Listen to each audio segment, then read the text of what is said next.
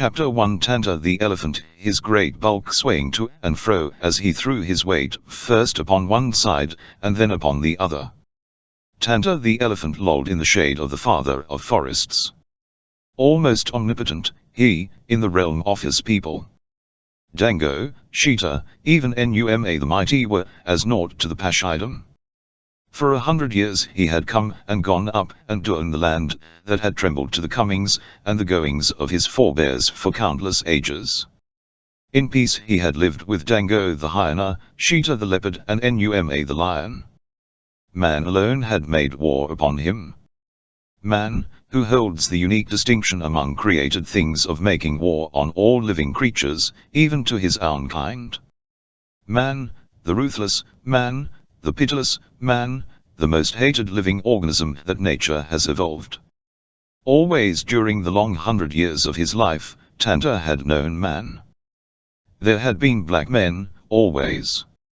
Big black warriors with spears and arrows, little black warriors, swart Arabs with crude muskets, and white men with powerful express rifles and elephant guns. The white men had been the last to come and were the worst. Yet Tanta did not hate men, not even white men. Hate, vengeance, envy, avarice, lust are a few of the delightful emotions reserved exclusively for nature's noblest work. The lower animals do not know them. Neither do they know fear as man knows it, but rather a certain bold caution that sends the antelope and the zebra, watchful and wary, to the water hole with the lion.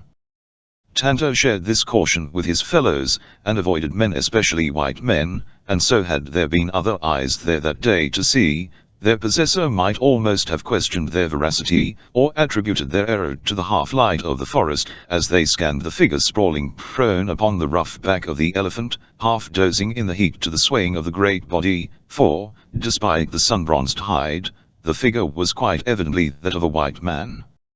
But there were no other eyes to see, and Tanta drowsed in the heat of midday, and Tarzan, lord of the jungle, dozed upon the back of his mighty friend. A sultry air current moved sluggishly from the north, bringing to the keen nostrils of the ape-man no disquieting perception. Peace lay upon the jungle, and the two beasts were content. In the forest Fard and Motlog, of the tribe El Harb, hunted north from the menzil of Sheikh Ibn Jad of the Beni Salem Fendi Elgmad. With them were black slaves. They advanced warily and in silence upon the fresh spoor of Elfil the elephant, the thoughts of the swart Arab dwelling upon ivory, those of the black slaves upon fresh meat. The Abd Fedouan, black gala slave, sleek, ebon warrior, eater of raw meat, famed hunter, led the others. Fedouan, as his comrades, thought of fresh meat, but also he thought of El Habash, the land from which he had been stolen as a boy. He thought of coming again to the lonely gala hut of his parents. Perhaps El Habash was not far off now. For months Ibn Jad had been traveling south, and now he had come east for a long distance. El Habash must be near. When he was sure of that, his days of slavery would be over, and Ibn Jad would have lost his best gala slave. 2 marches to the north, in the southern extremity of Abyssinia, stood the round dwelling of the father of Fedouan, almost on the roughly mapped route that Ibn Jad had planned nearly a year since, when he had undertaken this mad adventure upon the advice of a learned Sahar, a magician of repute. But of either the exact location of his father's house or the exact plans of Ibn Jad, Fedouan was equally ignorant. He but dreamed, and his dreams were flavored with raw meat. The leaves of the forest drowsed in the heat above the heads of the hunters. Beneath the drowsing leaves of other trees a stone's throw ahead of them Tarzan and Tanta slept, their perceptive faculties momentarily dulled by the soothing influence of fancied security and the somnolence that is a corollary of equatorial midday. Fedouan, the gala slave, halted in his tracks, stopping those behind him by the silent mandate of an upraised hand. Directly before him, seen dimly between the boles and through the foliage, swayed the giant bulk of Elfil. Fedouan motioned to Fard, who moved stealthily to the side of the black. The gala slave pointed through the foliage toward a patch of grey hide. Fard raised El Latsri, his ancient matchlock, to his shoulder. There was a flash of flame, a burst of smoke, a roar, and Elphil, on it, was bolting through the forest.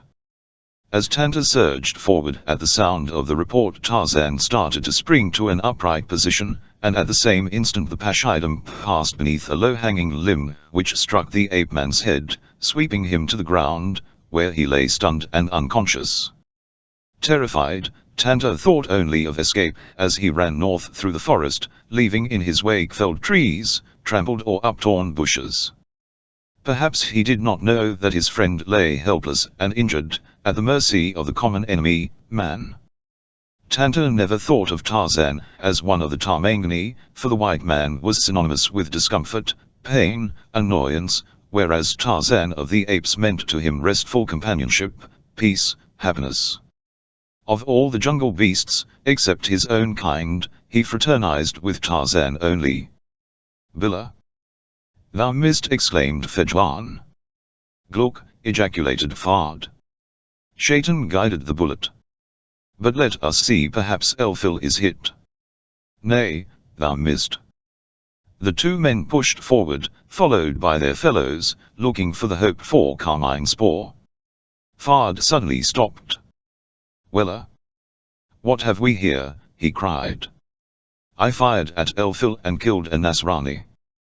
The others crowded about. It is indeed a Christian dog, and naked, too, said Motlog. Or some wild man of the forest, suggested another. Where didst thy bullet strike him, Fard? They stooped and rolled Tarzan over. There is no mark of bullet upon. Is he dead? Perhaps he, too, hunted Elphil and was slain by the great beast. He is not dead, announced Fedwan, who had kneeled and placed an ear above the ape-man's heart. He lives, and from the mark upon his head I think but temporarily out of his wits from a blow. See, he lies in the path that Elphil made when he ran away. He was struck down in the brute's flight. I will finish him, said Fard, drawing his accuser. By Allah, no. Put back thy knife, Fard, said Motlog. Let the sheikh say if he shall be killed. Thou art always too eager for blood. It is but a Nasrani, insisted Fard. Think thou to caney him back to the menzil. He moves, said Fedwan. Presently he will be able to walk there without help. But perhaps he will not come with us, and look, he hath the size and muscles of a giant. Wella! What a man! Bind him, commanded Fard. So with thongs of camel hide they made the ape-man's two wrists secure together across his belly, nor was the work completed any too soon. They had scarce done when Tarzan opened his eyes, and looked them slowly over. He shook his head, like some great lion, and presently his senses cleared. He recognized the Arab instantly for what they were. Why are my wrists bound? He asked them in their own tongue. Remove the thongs. Fard laughed. Thinkest thou, Nasrani, that thou art some great sheikh that thou canst order about the Badar as they were dogs? I am Tarzan, replied the ape-man, as one might say, I am the sheikh of sheikhs. Tarzan, exclaimed Motlog. He drew Fard aside. Of all men, he said, lowering his voice, that it should be our ill fortune to offend this one. In every village that we have entered in the past 2 weeks we have heard his name. Wait, they have said, until Tarzan, Lord of the Jungle, returns. He will slay you when he learns that you have taken slaves in his country. Oh, when I drew my accuser thou shouldst not have stopped my hand, Motlog, complained Fard, but it is not too late yet. He placed his hand upon the hilt of his knife. Billa, nay, cried Motlog. We have taken slaves in this country. They are with us now, and some of them will escape. Suppose they caney word to the Fendi of this great sheikh that we have slain him? Not one of us will live to return to Beld Elgmad. Let us then take him before Ibn Jad, that the responsibility may be his, said Fard. Wella, you speak wisely, replied Motlog. The sheikh doth with this man in the sheikh's business. Come. As they returned to where Tarzan stood, he eyed them questioningly. What have you decided to do with me? he demanded. Otherwise you will cut these bonds, and lead me to your sheikh. I wish a word with we are only poor men, said Motlog. It is not for us to say what shall be done, and so we shall take you to our sheikh who will decide. The Sheikh Ibn Jad of the Fendi Elgbad squatted in the open men's compartment of his Beit Eschar, and beside him in the muqard of his house of hair sat Tolag, his brother, and a young Bedouin, Zid, who, doubtless, found less attraction in the company of the Sheikh than in the proximity of the Sheikh's harem, whose quarters were separated from the muqard only by a breast-high curtain suspended between the waist pearls of the Beit, affording thus an occasional glimpse of Etja, the daughter of Ibn Jad. That it also afforded an occasional glimpse of Herfa, his wife, raised not the temperature of Zid an iota. As the men talked, the two women were busy within their apartment at their housewifely duties. In a great brazen jidder, Herfa was placing mutton to be boiled for the next meal, while Etja fashioned sandals from an old bag of camel leather impregnated with the juice of the dates that it had borne upon many a rala, and meanwhile they missed naught of the conversation that passed in the muqard. We have come a long way without mishap from our own Veld, Ibn Jad was remarking, and the way has been longer because I wished not to pass through El Habash lest we be set upon or followed by the people of that country. Now may we turn north again and enter El Habash close to the spot where the magician foretold we should find the treasure city of Nimr. And thinkest thou to find this fabled city easily, once we are within the boundaries of El Habash? Asked Tolag, his brother. Well, yes. It is no end to the people of this far south Habash. Fejwan, himself an Habasbi, though he has never been there, heard of it as a boy. We shall take prisoners among them and, by the grace of Allah, we shall find the means to loose their tongues, and have the truth from them. By Allah, I hope it does not prove like the treasure that lies upon the great rock El Hawara in the plain of Medain Salih, said Zid. An Afrit guards it where it lay sealed in a stone tower, and they say that should it be removed disaster would befall mankind, for men would turn upon their friends, and even upon their brothers, the sons after fathers and mothers, and the kings of the world would give battle, one against another. Yet testified Tolag, I had it from one of the Fendi Hazim, that a wise Moghrebi came by there in his travels, and consulting the Kabbalistic signs in his book of magic discovered that indeed the treasure lay there. But none dared take it up, said Zid. Billah, exclaimed Ibn Jad. There be no Afrit guarding the treasures of Nimr. Naught but flesh and blood habush that may be laid low with ball and powder. The treasure is ours for the taking. Allah grant that it may be as easily found as the treasure of Dria, said Zid, which lies a journey north of Tebuk in the ancient ruins of a walled city. There, each Friday, the pieces of money roll out of the ground, and run about over the desert until sunset. Once we are come to Nimr there will be no difficulty finding the treasure, Ibn Jad assured them. The difficulty will lie in getting out of El Habash with the treasure, and the woman, and if she is as beautiful as the Sahar said, the men of Nimr may protect her even more savagely than they would the treasure. Often do magicians lie, said Tolag. Who comes? Exclaimed Ibn Jad, looking toward the jungle that hemmed the mensal upon all sides. Billah. It is Fard and Motlog returning from the hunt, said Tolag. Allah grant that they bring ivory and meat. They return too soon, said Zid. But they do not come empty-handed, and Ibn Jad pointed toward the naked giant that accompanied the returning hunters. The group surrounding Tarzan approached the Sheikh's bait and halted. Wrapped in his soiled calico thonib, his head kerchief drawn across the lower part of his face, Ibn Jad exposed but two villainous eyes to the intense scrutiny of the ape-man, which simultaneously included the pockmarked, shifty-eyed visage of Tolag, the Sheikh's brother, and the not ill-favored countenance of the youthful Zid. Who is Sheikh here? Demanded Tarzan in tones of authority that belied the camel leather thongs about his wrists. Ibn Jad permitted his thorib to fall from before his face. Well, I am Sheikh, he said, and by what name art thou known, Nasrani? They call me Tarzan of Apes, Muslim. Tarzan of the Apes, mused Ibn Jad. I have heard the name. Doubtless. It is not unknown to Arab slave raiders. Why, then, came you to my country, knowing I do not permit my people to be taken into slavery? We do not come for slaves, Ibn Jad assured him.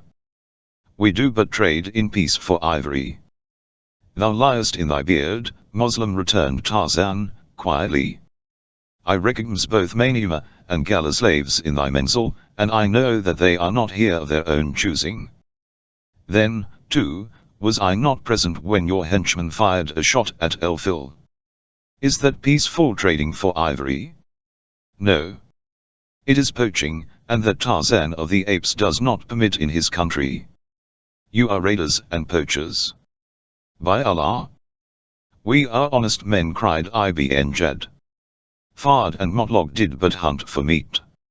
If they shot Elfil, it must be that they mistook him for another beast. Enough, cried Tarzan. Remove the thongs that bind me and prepare to return north from whence thou came. Thou shalt have an escort and bearers to the Sudan. There will I arrange for.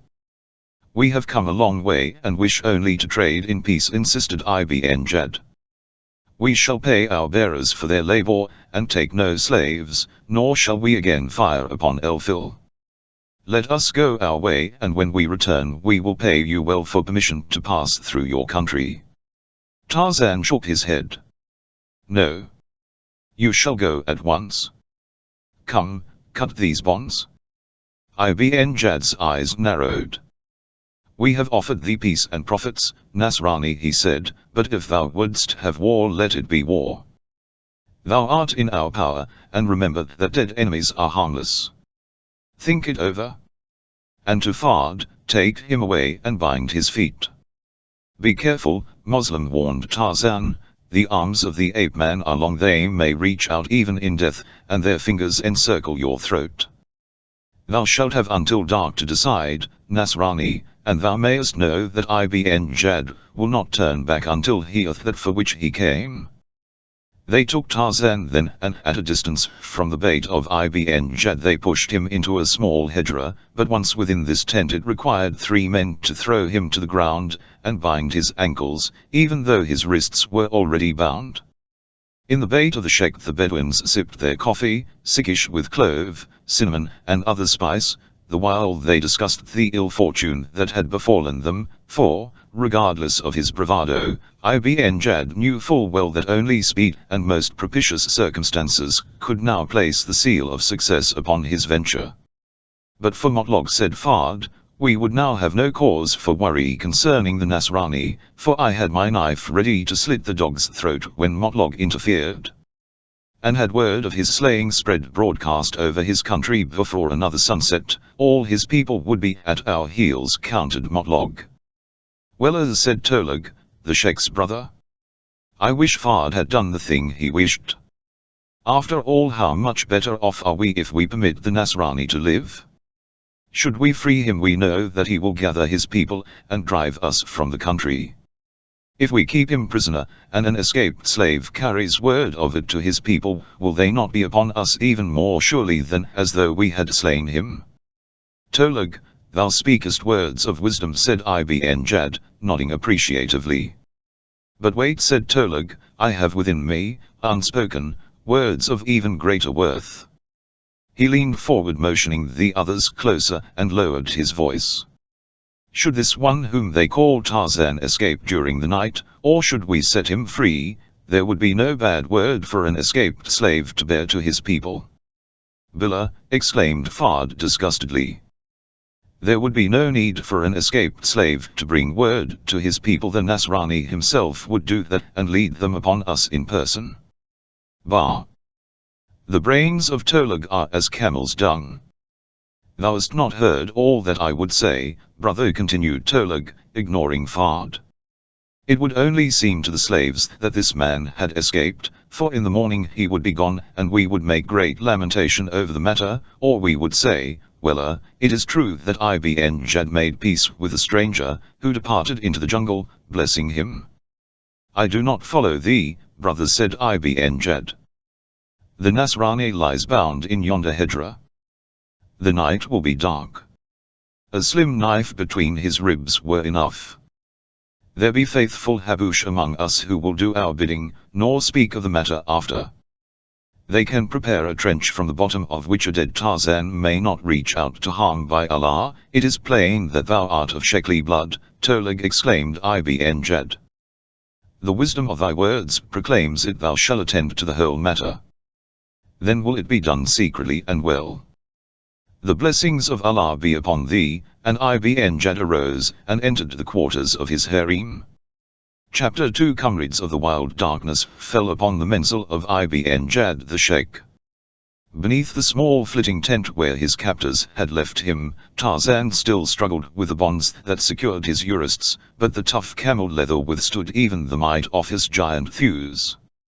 At times he lay listening to the night noises of the jungle, many of them noises that no other human ear could have heard, and always he interpreted each correctly. He knew when Numa passed and Sheeta the leopard, and then from afar and so faintly that it was but the shadow of a whisper, there came down the wind the trumpeting of a bull elephant.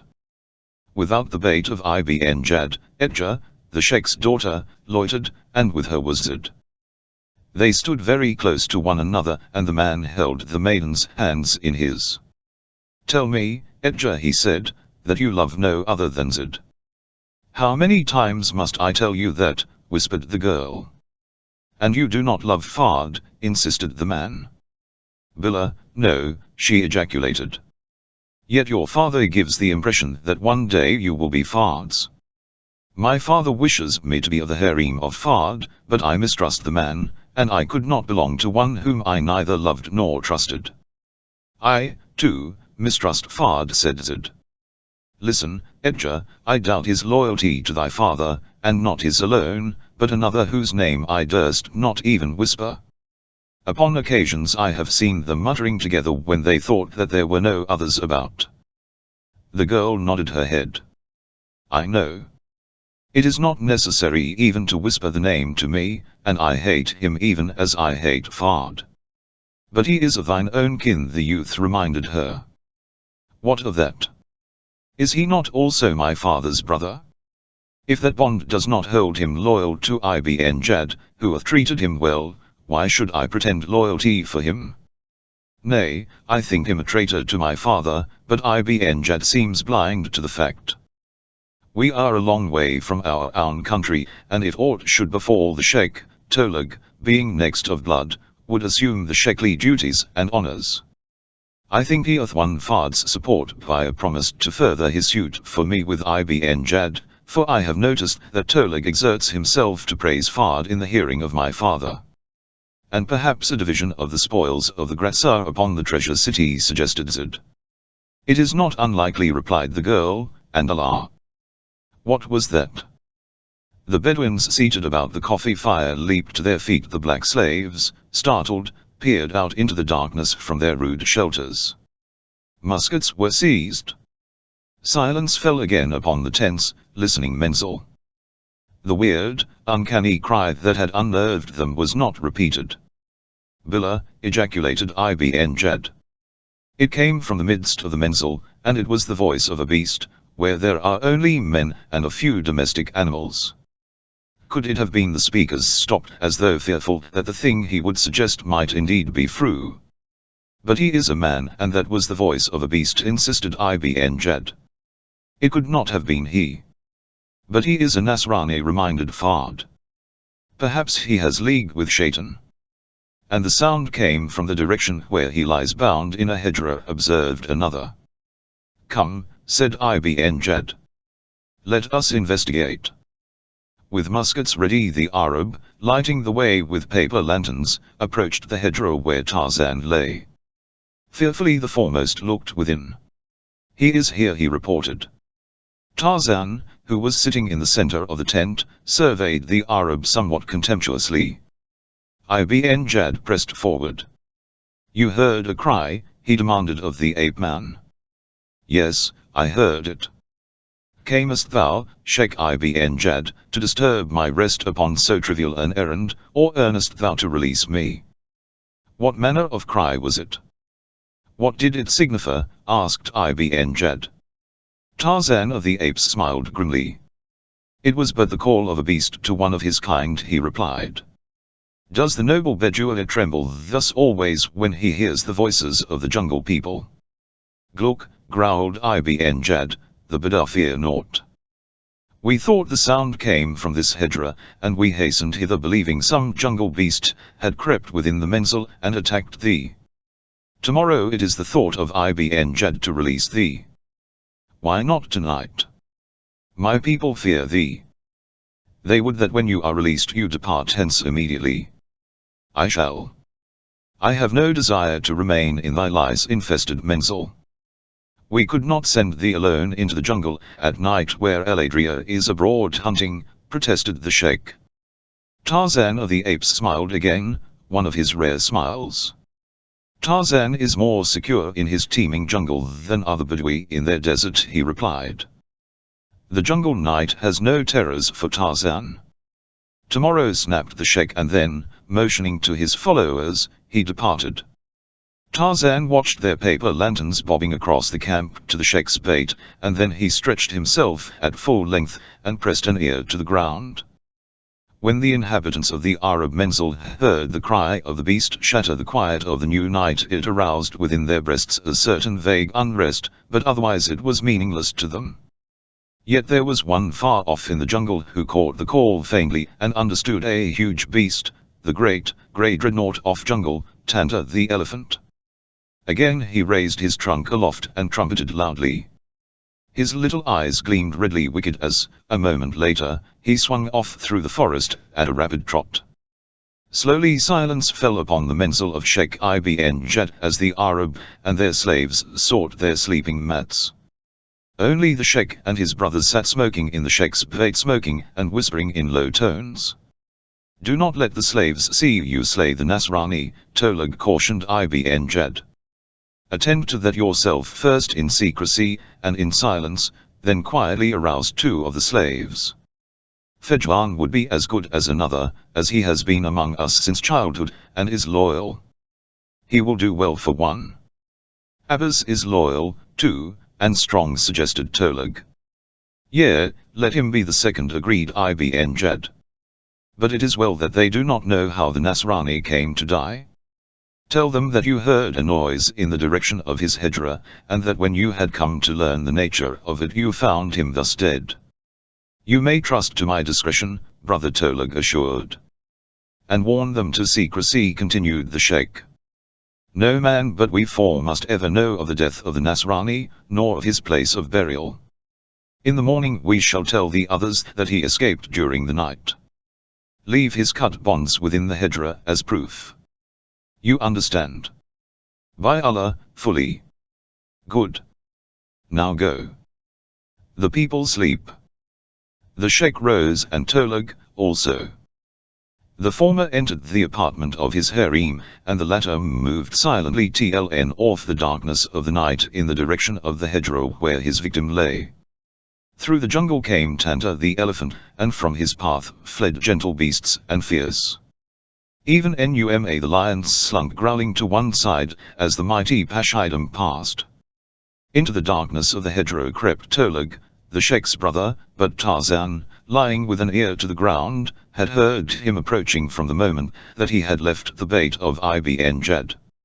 Tarzan heard other sounds as well, and, as he interpreted these others, he interpreted the stealthy approach of Tolag, and was convinced when the footsteps turned into the tent where he lay, convinced of the purpose of his visitor. For what purpose but the taking of his life would a Bedouin visit Tarzan at this hour of the night? As Tolag, groping in the dark, entered the tent, Tarzan sat erect, and again there smote upon the ears of the Bedouin the horrid cry that had disturbed the mensal earlier in the evening, but this time it arose in the very hedra in which Tolag stood. The Bedouin halted, aghast. Allah, he cried, stepping back. What beast is there? Nasrani. Art thou being attacked? Others in the camp were awakened, but none ventured forth to investigate. Tarzan smiled and remained silent. Nasrani, repeated Tolag, but there was no reply. Cautiously, his knife ready in his hand, the Bedouin backed from the hedra. He listened but heard no sound from within. Running quickly to his own bait, he made a light in a paper lantern, and hastened back to the hedgerow, and this time he carried his musket, and it was at full cock. Peering within, the lantern held above his head, Tolug saw the ape-man sitting upon the ground looking at him. There was no wild beast. Then the Bedouin understood. Billah. It was thou, Nasrani, who made the fearful cries. Bedoui, thou comest to kill the Nasrani, eh? Demanded Tarzan. From the jungle came the roar of a lion, and the trumpeting of a bull elephant, but the boma was high and sharp with thorns, and there were guards, and beast fire, so Tolug gave no thought to these familiar noises of the night. He did not answer Tarzan's question, but laid aside his musket, and drew his khuza, which after all was answer enough. In the dim light of paper lantern Tarzan watched these preparations. He saw the cruel expression upon the malevolent face. He saw the man approaching slowly, the knife ready in his hand. The man was almost upon him now, his eyes glittering in the faint light. To the ears of the ape-man came the sound of a commotion at the far edge of the mensal, followed by an Arab oath. Then Tolug launched a blow at Tarzan's breast. The prisoner swung his bound wrists upward and struck the Bedouin's knife arm away, and simultaneously he struggled to his knees. With an oath, Tolug struck again, and again Tarzan fended the blow, and this time he followed swiftly with a mighty sweep of his arms that struck the Bedouin upon the side of the head, and sent him sprawling across the hedgerow, but Tolug was instantly up and at him again, this time with the ferocity of a maddened bull, yet at the same time with far greater cunning, for instead of attempting a direct frontal attack Tolug leaped quickly around Tarzan to strike him from behind.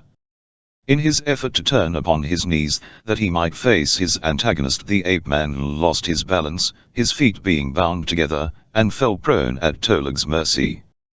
A vicious smile bared the yellow teeth of the Bedouin. "Die, Nasrani," he cried, and then, "Billah." What was that, as, of a sudden, the entire tent was snatched from above his head, and hurled off into the night.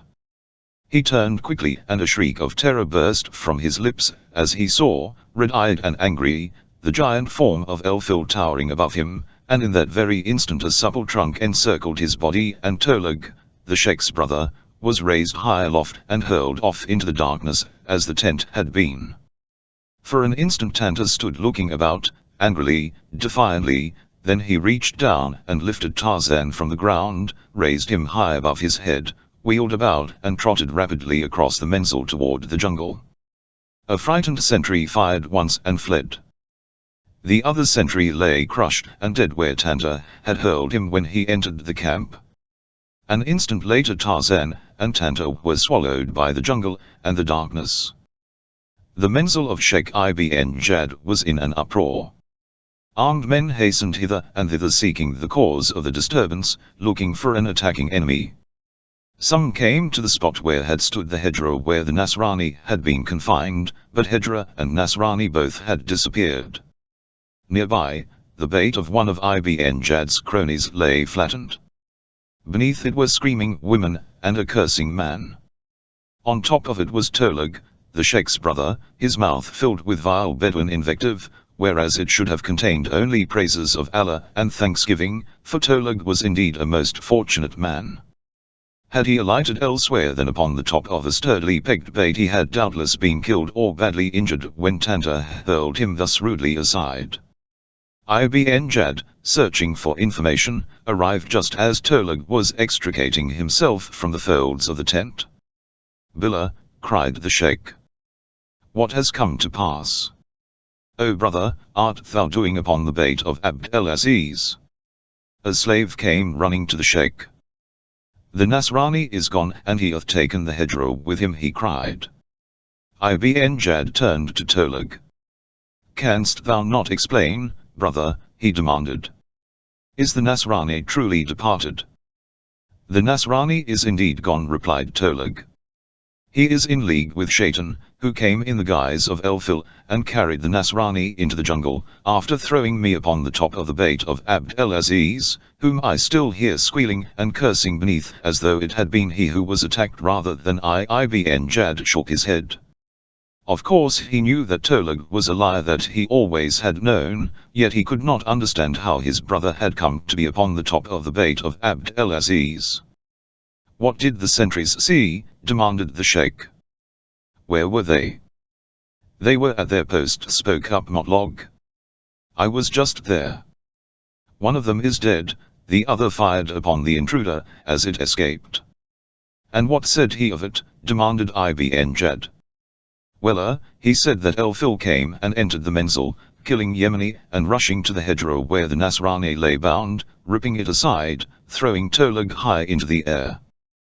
Then he seized the prisoner, and bore him off into the jungle, and as he passed him Hassan fired."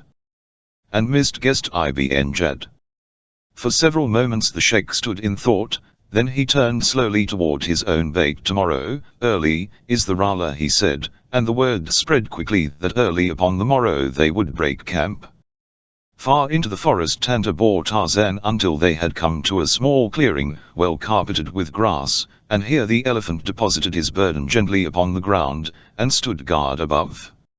"In the morning," said Tarzan, "when Kudu the sun hunts again through the heavens, and there is light by which to see, we shall discover what may be done about removing these bonds, Tanta, but for now let us sleep."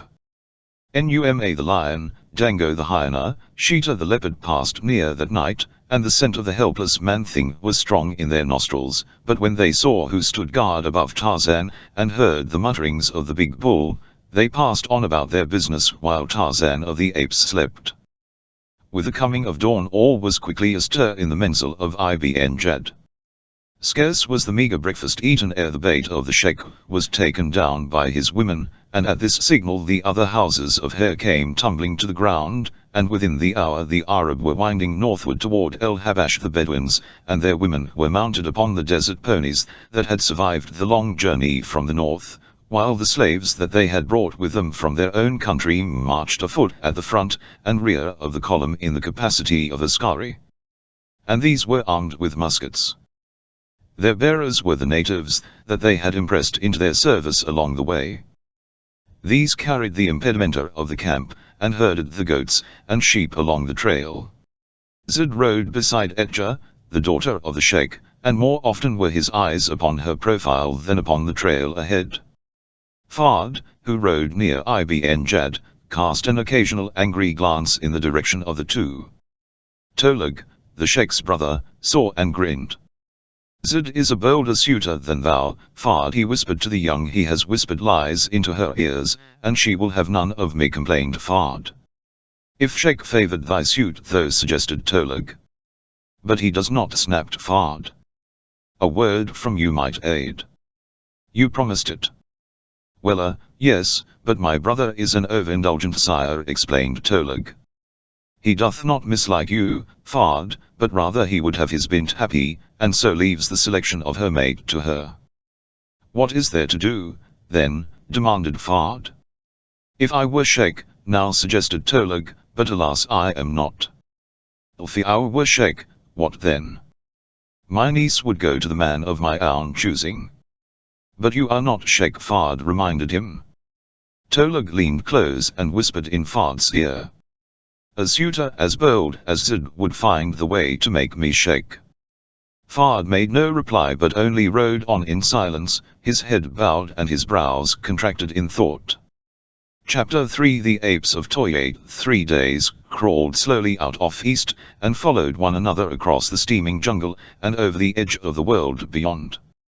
For 3 days the Arab moved slowly northward toward El-Habash. For 3 days Tarzan of the apes lay in the little clearing, bound and helpless, while Tanta the elephant stood guard above him. Once each day the great bull brought the ape-man food and water.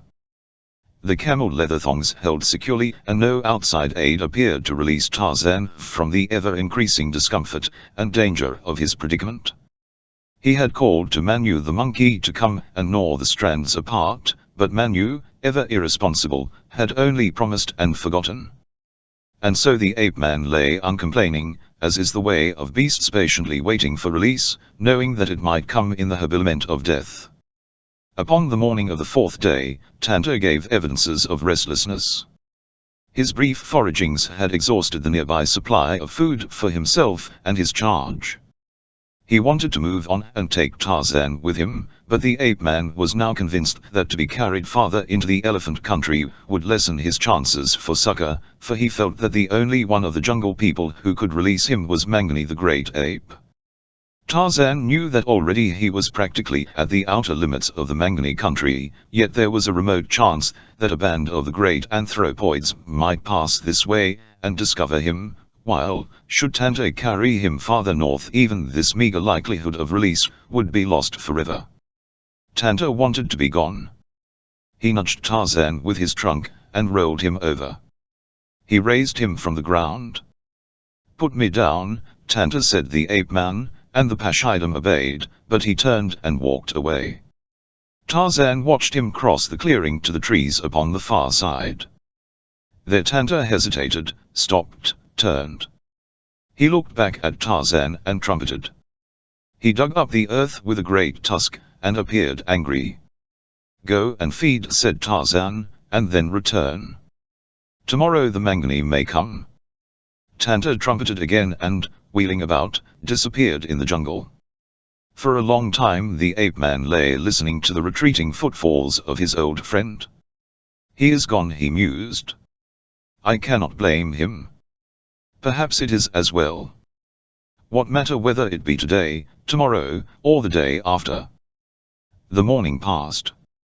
The noonday silence lay upon the jungle. Only the insects were abroad. They annoyed Tarzan as they did the other jungle beasts, but to the poison of their stings he was immune through a lifetime of inoculation. Suddenly there came a great scampering through the trees. Little Manu and his brothers, his sisters and his cousins came trooping madly through the middle terrace, squealing, chattering and scolding. "Manu," called Tarzan. "What comes?" "The Mangani." "The Mangani," shrieked the monkeys. "Go and fetch them, Manu," commanded the ape-man. "We are afraid." "Go and call to them from the upper terraces," urged Tarzan. "They cannot reach you there. Tell them that one of their people lies helpless here. Tell them to come and release me." "We are afraid." "They cannot reach you in the upper terraces." "Go." "They will be your friends then." "They cannot climb to the upper terraces," said an old monkey. "I will go." The others, halted in their flight, turned and watched the greybeard as he scampered quickly off amongst the loftiest branches of the great trees, and Tarzan waited. Presently he heard the deep gutturals of his own people, the great apes, the Mangani. Perhaps there would be those among them who knew him. Perhaps, again, the band may have come from afar and have no knowledge of him, though that he doubted. In them, however, was his only hope. He lay there, listening, waiting. He heard Manu screaming and chattering as he scampered about high above the Mangani. Then, of a sudden, silence fell upon the jungle. There was only the sound of insects, buzzing, humming. The ape-man lay looking in the direction from which had come the sounds of the approaching anthropoids. He knew what was transpiring behind that dense wall of foliage. He knew that presently a pair of fierce eyes would be examining him, surveying the clearing, searching for an enemy, warily probing for a trick or a trap. He knew that the first sight of him might arouse distrust, fear, rage. For what reason had they to love or trust the cruel and merciless Tarmangani? There lay great danger in the possibility that, seeing him, they might quietly withdraw without showing themselves. That, then, would be the end, for there were no others than the Mangani to whom he might look for rescue. With this in mind he spoke. "I am a friend," he called to them. "The Tarmangani caught me and bound my wrists and ankles. I cannot move. I cannot defend myself. I cannot get food nor water. Come and remove my bonds." From just behind the screen of foliage a voice replied, "You are a Tarmangani. "I am Tarzan of the Apes," replied the ape-man. "Yes," screamed Manu, "he is Tarzan of the Apes. The Tarmangani and the Gomangani bound him, and Tanta brought him here. 4 times has Kudu hunted across the sky while Tarzan of the Apes lay bound." "I know Tarzan," said another voice from behind the foliage, and presently the leaves parted and a huge, shaggy ape lumbered into the clearing. Swinging along with knuckles to the ground, the brute came close to Tarzan. "Mwalat," exclaimed the ape-man. "It is Tarzan of the Apes," said the great ape, but the others did not understand. "What?" they demanded. "Whose band is this?" asked Tarzan. "Toyate is king," replied Mwalat. "Then do not tell them it is really I," whispered Tarzan, "until you have cut these bonds. Toyate hates me. He will kill me if I'm defenseless." "Yes," agreed Mwalat. "Here," said Tarzan, raising his bound wrists. "Bite these bonds in two. You are Tarzan of the Apes, the friend of Mwalat." "Mwalat will do as you ask," replied the ape.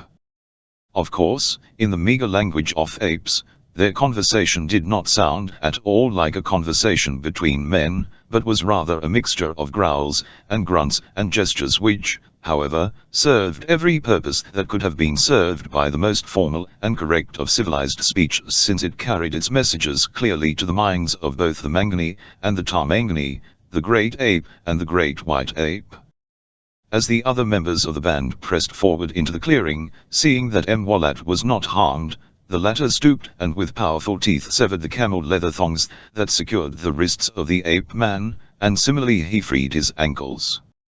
As Tarzan came to his feet, the balance of the fierce and shaggy band swung into the clearing. In the lead was Toyate, King Ape, and at his heels 8 more full-grown males, with perhaps 6 or 7 females, and a number of young. The young and the shes hung back, but the bulls pressed forward to where Tarzan stood with Mwalat at his side. The king ape growled menacingly. "Tarmangani," he cried. Wheeling in a circle, he leaped into the air, and came down on all fours. He struck the ground savagely with his clenched fists, he growled and foamed, and leaped again and again. Toyate was working himself to a pitch of rage that would nerve him to attack the Tarmangani, and by these maneuvers he hoped also to arouse the savage fighting spirit of his fellows. "It is Tarzan of the Apes, friend of Mangani," said Mwalat. "It is a Tarmangani, enemy of the Mangani," cried Toyate. "They come with great thundersticks, and kill us. They make our shes and our ballast dead with a loud noise. Kill the Tarmangani." "It is Tarzan of the Apes," growled Guyot. "When I was a little Balu he saved me from Numa. Tarzan of the Apes is the friend of the Mangani." "Kill the Tarmangani," shrieked Toyate, leaping high into the air. Several of the other bulls were now circling and leaping into the air as Guyot placed himself at Tarzan's side. The ape-man knew them well. He knew that sooner or later one of them would have excited himself to such a pitch of maniacal frenzy that he would leap suddenly upon him. Mwalat and Guyot would attack in his defense, several more bulls would launch themselves into the battle, and there would ensue a free-for-all fight from which not all of them would emerge alive, and none without more or less serious injuries, but Tarzan of the Apes did not wish to battle with his friends. "Stop," he commanded, raising his opened palm to attract attention. "I am Tarzan of the Apes, mighty hunter, mighty fighter. Long did I range with the tribe of Kerchak. When Kerchak died I became King Ape. Many of you know me, all know that I am first a Mangani, that I am friend to all Mangani. Toyate would have you kill me because Toyate hates Tarzan of Apes. He hates him not because he is a Tarmangani, but because Tarzan once kept Toyate from becoming king. That was many reigns ago when some of you were still Balas. If Toyate has been a good king, Tarzan is glad, but now he is not acting like a good king, for he is trying to turn you against your best friend. You, Zutho," he exclaimed, suddenly pointing a finger at a huge bull. "You leap and growl and foam at the mouth. You would sink your fangs into the flesh of Tarzan. Have you forgotten, Zutho, the time that you were sick and the other members of the tribe left you to die? Have you forgotten who brought you food and water? Have you forgotten who it was that kept Sabor the lioness, and Sheeta the panther, and Dango the hyena from you during those long nights? As Tarzan spoke, his tone one of quiet authority, the apes gradually paused to listen to his words. It was a long speech for the jungle folk. The great apes nor the little monkeys long concentrated upon one idea. Already, before he had finished, one of the bulls was overturning a rotted log in search of succulent insects. Zotho was wrinkling his brows in unaccustomed recollection. Presently he spoke. Zotho remembers, he said. He is the friend of Tarzan, and ranged himself beside Mwalat.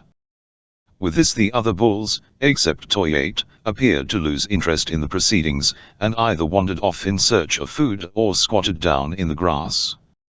Toyate still fumed, but as he saw his cause deserted, he prosecuted his war dance at a safer distance from Tarzan and his defenders, and it was not long before he, too, was attracted by the more profitable business of bug hunting. And so Tarzan ranged again with the great apes.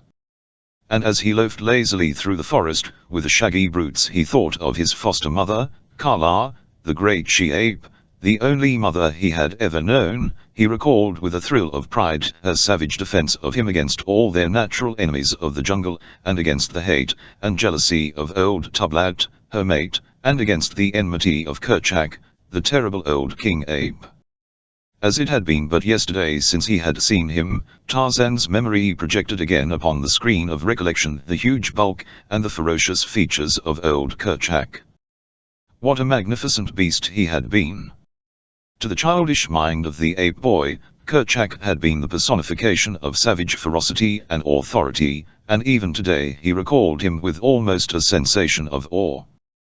That he had overthrown and slain this gigantic ruler still seemed to Tarzan almost incredible. He fought again his battles with Turkos and with Bolgani the gorilla. He thought of Tika, whom he had loved, and of Vaka and Tana, and of the little black boy, Tybo, whom he had endeavored to adopt, and so he dreamed TLN off lazy daylight hours, while Ibn Jad crept slowly northward toward the leopard city of Nimr, and in another part of the jungle events were transpiring that were to entangle Tarzan in the meshes of a great adventure. Chapter F. Our Bolgani the gorilla, a black porter, caught his foot in an entangling creeper and stumbled, throwing his load to the ground. Of such trivialities are crises born. Thyson altered the entire life of James Hunter Blake, young, rich, American, hunting big game for the first time in Africa with his friend Wilbur Stimble, who, having spent 3 weeks in the jungle 2 years before, was naturally the leader of the expedition and an infallible authority on all matters pertaining to big game, African jungle, safari, food, weather, and Negroes. The further fact that Stimble was 25 years Blake's senior naturally but augmented his claims to omniscience. These factors did not in themselves constitute the basis for the growing differences between the two men, for Blake was a phlegmatically inclined young man of 25 who was rather amused at Stimble's egotism than otherwise. The first rift had occurred at Railhead when, through Stimble's domineering manner and ill temper, the entire purpose of the expedition had been abandoned by necessity, and what was to have been a quasi-scientific motion picture camera study of wild African life had resolved itself into an ordinary big game hunt. At Railhead, while preparations were going on to secure equipment and a safari, Stimble had so offended and insulted the cameramen that he had left them flat and returned to the coast. Blake was disappointed, but he made up his mind to go on through and get what pictures he could with a still camera. He was not a man who enjoyed killing for the mere sport of taking life, and as originally planned there was to have been no shooting of game except for food and half a dozen trophies that Stimble particularly wished to add to his collection. There had since been 1 or 2 altercations relative to Stimble's treatment of the Black Porters, but these matters, Blake was hopeful, had been ironed out, and Stimble had promised to leave the handling of the safari to Blake, and refrain from any further abuse of the men. They had come into the interior even farther than they had planned, had had the poorest of luck in the matter of game, and were about to turn back toward Railhead.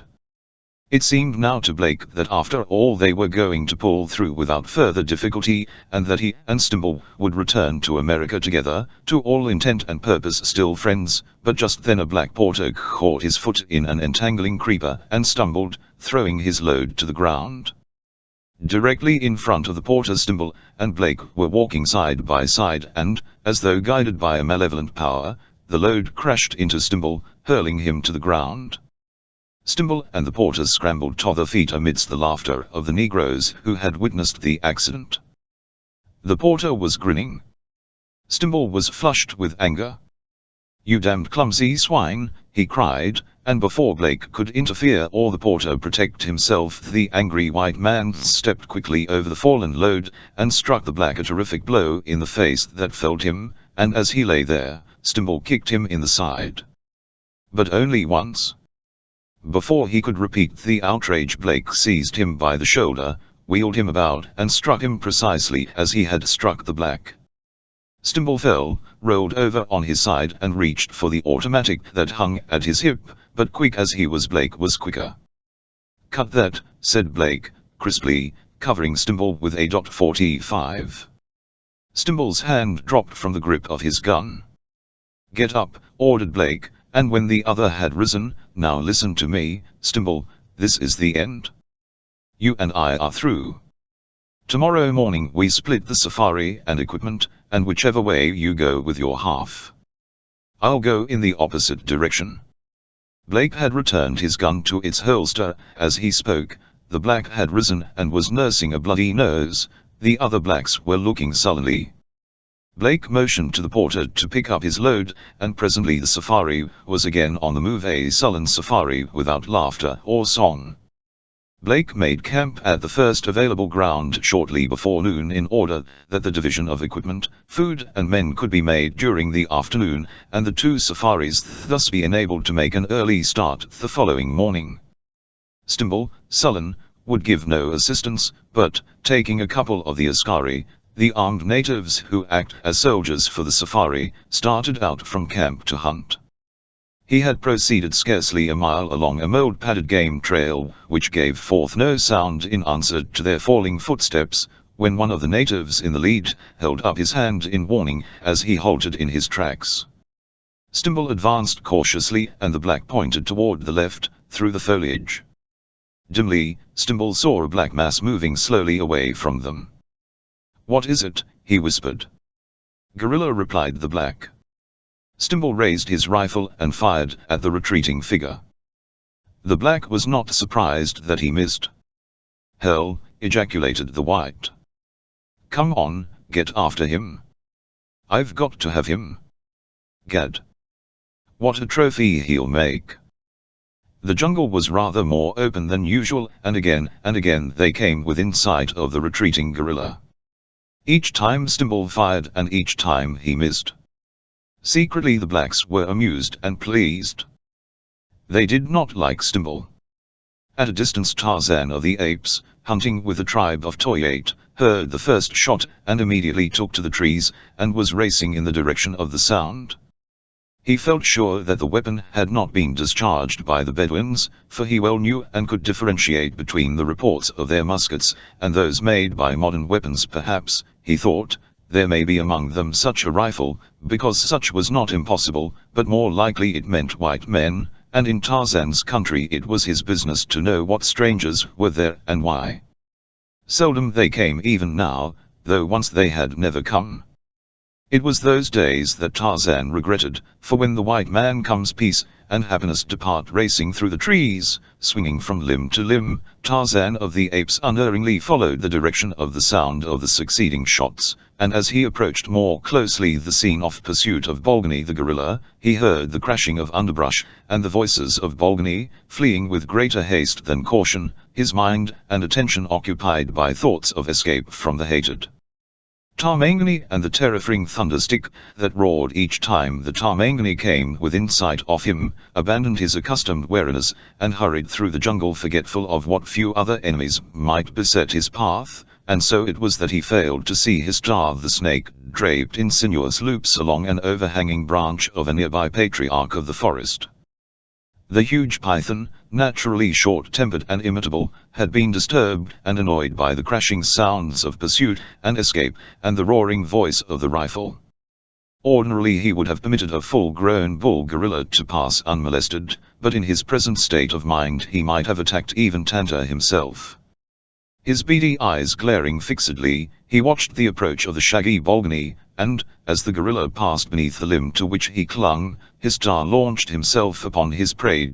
As the great coils, powerful, relentless, silent, encircled Bolgani, he sought to tear the hideous folds from him. Great is the strength of Bolgani, but even greater is that of Histar the snake. A single hideous, almost human scream burst from the lips of Bolgani, with the first realization of the disaster that had befallen him, and then he was on the ground tearing futilely at the steadily tightening bands of living steel that would crush the life from him, crush until his bones gave to the tremendous pressure, until only broken pulp remained within a sausage-like thing that would slip between the distended jaws of the serpent. It was upon this sight that Stimble and Tarzan came simultaneously. Stimble stumbling awkwardly through the underbrush, Tarzan of the apes, demigod of the forest, swinging gracefully through the foliage of the middle terraces.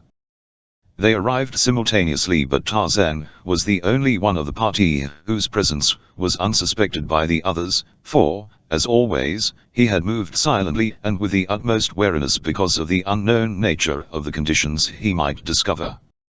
As he looked down upon the scene below, his quick eye and his knowledge of the jungle revealed at a glance the full story of the tragedy that had overtaken Bolgani, and then he saw Stimble raise his rifle, intent upon bagging two royal specimens with a single shot.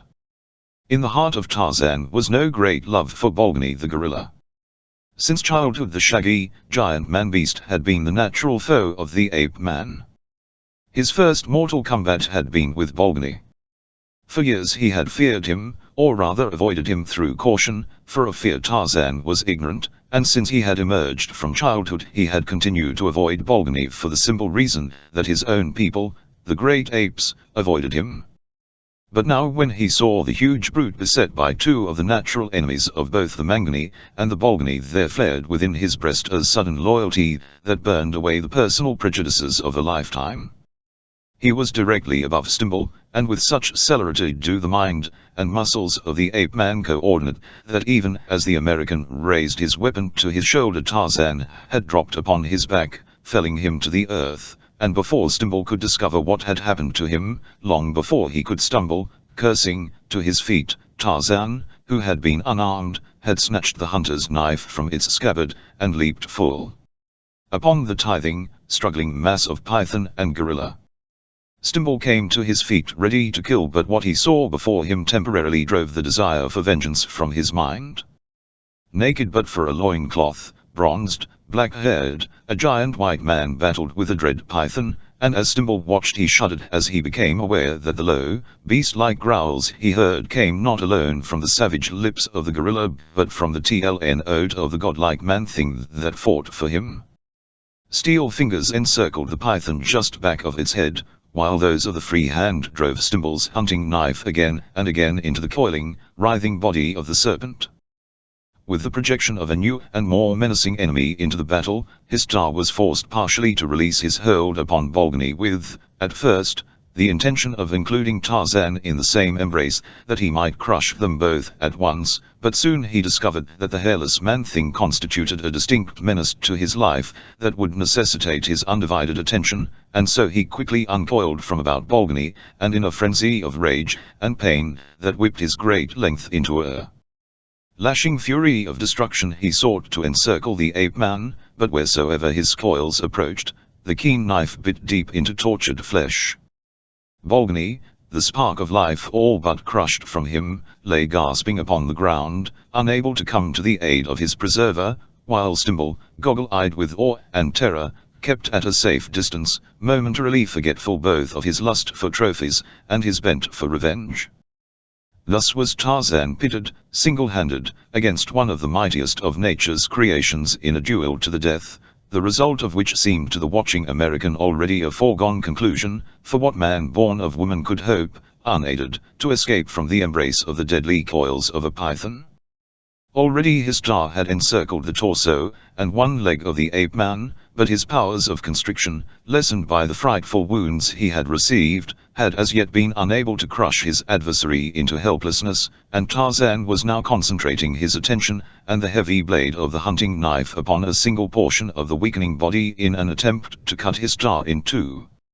Man and serpent were red with blood, and crimson were the grasses and the brush for yards in all directions as, with a final effort, his star closed his giant coils spasmodically about his victim at the instant that Tarzan, with a mighty upward heavy lunge, cut through the vertebrae of the great snake. Lashing and writhing, the nether portion, headless, flopped aside while the ape-man, still fighting with what remained, exerting his superhuman strength to its ultimate utmost, slowly forced the coils from about his body and cast the dying his star from him. Then, without a glance at Slimble, he turned to Bolgani. "You are hurt to death?" he asked in the language of the great apes. "No," replied the gorilla. "I am Bolgani. I kill Tarmangani." "I am Tarzan of the Apes," said the ape-man. "I saved you from his star." "You did not come to kill Bolgani?" inquired the gorilla. "No. Let us be friends." Bolgani frowned in an effort to concentrate upon this remarkable problem. Presently he spoke. "We will be friends," he said. "The Tarmangani behind you will kill us both with his thunderstick. Let us kill him first." Painfully he staggered to his feet. "No," remonstrated Tarzan. "I will send the Tarmangani away." "You? He will not go." "I am Tarzan, Lord of Jungle," replied the ape-man. The word of Tarzan is law in the jungle. Stimble, who had been watching, was under the impression that the man and the beast were growling at one another and that a new duel impended. Had he guessed the truth and suspicioned that they considered him a common enemy, he would have felt far less at ease. Now, his rifle regained, he started toward Tarzan just as the latter turned to address him. "Stand to one side, young fellow," said Stimble, "while I finish that gorilla. After the experience you just had with the snake, I doubt if you want that fellow to jump you, too." The American was none too sure of what the attitude of the white giant might be, for all too fresh in his mind was the startling and disconcerting manner of the wild man's introduction, but he felt safe because he held a rifle, while the other was unarmed, and he guessed that the giant might be only too glad to be saved from the attentions of the gorilla, which, from Stimble's imagined knowledge of such beasts, appeared to him to be quite evidently threatening.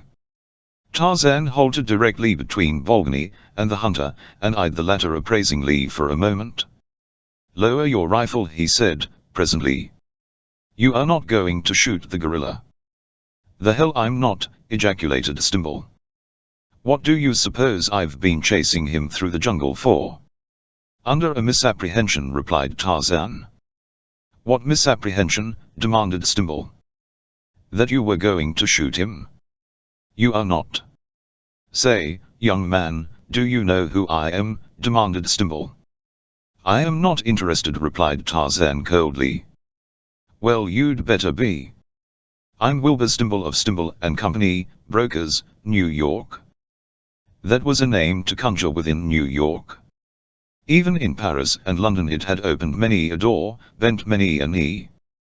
Seldom had it failed the purpose of this arrogant man. "What are you doing in my country?" demanded the ape-man, ignoring Stimble's egotistical statement of his identity. "Your country? Who the hell are you?" Tarzan turned toward the two blacks who had been standing a little in the rear of Stimble, and to one side. "I am Tarzan of the Apes," he said to them in their own dialect. "What is this man doing in my country? How many are there in his party? How many white men?" "Big Bana," replied one of the men with sincere deference, "we knew that you were Tarzan of the Apes when we saw you swing from the trees and slay the great snake. There is no other in all the jungle who could do that. This white man is a bad master." There is one other white man with him. The other is kind. They came to hunt Simba the lion, and other big game. They have had no luck. Tomorrow they turn back. Where is their camp? Demanded Tarzan. The black who had spoken pointed. It is not far, he said. The ape-man turned to Stimble. Go back to your camp, he said. I shall come there later this evening, and talk with you and your companion. In the meantime hunt no more except for food in Tarzan's country. There was something in the voice and manner of the stranger that had finally gone through Stimble's thick sensibilities, and impressed him with a species of awe, a thing he had scarcely ever experienced in the past except in the presence of wealth that was grossly superior to his own. He did not reply. He just stood and watched the bronzed giant turn to the gorilla. He heard them growl at one another for a moment, and then, to his vast surprise, he saw them move off through the jungle together, shoulder to shoulder. As the foliage closed about them, he removed his helmet and wiped the sweat from his forehead with a silken handkerchief as he stood staring at the green branches that had parted to receive this strangely assorted pair. Finally he turned to his men with an oath. A whole day wasted, he complained. Who is this fellow? You seem to know him. He is Tarzan, replied one of the blacks. Tarzan? Never heard of him, snapped Stimble. All who know the jungle know Tarzan. Humph, sneered Stimble. No lousy wild man is going to tell Wilbur Stimble where he can hunt and where he can't. Master, said the black who had first spoken, the word of Tarzan is the law of the jungle. Do not offend him. I'm not paying you damn fools for advice, snapped Stimble. If I say hunt, we hunt, and don't you forget it. But on their return to camp they saw no game, or at least Stimble saw none. What the blacks saw was their own chapter F5. The Tarmangani during Stimble's absence from Camp Blake had been occupied in dividing the food and equipment into two equal parts, which were arranged for Stimble's inspection and approval, but the division of the porters and askari he had left until the others' return, and was titting in his diary when the hunting party entered the camp. He could see at a glance that Stimble was in bad humor, but as that was the older man's usual state of temper, it caused Blake no particular anxiety, but rather gave him cause for added relief that on the morrow he would be rid of his ill-natured companion for good. Blake was more concerned, however, by the sullen demeanor of the askari who had accompanied Stimble, for it meant to the younger man that his companion had found some new occasion for bullying, abusing or insulting them, and the difficulty of dividing the safari thus increased. Blake had felt from the moment that he had definitely reached the decision to separate from Stimble that one of the greatest obstacles they would have to overcome to carry out the plan would be to find sufficient men willing to submit themselves to Stimble's ideas of discipline, properly to transport his luggage and provisions, and guard them and him. As Stimble passed and saw the two piles of equipment, the frown upon his face deepened. I see you've got the stuff laid out, he remarked, as he halted before Blake. Yes, I wanted you to look it over and see that it is satisfactorily divided before I have it packed. I don't want to be bothered with it, replied the other. I know you wouldn't take any advantage of me on the division. Thanks, replied Blake. How about the porters? That's not going to be so easy. You know you haven't treated them very well, and there will not be many of them anxious to return with you. There's where you're dead wrong, Blake. The trouble with you is that you don't know anything about natives. You're too easy with them. They haven't any respect for you, and the man they don't respect they don't like. They know that a fellow who beats them is their master, and they know that a master is going to look after them. They wouldn't want to trust themselves on a long trek with you.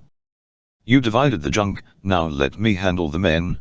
That's more in my line, and I'll see that you get a square deal, and a good, safe bunch, and I'll put the fear of God into them so they won't dare be anything but loyal to you. Just how do you propose selecting the men? Asked Blake. Well, in the first place I'd like you to have those men who may wish to accompany you. I'll grant there are a few, so well just have them all up, Explain that we are separating, and I'll tell all those who wish to return with your safari to step forward, then I'll choose some good men from what are left, and make up enough that way to complete your quota. See? That's fair enough, isn't it? It's quite fair, agreed Blake. He was hoping that the plan would work out as easily as Stimble appeared to believe that it would, but he was far from believing, and so he thought it best to suggest an alternative that he was confident would have to be resorted to in the end. In the event that one of us has difficulty in securing the requisite number of volunteers, he said, I believe that we can enlist the necessary men by offering a bonus to be paid upon safe arrival at Railhead. If I am short of men, I shall be willing to do so. Not a bad idea if you're afraid you can't hold them together after I leave you, said Stimble. It will be an added factor of safety for you, too, but as for me, my men will live up to their original agreement, or there'll be some mighty sick porters in these parts. What say we have them up and find out just how much of a job we've got on our hands? He glanced about until his eyes fell on a head man.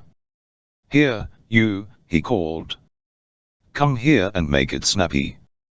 The black approached and stopped before the two white men. You called me, Varna, he asked. Gather up everyone in camp, directed Stimble. Have them up here in 5 minutes for a palaver, every last man jack of them. Yes, Varna. As the head man withdrew, Stimble turned to Blake. Any stranger in camp today? He asked. No, why? Ran across a wild man while I was hunting, replied Stimboy. He ordered me out of the jungle. What do you know about that, Q? And Stimble laughed. A wild man? Yes. Some crazy nut, I suppose. The Askari seemed to know about him. Who is he? Calls himself Tarzan. Blake elevated his brows. Ah, he exclaimed. You have met Tarzan of the Apes, and he has ordered you out of the jungle. You've heard of him? Certainly, and if he ever orders me out of his jungle, I'll go. You would, but not Wilbur Stimble. Why did he order you out? Asked Blake. He just ordered me out, that's all. Wouldn't let me shoot a gorilla I'd been stalking. The fellow saved the gorilla from a python, killed the python, ordered me out of the jungle, said he'd visit us in camp later, and walked away with the gorilla like they were old pals. I never saw anything like it, but it doesn't make any difference to me who or what he thinks he is. I know who and what I am, and it's going to take more than a half-wit to scare me out of this country till I'm good and ready to go. So you think Tarzan of the Apes is a half-wit? I think anyone's a half-wit who'd run about this jungle naked and unarmed. You'll find he's not a half-wit, Stimble, and unless you want to get in more trouble than you ever imagined existed, you'll do just as Tarzan of the Apes tells you to do. What do you know about him? Have you ever seen him? No, replied Blake. But I have heard a lot about him from our men. He's as much a part of this locality as the jungle or the lions. Very few, if any, of our men have seen him, but he has the same hold upon their imaginations and superstitions as any of their demons, and they are even more fearful of incurring his displeasure. If they think Tarzan has it in for us, we're out of luck. Well, all I've got to say is that if this monkey man knows when he's well off, he'll not come butting into the affairs of Wilbur Stimble. And he's coming to visit us, is he? Said Blake. Well, I certainly want to see him. I've heard of little else since we struck his country. It's funny I never heard of him, said Stimble. You never talk with the men, Blake reminded him. Gad, it seems as though I'm doing nothing but talk to them, grumbled Stimble. I said, talk with them. I don't chum with porters, sneered Stimble. Blake grinned. Here are the men, said Stimble. He turned toward the waiting porters and Askari, and cleared his throat. Mr. Blake and I are going to separate, he announced. Everything has been divided. I am going to hunt a little farther to the west, make a circle toward the south, and return to the coast by a new route. I do not know what Mr. Blake's plans are, but he is going to get half the porters, and half Ascari, and I want to tell you right now that there isn't going to be any funny business about it. Half of you are going with Mr. Blake whether you like it or not. He paused, impressively, to let the full weight of his pronouncement sink home. As usual, he continued, I wish to keep everyone contented and happy, so I'm going to give you who may want to go with Mr. Blake an opportunity to do so. Now listen. The packs over on that side are Mr. Blake's, those on this side are mine. All those who are willing to accompany Mr. Blake go over on that side. There was a moment's hesitation upon the part of men, and then some of them moved quietly over among Blake's packs. Others followed as their understandings slowly grasped the meaning of Stimble's words until all of the men stood upon Blake's side. Stimble turned to Blake, with a laugh, and a shake of his head. Gad, he exclaimed. Did you ever see such a dumb bunch? No one could have explained the thing more simply than I, and yet look at them. Not one of them understood me. Are you quite sure of that, Stimble? Inquired Blake. Stimble did not immediately grasp the insinuation. When he did, he scowled. Don't be a fool, he snapped. Of course they misunderstood me.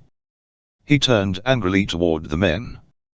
You thick-skulled, black idiots. Can't you understand anything? He demanded.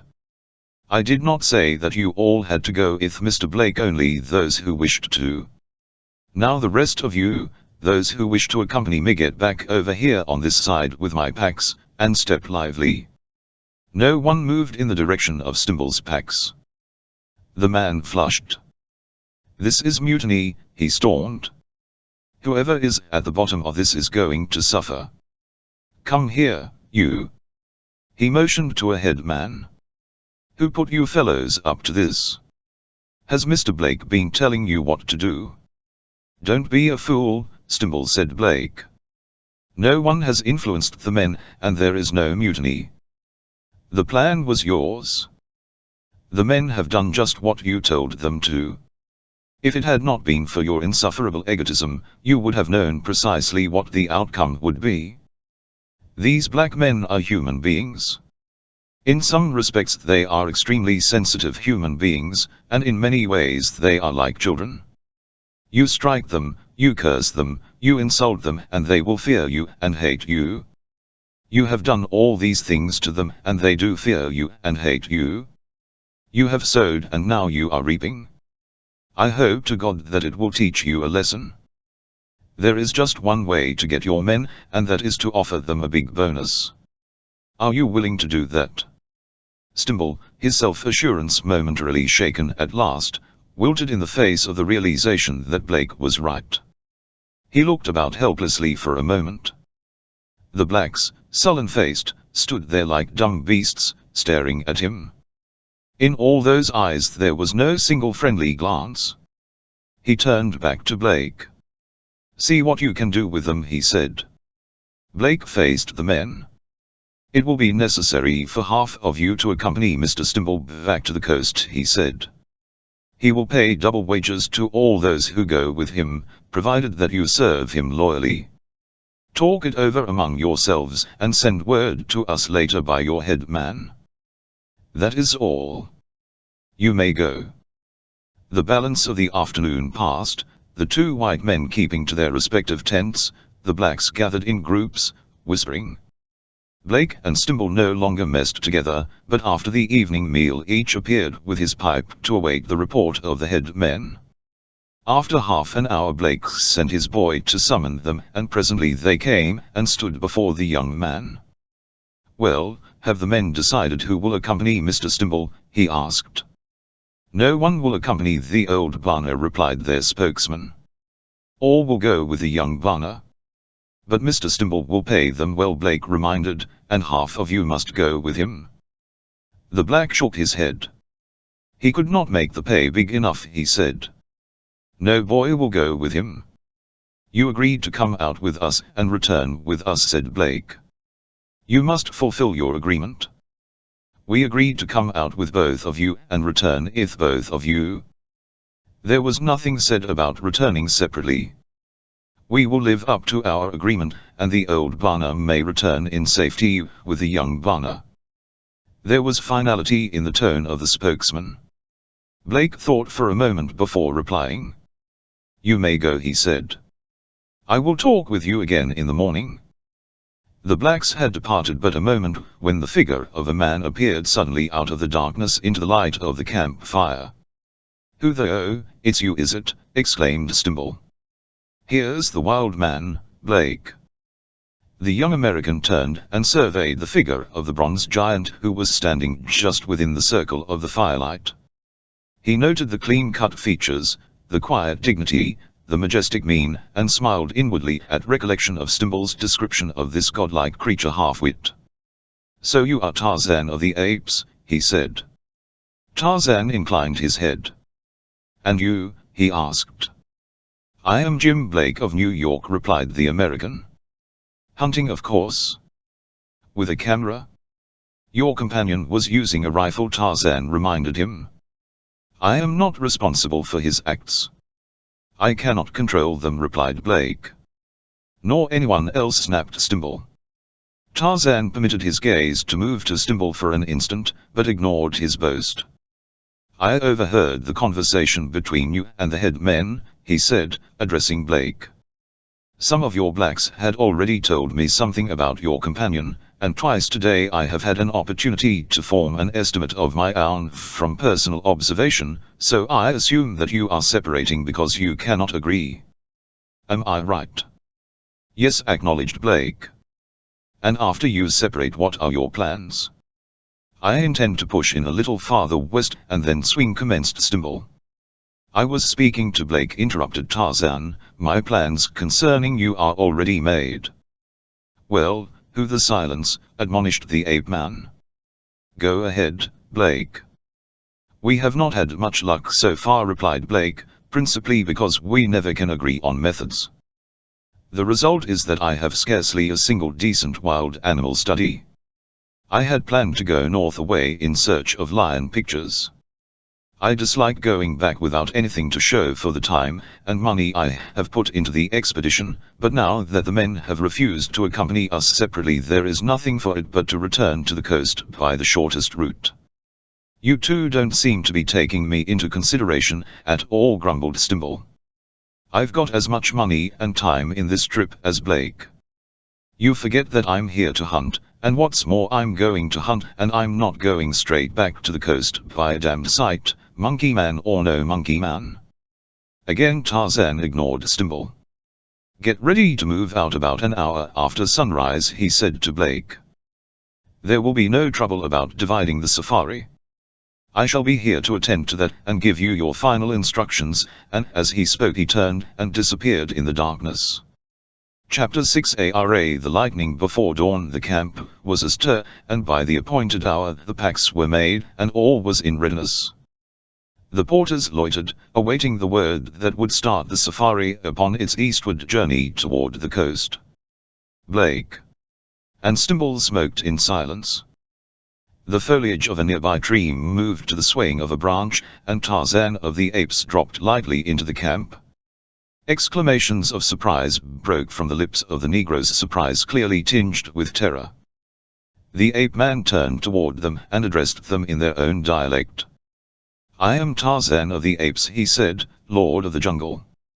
You have brought white men into my country to kill my people. I am displeased. Those of you who wish to live to return to your villages and your families will listen well and do as Tarzan commands you. He pointed at the chief headman, shall accompany the younger white man, whom I will permit to make pictures in my country where and when he will. Select half the men of the safari to accompany the young Bana. And you, he addressed another headman, take those men that remain and escort the older Bana to Railhead in the most direct route and without delay. He is not permitted to hunt, and there will be no killing except for food or self-defense. Do not fail me. Remember always that Tarzan watches and Tarzan never forgets. He turned then to the white men. Blake, he said, the arrangements are made. You may leave when you please, with your own safari, and go where you please. The question of hunting is left to your own discretion. You are the guest of Tarzan. And you," he addressed Stimble, "will be taken directly out of the country by the shortest route. You will be permitted to carry firearms for use in self-defense. If I abuse this permission, they will be taken away from you. Do not hunt, even for food. Your head man will attend to that. Now just hold your horses," blustered Stimble. "If you think I'm going to put up with any such high-handed interference with my rights as an American citizen, you're very much mistaken. Why, I could buy and sell you and your damned jungle 40 times, and not know that I'd spent a cent. For God's sake, Blake, tell this poor fool who I am before he gets himself into a lot of trouble." Tarzan turned to the head man he had selected for Stimble. "You may upload and march," he said. "If this white man does not follow you, leave him behind. Take good care of him if he obeys me, and deliver him safely at railhead. Obey his orders if they do not conflict with those that I have given you. Go." A moment later Stimble's safari was preparing to depart and, at Tarzan's request, Blake's too was moving out of camp. Stimble swore and threatened, but his men, sullenly ignoring him, filed off into the jungle toward the east. Tarzan had departed, swinging into the trees and disappearing among the foliage, and at last Stimble stood alone in the deserted camp. Thwarted, humiliated, almost frothing with rage, he ran after his men, screaming commands and threats that were ignored. Later in the day, sullen and silent, he marched near the head of the long file of porters and askari, convinced at last that the power of ape-man was greater than his, but in his heart burned resentment, and in his mind rioted plans for vengeance, plans that he knew were futile. Tarzan, wishing to assure himself that his instructions were being carried out, had swung far ahead and was waiting in the crotch of a tree that overhung the trail along which Stimble must pass. In the distance he could hear the sounds that arose from the marching safari. Along the trail from the opposite direction something was approaching. The ape-man could not see it, but he knew what it was. Above the treetops black clouds rolled low, but no air stirred in the jungle. Along the trail came a great, shaggy, black man thing. Tarzan of the Apes hailed it as it came in sight of his arboreal perch. "Bolgani," he called in low tones. The gorillas stopped. He stood erect upon his hind feet, and looked about. "I am Tarzan," said the ape-man. Bolgani grunted. "I am Bolgani," he replied. "The Tarmangani comes," warned Tarzan. "I kill," growled Bolgani. "Let the Tarmangani pass," said Tarzan. "He and his people have many thunder sticks. I have sent this Tarmangani out of the jungle. Let him pass. Go a little way from the trail. The stupid Gomangani, and the Tarmangani, who is stupider, will pass by without knowing that Tarzan and Bolgani are near." From the darkening sky distant thunder boomed, and the two beasts looked upward toward the broad field of nature's powers, more savage and destructive than their own. "Pan the thunder hunts in the sky," remarked the ape-man. "Hunts for Usher the wind," said Bolgani. "Presently we shall hear Usher fleeing through the trees to escape." Tarzan viewed the lowering, black clouds. Even Kudu the sun fears Pand, hiding his face when Pand hunts. Ara the lightning shot through the sky. To the two beasts it was a bolt from Pand's bow, and the great drops of rain that commenced to fall shortly after was meter the blood of Usher the wind, pouring from many a wound. The jungle bent to a great pressure, but as yet there was no other noise than the rolling thunder. The trees whipped back and Usher tore through the forest. The darkness increased. The rain fell in great masses. Leaves and branches hurtled through the air, trees crashed amongst their fellows. With deafening roars the elements unleashed their pent anger. The beasts cowered beneath the one awe-inspiring power that they acknowledged as supreme. Tarzan crouched in the crotch of a great tree, with his shoulders arched against the beating rain. Just off the trail Bolgani squatted in drenched and bedraggled misery. They waited. There was nothing else that they could do. Above them the storm broke again with maniacal fury. The thunder crashed with deafening reverberation.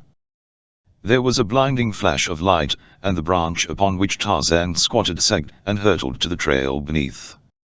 Stunned, the ape-man lay where he had fallen, the great branch partially across his body. As quickly as it had come, the storm departed. Kudu the sun burst through the clouds. Bolgani, dejected and still terrified, remained where he had squatted, motionless and silent. Bolgani had no desire to attract the attention of Pand the Thunder. Soaked with water, cold, furious, Stimble slopped along the slippery, muddy trail. He did not know that his safari was some little distance behind him, for he had forged ahead during the storm, while they had taken refuge beneath the trees. At a turn in the trail he came suddenly upon a fallen branch that blocked the way. At first he did not see the body of the man lying beneath it, but when he did he recognized it instantly, and a new hope sprang to life within his breast. With Tarzan dead he could be free to do as he pleased, but was the ape-man dead? Stimble ran forward and, kneeling, placed an ear to the breast of the prostrate figure. An expression of disappointment crossed his face. Tarzan was not dead. The expression upon Stimble's face changed. A cunning look came into his eyes as he glanced back down the trail. His men were not in sight. He looked quickly about him. He was alone with the unconscious author of his humiliation. He thought he was alone. He did not see the shaggy figure that had silently arisen as the sound of Stimble's approach had come to its sensitive ears, and was now peering at him through the foliage, peering at him and at the silent figure of the ape-man. Stimble drew his hunting knife from its scabbard. He could clip its point into the wild man's heart and run back down the trail. His men would find him waiting for them. Later they would come upon the dead Tarzan, but they would not guess how he had met his end. The ape-man moved. Consciousness was returning. Stimble realized that he must act quickly, and at the same instant a great hairy arm reached out through the foliage, and a mighty hand closed upon his shoulder. With a screaming curse he turned to look into the hideous face of Bolgani. He tried to strike at the shaggy breast of his antagonist with his hunting knife, but the puny weapon was torn from his grasp and hurled into the bushes. The great yellow fangs were bared against Stimble's throat as Tarzan opened his eyes. "Krieg-ah!" cried the ape-man in Wamg. Bolgani paused and looked at his fellow beast. "Let him go," said Tarzan. "The Tarmangani would have killed Tarzan," explained the gorilla. Bolgani stopped him. "Bolgani kill."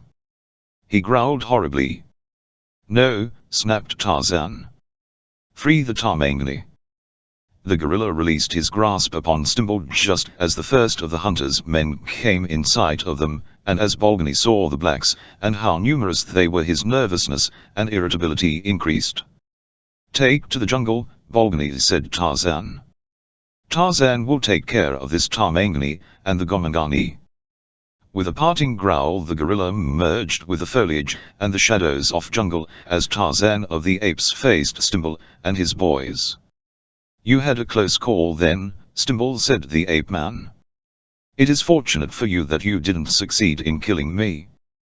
I was here for two reasons.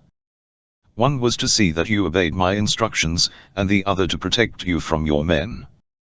I did not like the way they eyed you in camp this morning. It would not be a difficult thing to lose you in the jungle, you know, and that would put a period to you as surely as poison or a knife. I felt a certain responsibility for you because you are a white man, but you have just now released me from whatever obligation racial ties may have influenced me to acknowledge. I shall not kill you, Stimble, as you deserve, but from now on you may reach the coast on your own, and you will doubtless discover that one cannot make too many friends in the jungle or afford a single unnecessary enemy." He wheeled upon Stimble's black boys. "Tarzan of the Apes goes his way. You will not see him again, perhaps. Do your duty by this white man as long as he obeys the word of Tarzan, but see that he does not hunt." With this final admonition the ape-man swung into the lower branches, and was gone. When Stimble, after repeatedly questioning his men, discovered that Tarzan had practically assured them that they would see no more of him, he regained much of his former assurance and egotistical bluster. Once more he was the leader of men, shouting at the blacks in a loud tone, cursing them, ridiculing them. He thought that it impressed them with his greatness. He believed that they were simple people whom he could deceive into thinking that he was not afraid of Tarzan, and by flouting Tarzan's commands win their respect. Now that Tarzan had promised not to return, Stimble felt safer in ignoring his wishes, and so it befell that just before they reached a camping ground, Stimble came upon an antelope, and without an instant's hesitation fired and killed it. It was a sullen camp that Stimble made that night. The men gathered in groups and whispered. "He has shot an antelope, and Tarzan will be angry with us," said one. "He will punish us," said a head man. "The Bana is a bad man," said another. "I wish he was dead." "We may not kill him. Tarzan has said that. If we leave him in the jungle he will die. Tarzan told us to do our duty.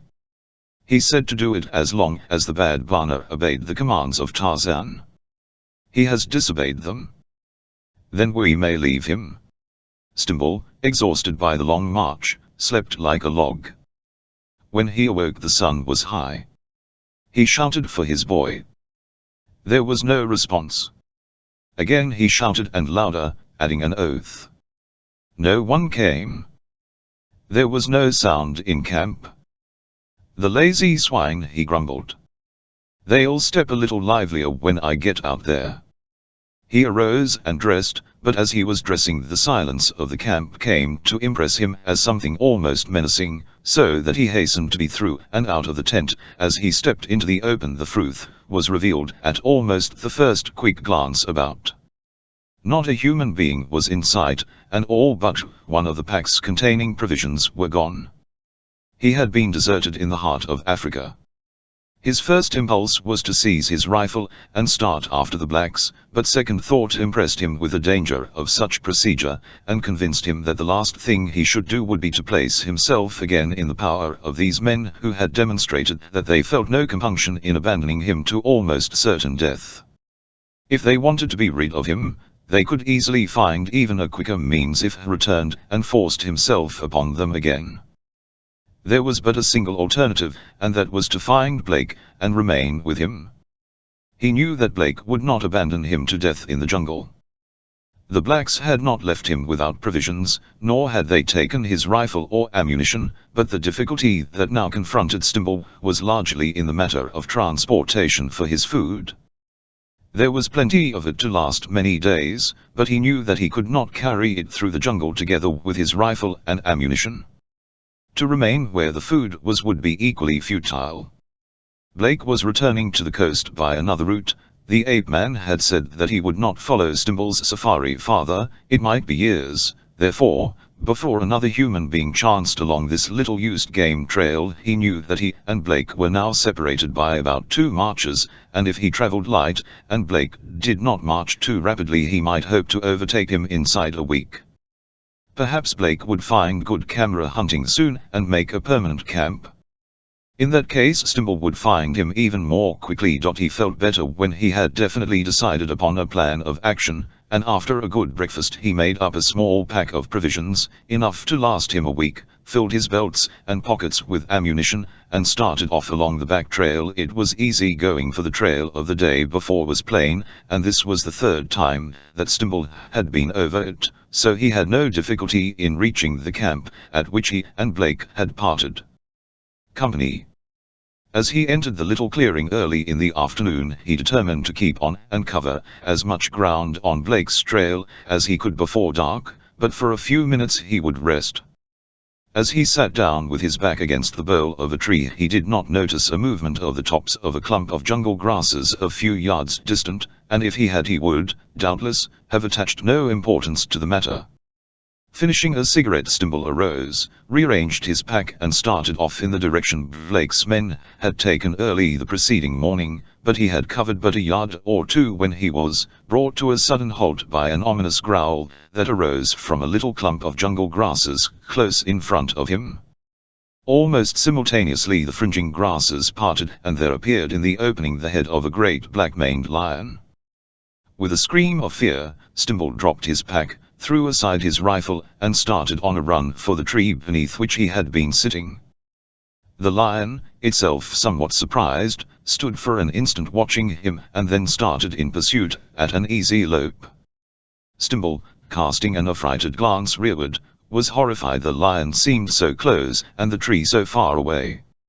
If distance lends enchantment to the view, proximity may also at times have its advantage. In this instance it served to accelerate the speed of the fleeing man to a most surprising degree, and though he was no longer young he clawed his way to the lower branches of the tree with speed, if not with grace, that would have done justice to a trained athlete. Nor was he an instant too speedy. Numa's raking talons touched his boot, and sent him swarming up among the higher branches, where he clung weak and panting looking down into the snarling visage of the carnivore. For a moment Numa growled up at him and then, with a coughing grunt, turned away and strode majestically in the direction of the clump of grasses from which he had emerged. He stopped to sniff at the pack of provisions Stimble had discarded and, evidently piqued by the man's scent clinging to it, cuffed at it angrily.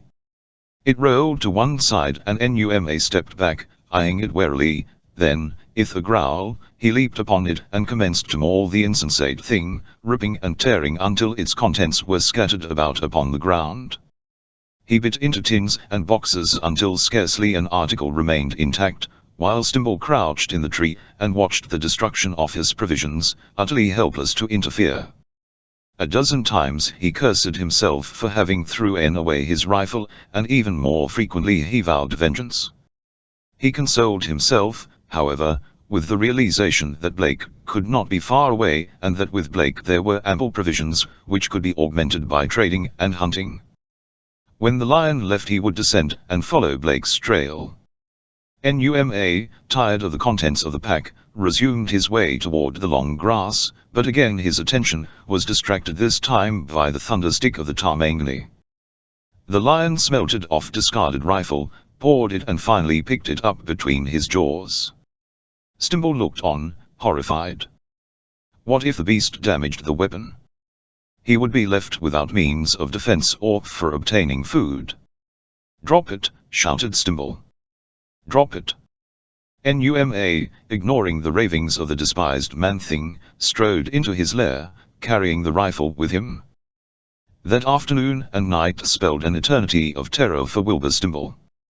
While daylight lasted the lion remained in the nearby patch of grass, effectually deterring the unhappy man from continuing his search for Blake's camp, and after night fell no urge whatever could have induced Stimble to descend to the paralyzing terrors of the jungle night, even had he known that the lion had departed and no sounds had apprised him of the near presence of danger, but sounds did apprise him.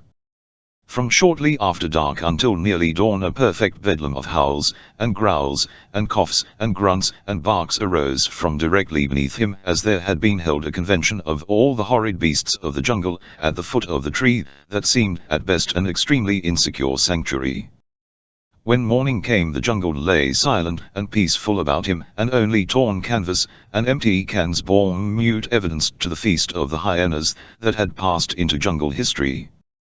Numa had departed, leaving the remains of the kill upon which he had lain, as the piece de resistance of the Hyenean banquet for which Stimble had furnished the hors d'oeuvres. Stimble, trembling, descended through the jungle, wild-eyed, startled by every sound, scurried a pitiful figure of broken, terror-stricken old age.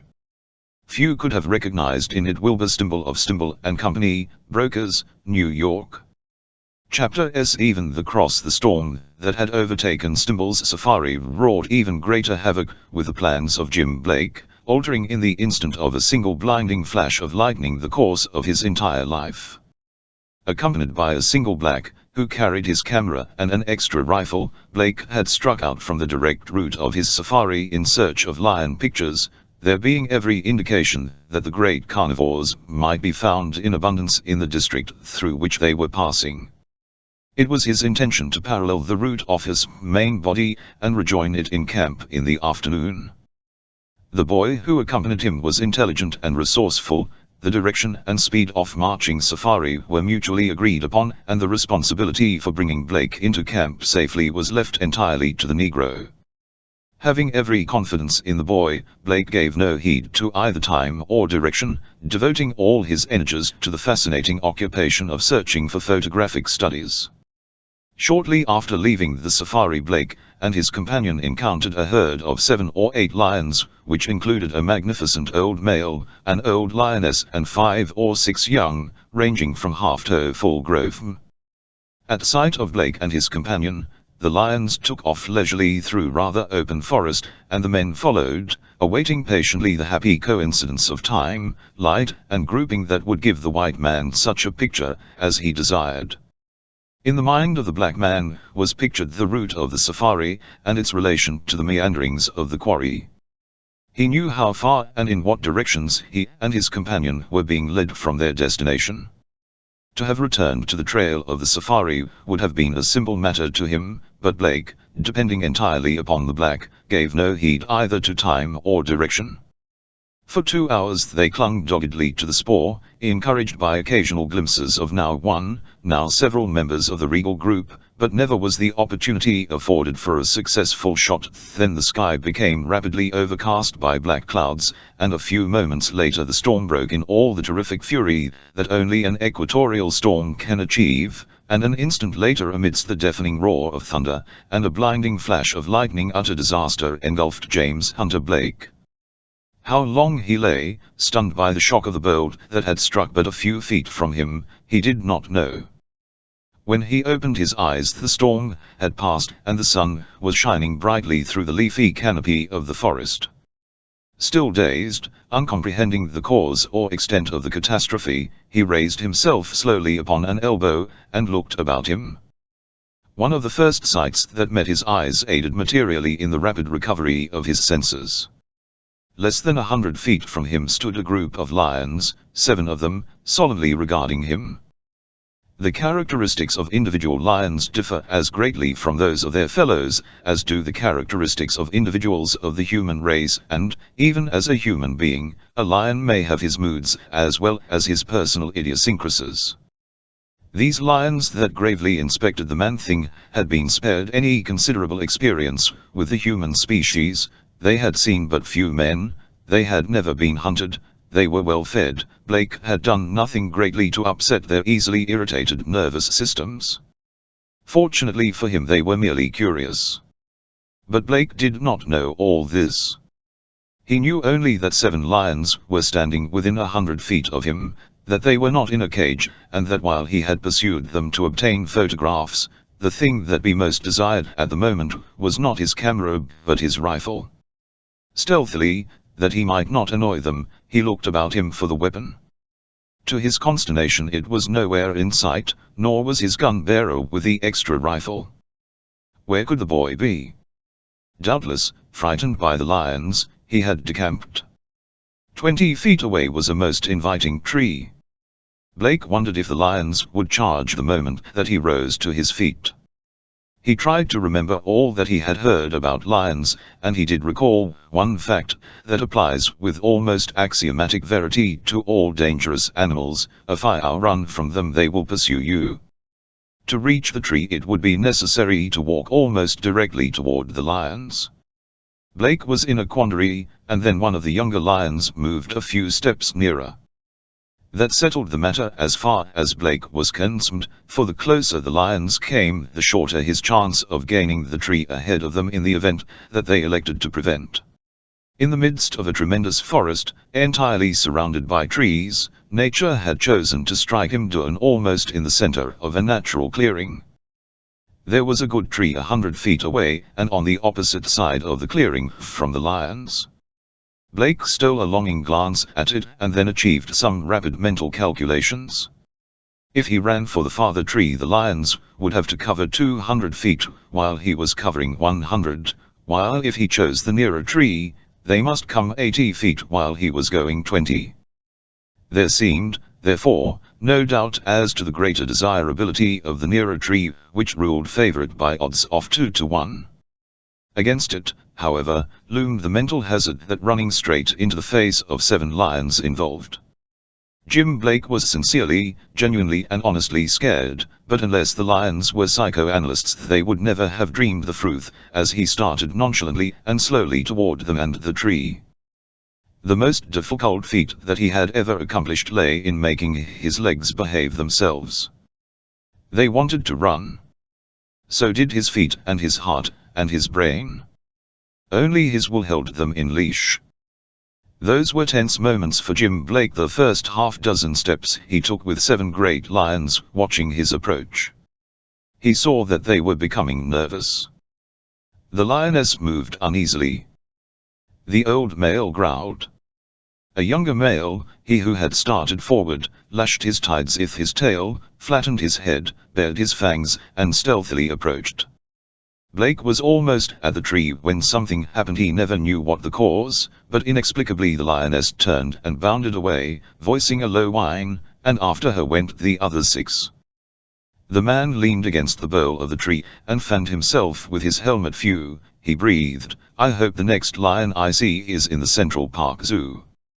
But even lions were forgotten in the developments that the next few moments revealed. After repeated shouts for the black boy had brought no response, and Blake had determined that he must set out in search of him. Nor did he have far to go.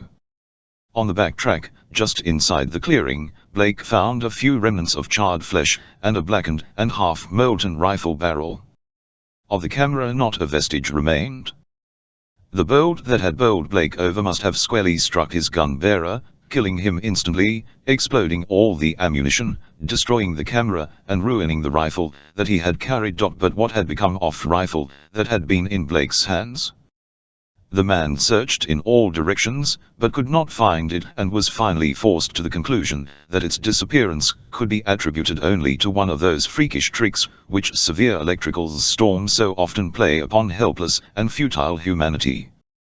Frankly aware that he was lost and had not the faintest conception of the direction in which lay the proposed camp of his safari, Blake started blindly off on what he devoutly hoped would prove the right route. It was not. His safari was moving northeast. Blake headed north. For 2 days he trudged on through dense forest, sleeping at night among the branches of trees. Once his fitful slumbers were disturbed by the swaying of a branch against which he was braced. As he awoke he felt it sag as to the weight of some large animal. He looked and saw 2 fiery eyes gleaming in the dark. Blake knew it to be a leopard as he drew his automatic and fired point blank. With a hideous scream the great cat sprang or fell to the ground. Blake never knew if it hit it. It did not return, and there were no signs of it in the morning. He found food and water in abundance, and upon the morning of the 3rd day he emerged from the forest at the foot of a range of lofty mountains, and for the first time in weeks reveled in an unobstructed view of the blue sky, and saw the horizon again and all that lay between himself and it. He had not realized that he had been depressed by the darkness and the crowding pressure of the trees, but now he experienced all the spiritual buoyancy of a released convict long immured from freedom and the light of day. Rescue was no longer problematical, merely a matter of time. He wanted to sing and shout, but he conserved his energies and started toward the mountains. There had been no native villages in the forest, and so, he reasoned, as there must be native villages in a well-watered country stocked with game, he would find them upon the mountain slopes. Topping a rise he saw below him the mouth of a canyon in the bed of which ran a small stream. A village would be built on water. If he followed the water he would come to the village. Quite easy. He descended to the stream, where he was deeply gratified to find that a well-worn path paralleled it. Encouraged by the belief that he would soon encounter natives, and believing that he would have no difficulty in enlisting their services in aiding him to relocate his safari, Blake followed the path upward into the canyon. He had covered something like 3 miles without having discovered any sign of habitation when, at a turn in the path, he found himself at the foot of a great white cross of enormous proportions. Hewn from limestone, it stood directly in the center of the trail, and towered above him fully 60 feet. Checked and weather-worn, it gave an impression of great antiquity, which was further borne out by the remains of an almost obliterated inscription upon the face of its massive base. Blake examined the carved letters, but could not decipher their message. The characters appeared of early English origin, but he dismissed such a possibility as too ridiculous to entertain. He knew that he could not be far from the southern boundary of Abyssinia, and that the Abyssinians are Christians. Thus he explained the presence of the cross, but he could not explain the suggestion of sinister menace that this lonely, ancient symbol of the crucifix held for him. Why was it? What was it? Standing there, tongueless, hoary with age, it seemed to call upon him to stop, to venture not beyond it into the unknown. It warned him back, but not, seemingly, out of a spirit of kindliness and protection, but rather with arrogance and hate. With a laugh Blake threw off the mood that had seized him and went on, but as he passed the great white monolith he crossed himself, though he was not a Catholic. He wondered what had impelled him to the unfamiliar act, but he could no more explain it than he could the strange and uncanny suggestion of power and personality that seemed to surround the crumbling cross.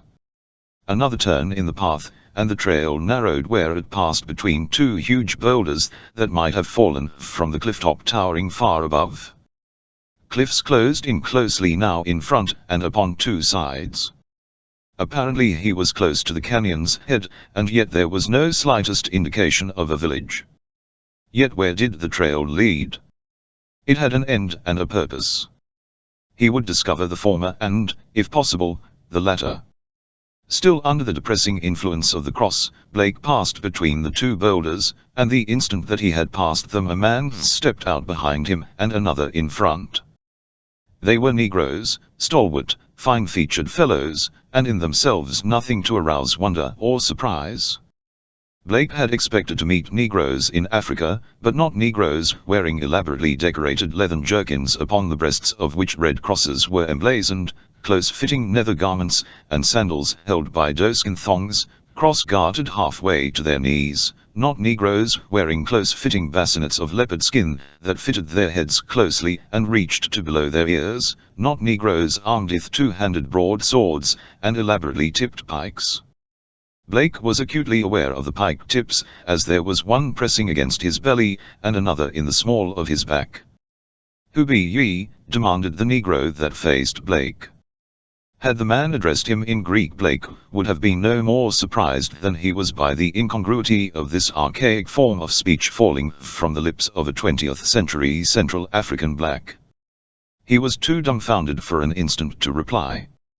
"Doubtless the fellow be a Saracen, Paul," said the black behind Blake, "and understands not what thou sayest, a spy, perchance." "Nay, Peter Wiggs, as my name be Paul Bodkin, he be no infidel that I know of mine own good eyes. Whatsoe'er he be, it is for ye to fetch him before the captain of the gate, who will question him. Paul Bodkin natheless there be no hurt in questioning him first, and he will answer." "Stop thy tongue and take him to the captain," said Peter. "I will abide here and guard the way until thou returnest." Paul stepped aside and motioned for Blake to precede him. Then he fell in behind, and the American did not need to glance back to know that the ornate tip of the pike was ever threateningly ready. The way lay plain before him, and Blake followed the trail toward the cliffs, where there presently appeared the black mouth of a tunnel leading straight into the rocky escarpment. Leaning against the sides of a niche just within the entrance were several torches made of reeds or twigs bound tightly together and dipped in pitch. One of these Paul Bodkin selected, took some tinder from a metal box he carried in a pouch at his side, struck a spark to it with flint and steel, and having thus ignited the tinder and lighted the torch, he pushed Blake on again with the tip of his pike, and the two entered the tunnel, which the American found to be narrow and winding, well suited to defense. Its floor was worn smooth until the stones of which it was composed shone polished in the flaring of the torch. The sides and roof were black with the soot of countless thousands, perhaps, of torch-lighted passages along this strange way that led to what? Chapter 8. The Snake Strikes. Unversed in jungle craft, overwhelmed by the enormity of the catastrophe that had engulfed him, his reasoning faculties numbed by terror, Wilbur Stimble slunk through the jungle, the fleeing quarry of every terror that imagination could conjure. Matted filth caked the tattered remnants of his clothing that scarce covered the filth of his emaciated body. His once graying hair had turned to white, matching the white stubble of a 4 days beard. He followed a broad and well-marked trail along which men and horses, sheep and goats had passed within the week, and if the blindness and ignorance of the city dweller he thought that he was on the spoor of Blake's safari. Thus it came that he stumbled, exhausted, into the mensal of the slow-moving Ibn Jad. Fedouan, the galley slave, discovered him and took him at once to the Sheikh's bait where Ibn Jad, with his brother, Tolag, and several others were squatting in the muqard sipping coffee. By Allah! What strange creature hast thou captured now, Fedouan? Demanded the Sheikh. Perhaps a holy man, replied the black, for he is very poor and without weapons, and very dirty. Yes, surely he must be a very holy man. Who art thou? Demanded Ibn Jad. I am lost and starving. Give me food, begged Stimble. But neither understood the language of the other. Another Nasrani, said Fard, contemptuously. A Frenchie, perhaps. He looks more like one of El English, remarked Tolag. Perhaps he is from France, suggested Ibn Jad. Speak to him that vile tongue, Fard, which thou didst come by among the soldiers in Algeria. Who are you, stranger? Demanded Fard, in French. I am an American, replied Stimble, relieved and delighted to have discovered a medium of communication with the Arabs. I have been lost in the jungle, and I am starving. He is from the New World and he has been lost and is starving, translated Fard. Ibn Jad directed that food be brought, and as the stranger ate they carried on a conversation through Fard. Stimble explained that his men had deserted him and that he would pay well to be taken to the coast. The Bedouin had no desire to be further hampered by the presence of a weak-old man and was inclined to have Stimble's TLNO slit as the easiest solution of the problem, but Fard, who was impressed by the man's boastings of his great wealth, saw the possibilities of a large reward or ransom, and prevailed upon the Sheikh to permit Stimble to remain among them for a time at least, promising to take him into his own bait, and be responsible for him. Ibn Jad would have slain you, Nasrani, said Fard to Stimble later, but Fard saved you. Remember that when the time comes for distributing the reward, and remember, too, that Ibn Jad will be as ready to kill you tomorrow as he was today, and that always your life is in the hands of Fard. What is it worth? I will make you rich, replied Stimble. During the days that followed, Fard and Stimble became much better acquainted, and with returning strength and a feeling of security Stimble's old boastfulness returned. He succeeded in impressing the young Bedouin with his vast wealth and importance, and so lavish were his promises, that Fard soon commenced to see before him a life of luxury, ease, and power, but with growing cupidity and ambition developed an increasing fear that someone might wrest his good fortune from him. Ibn Jad being the most logical and powerful competitor for the favors of Nasrani, Fard lost no opportunity to impress upon Stimble that the Sheikh was still thirsting for his blood, though, as a matter of fact, Ibn Jad was so little concerned over the affairs of Wilbur Stimble that he would have forgotten his presence entirely were he not occasionally reminded of it by seeing the man upon the march or about the camps. One thing, however, that Fard accomplished was to acquaint Stimble with the fact that there was dissension and treachery in the ranks of the Bedouins, and this he determined to use to his own advantage should necessity demand. And ever, though slowly, the Arab drew closer to the fabled leopard city of Nimr, and as they marched Zid found opportunity to forward his suit for the hand of Edja, the daughter of Sheikh Ibn Jad, while Tolag sought by insinuation to advance the claims of Fard in the eyes of the Sheikh. This he did always and only when Fard might bear as underscore. In reality, his only wish was to impress upon the young traitor the depth of the latter's obligation to him. When Tolag should become Sheikh he would not care who won the hand of Edja. But Fard was not satisfied with the progress that was being made. Jealousy rode him to distraction until he could not look upon Zid without thoughts of murder seizing his mind. At last they obsessed him. He schemed continually to rid himself and the world of his more successful rival. He spied upon him and upon Edja, and at last a plan unfolded itself with opportunity treading upon its heels. Fard had noticed that nightly Zid absented himself from the gatherings of the men in the muqard of the Sheikh's tent, and that when the simple household duties were performed Edjas slipped out into the night. Fard followed and confirmed what was really too apparent to be dignified by the name of suspicion. Zid and Edja met. And then one night, Fard was not at the meeting in the Sheikh's bait, instead he hid near the tent of Zid, and, when the latter had left to keep his tryst, Fard crept in and seized the matchlock of his rival. It was already loaded and he had but to prime it with powder. Stealthily he crept by back ways through the camp to where Zid awaited his light of love, and sneaked up behind him. At a little distance, sitting in his muqard with his friends beneath the light of paper lanterns, Ibn Jad the Sheikh was plainly visible to the two young men standing in the outer darkness. Edja was still in the women's quarters. Fard, standing behind Zid, raised the ancient matchlock to his shoulder and aimed. Very carefully he aimed, but not at Zid. No, for the cunning of Fard was as the cunning of the fox. Had Zid been murdered, naught could ever convince Edja that Fard was not the murderer. Fard knew that, and he was equally sure that Edja would have naught of the slayer of her lover. Beyond Zid was Ibn Jad, but Fard was not aiming at Ibn Jad either. At whom was he aiming? No one. Not yet was the time ripe to slay the Sheikh. First must they have their hands upon the treasure, the secret of which he alone was supposed to hold. Fard aimed at one of the amdan of the Sheikh's tent. He aimed with great care and then he pulled the trigger.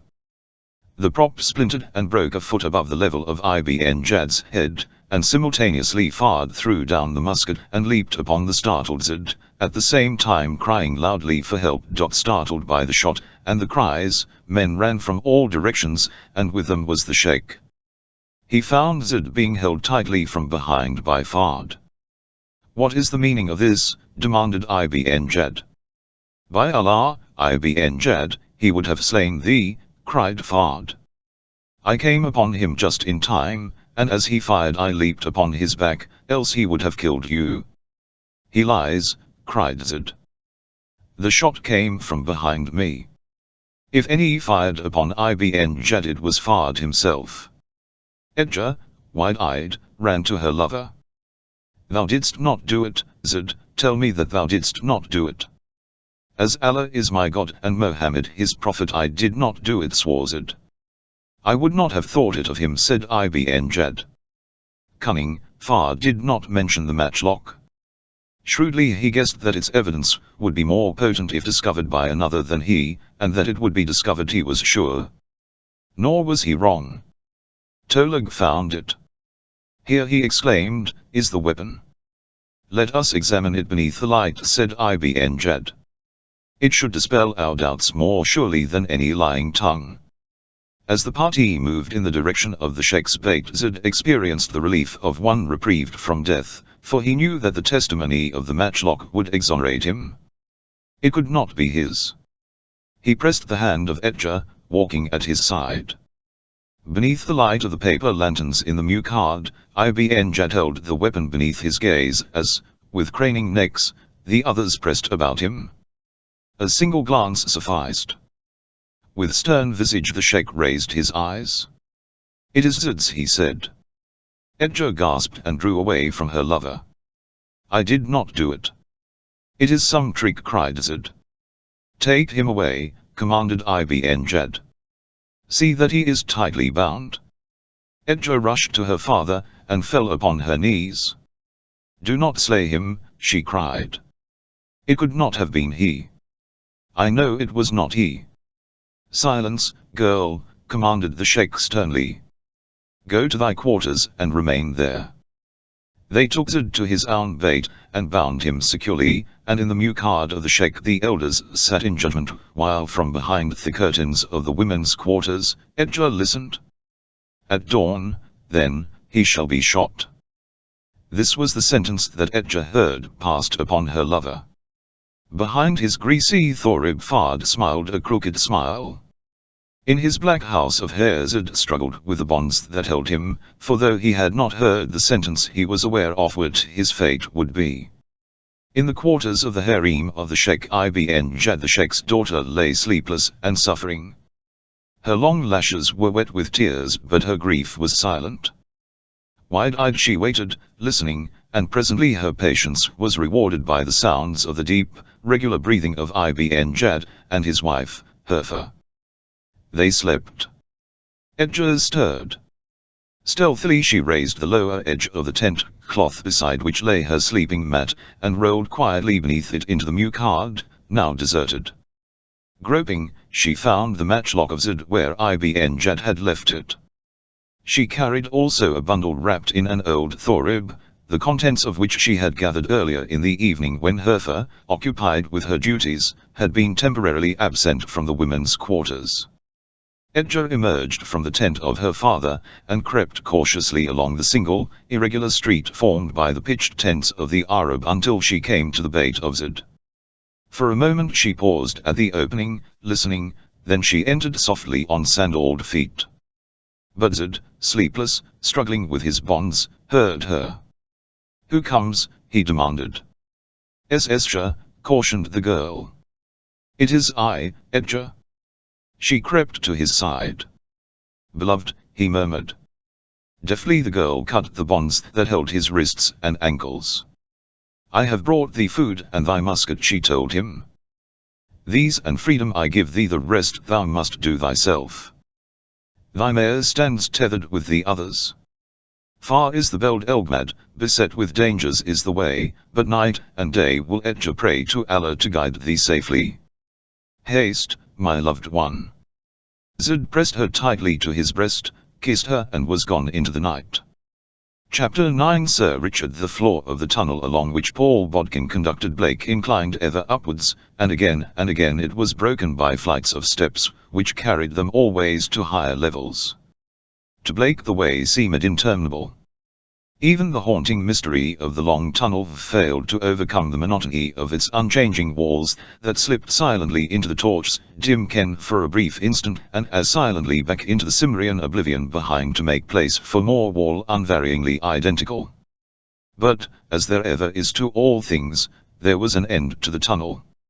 Blake first glimpsed it in a little patch of distant daylight ahead, and presently he stepped out into the sunlight and looked out across a wide valley that was tree-dotted and beautiful. He found himself standing upon a wide ledge, or shelf, some 100 feet above the base of the mountain Tln off which the tunnel had been cut. There was a sheer drop before him, and to his right the ledge terminated abruptly at a distance of 100 feet or less. Then he glanced to the left and his eyes went-eyed in astonishment. Across the shelf stood a solid wall of masonry flanked at either side by great, round towers pierced by long, narrow embrasures. In the center of the wall was a lofty gateway which was closed by a massive and handsomely wrought portcullis behind which Blake saw 2 Negroes standing guard. They were clothed precisely as his captors, but held great battle-axes, the butts of which rested upon the ground. "What ho, the gate!" shouted Paul Bodkin. "Open to the outer guard, and a prisoner." Slowly the portcullis rose, and Blake and his captor passed beneath. Directly inside the gateway, and at the left, built into the hillside, was what was evidently a guardhouse. Before it loitered a score or so of soldiers, uniformed like Paul Bodkin, upon the breast of each the red cross. To a heavy wooden rail gaily caparisoned horses were tethered, their handsome trappings recalling to Blake's memory paintings he had seen of mounted knights of medieval England.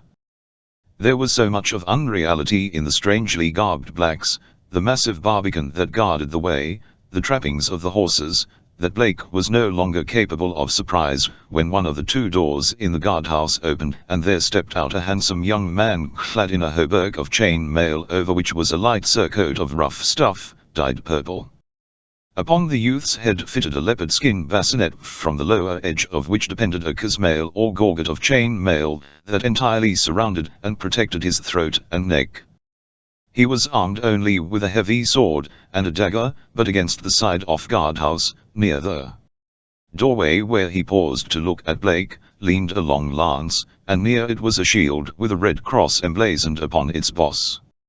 "Oh, d zounds!" exclaimed the young man. What hast thou there, varlet? A prisoner, and it pleases thee, noble lord, replied Paul Bodkin, deferentially. A Saracen, of a surety, stated the young man. Nay, and I may make so bold, Sir Richard, replied Paul, but methinks he be no Saracen. And why? With mine own eyes I didst see him make the sign before the cross. Fetch him hither, lout. Bodkin prodded Blake in the rear with his pike, but the American scarce noticed the offence, so occupied was his mind by the light of truth that had so suddenly illuminated it. In the instant he had grasped the solution. He laughed inwardly at himself for his denseness. Now he understood everything, and these fellows thought they could put it over on him, did they? Well, they had come near to doing it, all right. He stepped quickly toward the young man and halted, upon his lips a faintly sarcastic smile. The other eyed him with haughty arrogance. Whence comest thou, he asked, and what doest thou in the valley of the Sepulcher, varlet? Blake's smile faded. Too much was too much. Cut the comedy, young fellow, he drawled in his slow way. Where's the director? Director? Forsooth, I know not what thou meanest. Yes, you don't, snapped Blake, with fine sarcasm. But let me tell you right off the bat, that no $7.50 a day extra can pull anything like that with me. Odie's blood, fellow. I ken not the meaning of all the words, but I mislike thy tone. It savours o'ermuch of insult to fall sweetly upon the ears of Richard Montmorency. Be yourself advised, Blake. If director isn't handy, send for the assistant director, or the cameraman. Even the continuity writer may have more sense than you seem to have. Be myself. And who thinkest thee I would be other than Richard Montmorency, a noble knight of Nimr? Blake shook his head in despair, then he turned to the soldiers who were standing about listening to the conversation. He thought some of them would be grinning at the joke that was being played on him, but he saw only solemn, serious faces. Look here, he said, addressing Paul Bodkin, don't any of you know where the director is? Director, repeated Bodkin, shaking his head. There be none in Nimr thus Wyclept, nay, nor in all the valley of the Sepulcher that I wot. I'm sorry, said Blake, the mistake is mine, but if there is no director there must be a keeper. May I see him? Ah, keeper, cried Bodkin, his face lighting with understanding. Sir Richard is the keeper. My good, exclaimed Blake, turning to the young man. I beg your pardon, I thought that you were one of the inmates. Inmates? Indeed thou speakest a strange tongue, and yet withal it hath the flavour of England, replied the young man gravely. But yon varlet be right, I am indeed this day the keeper of the gate. Blake was commencing to doubt his own sanity, or at least his judgment. Neither the young white man nor any of the Negroes had any of their facial characteristics of madmen. He looked up suddenly at the keeper of the gate. I am sorry, he said, flashing one of the frank smiles that was famous amongst his acquaintances. I have acted like a bore, but I've been under considerable of a nervous strain for a long time, and on top of that I've been lost in the jungle for days without proper or sufficient food. I thought that you were trying to play some sort of a joke on me and, well, I wasn't in any mood for jokes when I expected friendship and hospitality instead. Tell me, where am I? What country is this? Thou art close upon the city of Nimr, replied the young man.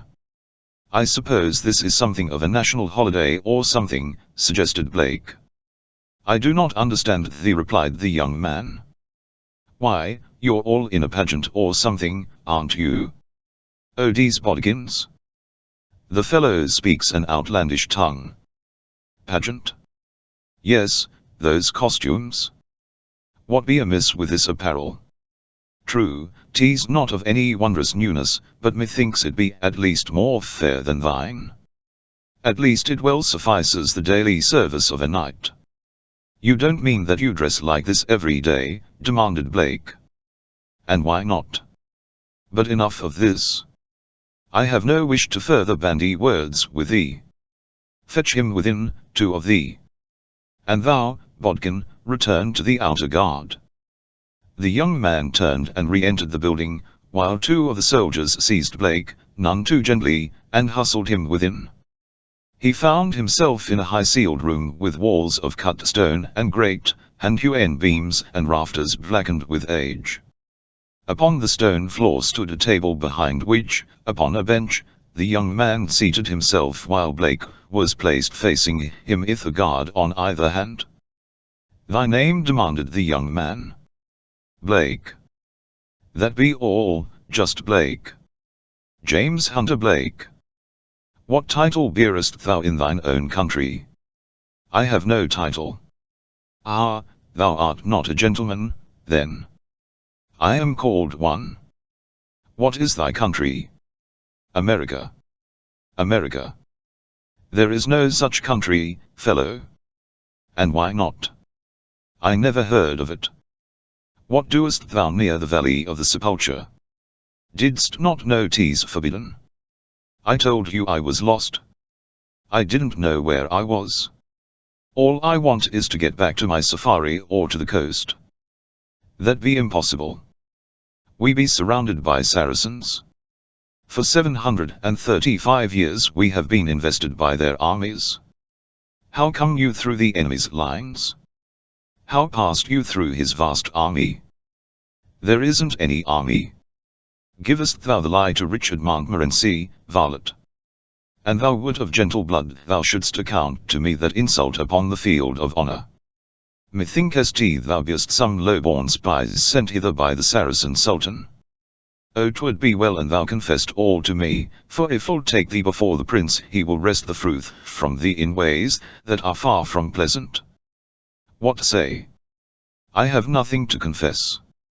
"Take me before the prince, or whoever your boss is, perhaps he will at least give me food." "Thou shalt have food here." "Never shall it be said that Richard Montmorency turned a hungry man from his doorway, hey?" "Me shall." "Me shall." "Where is the lazy brat?" "Me shall." A door opened from an inner apartment to admit a boy, sleepy-eyed, digging a grimy fist into one eye. He was clothed in a short tunic, his legs encased in green tights. In his cap was a feather. "Sleeping again, eh?" demanded Sir Richard. "Thou lazy knave. Fetch bread and meat for this poor wayfarer, and be not until the morrow at it." Wide-eyed and rather stupidly, the boy stared at Blake. "A Saracen, master?" he asked. "What boots it?" snapped Sir Richard. "Did not our Lord Jesus feed the multitude, nor ask if there were unbelievers among them? Haste, churl. The stranger be of great hunger." The youth turned and shuffled from the room, wiping his nose upon his sleeve, and Sir Richard's attention came back to Blake. "Thou art not ill-favoured, fellow," he said. "'Tis a pity that thou be'st not of noble blood, for thy mien appeareth not like that of one low-born." "I never considered myself low-born," said Blake, with a grin. "Thy father, now was he not at least a Sir Knight?" Blake was thinking quickly now. He was far from being able as yet to so much as hazard a guess that might explain his host's archaic costume and language, but he was sure that the man was in earnest, whether sane or not, and were he not sane it seemed doubly wise to humour him. "Yes, indeed," he replied, "my father is a 32nd degree Mason, and a Knight Templar." "'S blood! I knew it," cried Sir Richard. "And so am I," added Blake, when he realized the happy effect his statement had produced. "Ah, I knew it. I knew it," cried Sir Richard. "Thy bearing proclaimed thy noble blood, but why didst thou seek to deceive me? And so thou art one of the poor knights of Christ and of the Temple of Solomon who guard the way of the pilgrims to the Holy Land? This explaineth thy poor armament, and glorifies it." Blake was mystified by the allusion, as the picture always suggested by a reference to Knights Templar was of waving white plumes, gorgeous aprons, and glittering swords. He did not know that in the days of their origin they were clothed in any old garments that the charity of others might bequeath them. At this moment Michel returned bearing a wooden trencher containing cold mutton, and several pieces of simnel bread, and carrying in one hand a flagon of wine. These he set upon the table before Blake, and going to a cupboard fetched 2 metal goblets into which he decanted a portion of the contents of the flagon. Sir Richard arose, and taking one of the goblets raised it before him on a level with his head. "Hail, Sir James," he cried, "and welcome to Nimr and the Valley of the Sepulcher." "Here's looking at you," replied Blake. "A quaint saying," remarked Sir Richard. "Methinks the ways of England must be changed since the days of Richard the Lion-hearted, when my noble ancestors set forth upon the great crusade in the company of his king. Here's looking at you. O.D.S. Bodikins. I must not let that from my memory. Here's looking at you. Just wait thou till some fair knight doth drink my health, I shall lay him flat with that. But, stay. Here, Michel, fetch yon stool for Sir James, and eat, Sir Knight. Thou must be passing hungry." 1011 "Tell the world I am," replied Blake, feelingly, as he sat down on the stool that Michel brought. There were no knives or forks, but there were fingers, and these Blake used to advantage, while his host sat smiling happily at him from across the rude table. "Thou art better than a minstrel for pleasure," cried Sir Richard. "I'll tell the world I am. Ho, ho. Thou wilt be a gift from heaven in the castle of the prince. I'll tell the world I am." When Blake had satisfied his hunger, Sir Richard ordered Michel to prepare horses. "We ride down to the castle, Sir James," he explained. "No longer art thou my prisoner, but my friend and guest. That I should have received thee so scurvily shall ever be to my discredit." Mounted upon prancing chargers, and followed at a respectful distance by Michel, the two rode down the winding mountain road. Sir Richard now carried his shield and lance, a pennon fluttering bravely in the wind from just below the tip-off latter, the sun glancing from the metal of his hauberk, a smile upon his brave face, as he chatted with his erstwhile prisoner. To Blake he seemed a gorgeous picture ridden from out the pages of a story book. Yet, belying his martial appearance, there was a childlike simplicity about the man that won Blake's liking from the first, for there was that about him that made it impossible for one to conceive him as the perpetrator of a dishonorable act. His ready acceptance of Blake's statements about himself bespoke a credulity that seemed incompatible with the high intelligence reflected by his noble countenance, and the American preferred to attribute it to a combination of unsophistication and an innate integrity which could not conceive of perfidy in others. As the road rounded the shoulder of a hill, Blake saw another barbican barring the way, and, beyond, the towers and battlements of an ancient castle. At a command from Sir Richard the warders of the gate opened to them, and the three rode through into the ballium. This space between the outer and inner walls appeared unkept and neglected. Several old trees flourished within it, and beneath the shade of one of these, close to the outer gateway, lolled several men-at-arms, 2 of whom were engaged in a game that resembled draughts.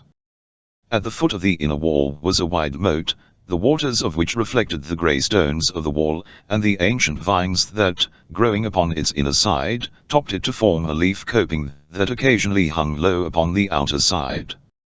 Directly opposite the barbican was the great gateway in the inner wall, and here a drawbridge spanned the moat, and a heavy portcullis barred the way into the great court of the castle, but at a word from Sir Richard the gate lifted, and, clattering across the drawbridge, they rode within. Before Blake's astonished eyes loomed a mighty castle of rough-hewn stone, while to the right and left, within the great court, spread broad gardens not illy kept, in which were gathered a company of men and women who might have just stepped from Arthur's court. At sight of Sir Richard and his companion, the nearer members of the company regarded Blake with interest and evident surprise. Several called greetings and questions to Sir Richard as the 2 men dismounted and turned their horses over to Michel. "Ho, Richard," cried one. "What bringest thou, a Saracen?" "Nay," replied Richard. "A fair Sir Knight who would do his devoir to the prince." "Where be he?" Yonder, and they pointed toward the far end of court where a large company was assembled. Come, Sir James, directed Richard, and led him down the courtyard, the knights and ladies following closely, asking questions, commenting with a frankness that brought a flush to Blake's face. The women openly praised his features and his image, while the men, perhaps prompted by jealousy, made unflattering remarks about his soiled and torn apparel and its, to them, ridiculous cut, and indeed the contrast was great between their gorgeous dalmaticas of Villiers or cyclas, their close-fitting tights, their coloured caps, and Blake's drab shirt, whipcord breeches, and cordovan boots, now soiled, torn and scratched. The women were underscore quite as richly dressed as the men, wearing clinging mantles of rich stuff, their hair and shoulders covered with dainty wimples of various colours, and often elaborately embroidered. None of these men, nor any of those in the assemblage they were approaching, wore armour, but Blake had seen an armoured knight at the outer gateway, and another at the inner, and he judged that only when engaged in military duties did they wear this heavy and uncomfortable dress. When they reached the party at the end of the court, Sir Richard elbowed his way among them to the centre of the group, where stood a tall man of imposing appearance, chatting with those about him. As Sir Richard and Blake halted before him, the company fell silent. "My Lord Prince," said Richard, bowing, "I bring thee Sir James, a worthy Knight Templar who hath come under the protection of God through the lines of the enemy to the gates of El Nimr." The tall man eyed Blake searchingly, and he had not the appearance of great credulity. "Thou sayest that thou comest from the Temple of Solomon in the Kingdom of Jerusalem?" he demanded. "Sir Richard must have misunderstood me," replied Blake. "Then thou art no Knight Templar?" "Yes, but I am not from Jerusalem." "Perchance he is one of those doughty Sir Knights that guard the pilgrim's way to the Holy Land," suggested a young woman standing near the prince. Blake glanced quickly at the speaker, and as their eyes met, hers fell, but not before he had seen that they were very beautiful eyes set in an equally beautiful, oval face. "More like it haps he be a Saracen spy sent among us by the Sultan," snapped a dark man who stood beside the girl. The latter raised her eyes to the prince. "He looketh not like a Saracen, my father," she said. "What knowest thou the appearance of a Saracen, child?" demanded the prince. "Hast seen so many?" The party laughed and the girl pouted. "Verily, and I hast seen full as many a Saracen as has Sir Malud or thyself, my lord prince," she snapped, haughtily. "Let Sir Malud describe a Saracen." The dark young man flushed angrily. "At least," he said, "my lord prince, I knowest an English knight when I seest one, and if here be an English knight then Sir Malud be a Saracen." "Enough," said the prince, and then, turning to Blake, "If thou art not from Jerusalem, where art thou from?" "New York," replied the American. "Ha," whispered Sir Malud to the girl, "didst I not tell you? Tell me what that he is from New York." "Where is that?" she demanded. "Some stronghold of the infidel," asserted Malud. "New York," repeated the prince. "Be that in the Holy Land?" "It is sometimes called New Jerusalem," explained Blake. "And thou comest to Nimr through the lines of the enemy? Tell me, Sir Knight, had they many men at arms? And how were their forces disposed? Be they close upon the valley of Sepulcher? Thinkest thou they plan an early attack? Come, tell me all thou canst be of great service." "I have come for days tln off the forest, and seen no living man," said Blake. "No enemy surrounds you?" "What?" cried the prince. "Didst I not tell thee?" demanded Malud. "He is an enemy spy. He would lead us into the belief that we are safe, that the forces of the Sultan may find us off our guard, and take Nimr and the valley. Ods blood." "Methinks thou be'st right, Sir Malud," cried the prince. "No enemy indeed. Why else then has the Knights of Nimr lain here 7.5 centuries if there be no horde of infidels surrounding our stronghold?" "Search me," said Blake. "Eh, what?" demanded the prince. "He hath a quaint manner of speech, my lord prince," explained Richard, "but I do not think him an enemy of England. Myself will vouch for him, and you will take him into your service, my lord prince." "Wouldst enter my service, sir?" demanded the prince. Blake glanced at Sir Mallard and looked dubious, then his eyes wandered to those of the girl. "I'll tell the world I would," he said. Chapter 10 The Return of Ulala. Numa was hungry. For 3 days and 3 nights he had hunted, but always the prey had eluded him. Perhaps Numa was growing old. Not so keen were his scent and his vision, not so swift his charges, nor well-timed the spring that heretofore had brought down the quarry. So quick the food of Numa that a fraction of a second, a hair's breadth, might mark the difference between a full belly and starvation. Perhaps Numa was growing old, yet he still was a mighty engine of destruction, and now the pangs of hunger had increased his ferocity many-fold, stimulated his cunning, emboldened him to take great risks that his belly might be filled. It was a nervous, irascible, ferocious Numa that crouched beside the trail. His up-pricked ears, his intent and blazing eyes, his quivering nostrils, the gently moving tail tip, evidenced his awareness of another presence. Down the wind to the nostrils of Numa the lion came the man scent. 4 days ago, his belly full, Numa had doubtless slunk away at the first indication of the presence of man, but today is another day, and another Numa. 3 days upon the backtrack from the menzil of the Sheikh Ibn Jad, thought of Etja, of Fargwad, congratulated himself upon the good fortune that had thus far smiled upon his escape and flight. His mare moved slowly along the jungle trail, unurged, for the way was long, and just ahead a beast of prey waited in ambush. But Numa's were not the only ears to hear, nor his nostrils the only nostrils to scent the coming of the man-thing. Another beast crouched near, unknown to Numa. Over-anxious, fearful of being cheated of his meat, Numa made a false move. Down the trail came the mare. She must pass within a yard of Numa, but Numa could not wait. Before she was within the radius of his spring he charged, voicing a horrid roar. Terrified, the mare reared and, rearing, tried to turn and bolt. Overbalanced, she toppled backward and fell, and in falling unhorsed, but in the instant she was up and flying back along the trail, leaving her master in the path of the charging lion. Horrified, the man saw the snarling face, the bared fangs almost upon him. Then he saw something else, something equally awe-inspiring, a naked giant who leaped from a swaying branch full upon the back of the great cat.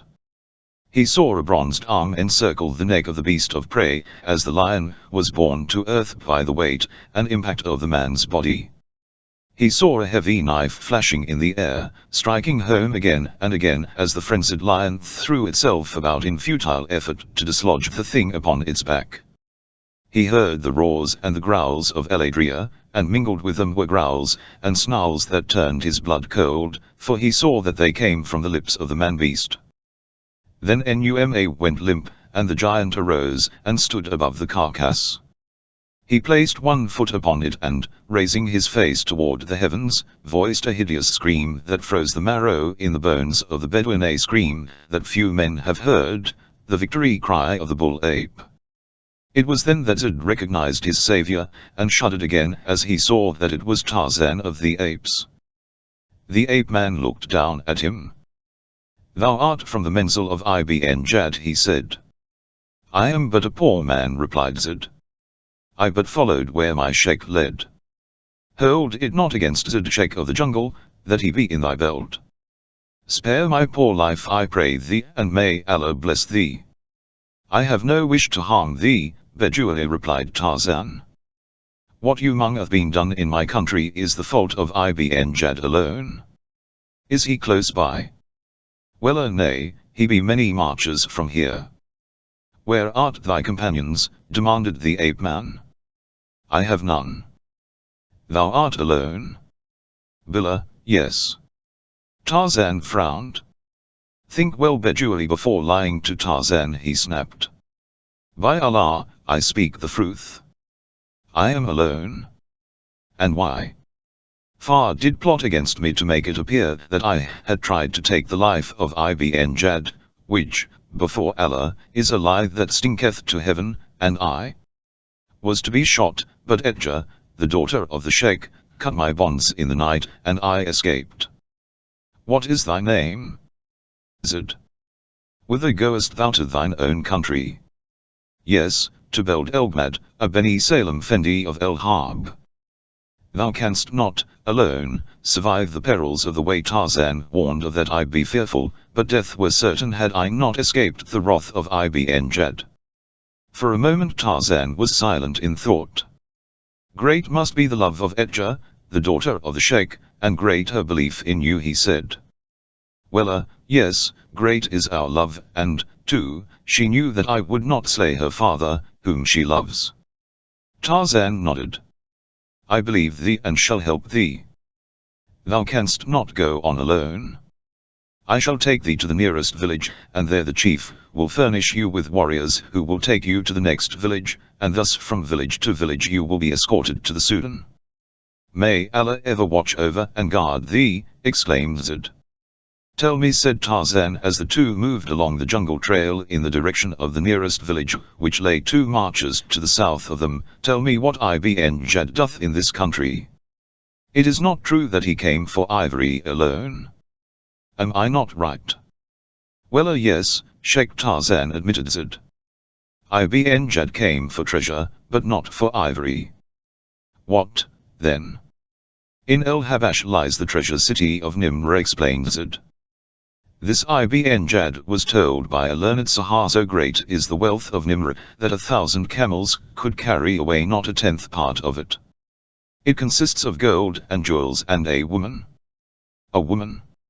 Yes, a woman of such wondrous beauty, that in the north she alone would bring a price that would make Ibn Jad rich beyond dreams.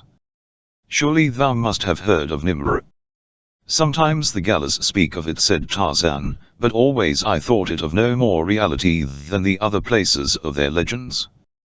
And Ibn Jad undertook this long and dangerous journey on no more than the word of a magician. What could be better than the word of a learned Sahar, demanded Zid. Tarzan of the Apes shrugged.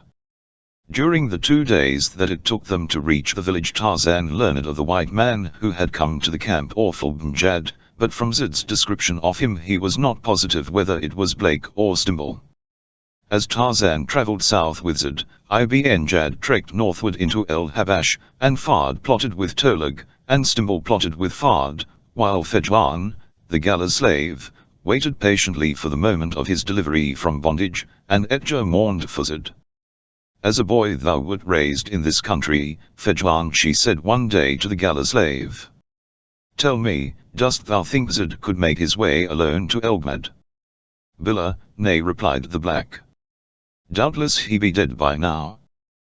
The girl stifled a sob. Fejwan mourns with thee, Edja, said the black, for Zid was a kindly man. Would that Allah had spared your lover, and taken him who was guilty. What do you mean? Asked Edja. Knowest thou, Fejwan, who fired the shot at Ibn Jad, my father? It was not Zid. Tell me it was not Zid. But thy words tell me that, which I well knew before. Zid could not have sought the life of my father. Nor did he, replied Fejwan. Tell me what you know of this thing. And you will not tell another who told you, he asked. It would go hard with me if one I am thinking of knew that I had seen what I did see.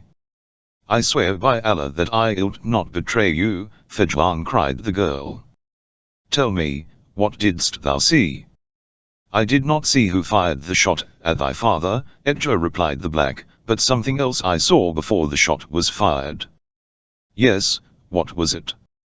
I saw Fard creep into the bait of Zid, and come out again bearing Zid's matchlock.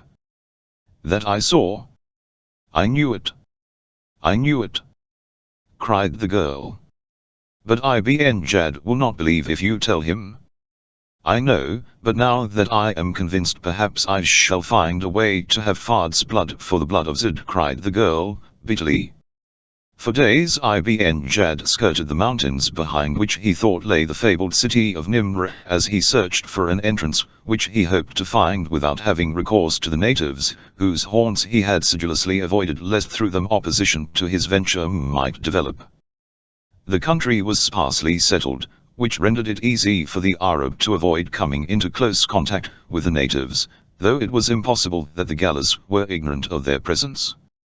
If however the blacks were willing to leave them alone, Ibn Jad had no intention of molesting them unless he found that it would be impossible to carry his project to a successful issue without their assistance, in which event he was equally ready to approach them with false promises or ruthless cruelty, whichever seemed the more likely to better serve his purpose. As the days passed, Ibn Jad waxed increasingly impatient, for, search as he would, he could locate no pass across the mountains, nor any entrance to the fabled valley wherein lay the treasure city of Nimr. "Billah," he exclaimed one day, "there be a city of Nimr, and there be an entrance to it, and, by Allah, I will find it. Summon the Habush, Tolag. From them or through them we shall have a clue in one way or another."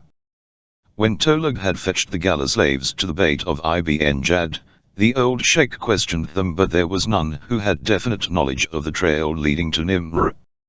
"Then, by Allah," exclaimed Ibn Jad, "we shall have it from the native Habush." "They be mighty warriors, O brother," cried Tolag, "and we be far within their country. Should we anger them and they set upon us, it might fare ill with us." "We be Bedawi," said Ibn Jad proudly, "and we be armed with muskets. What could their simple spears and arrows avail against us?" "But they be many, and we be few," insisted Tolag. "We shall not fight unless we be driven to it," said Ibn Jad. "First we shall seek, by friendly overtures, to win their confidence and cajole the secret from them. Fejwan," he exclaimed, turning to the great black, "thou art a Habashi. I have heard thee say that thou well rememberest the days of thy childhood in the hut of thy father, and the story of Nimr was no new story to you.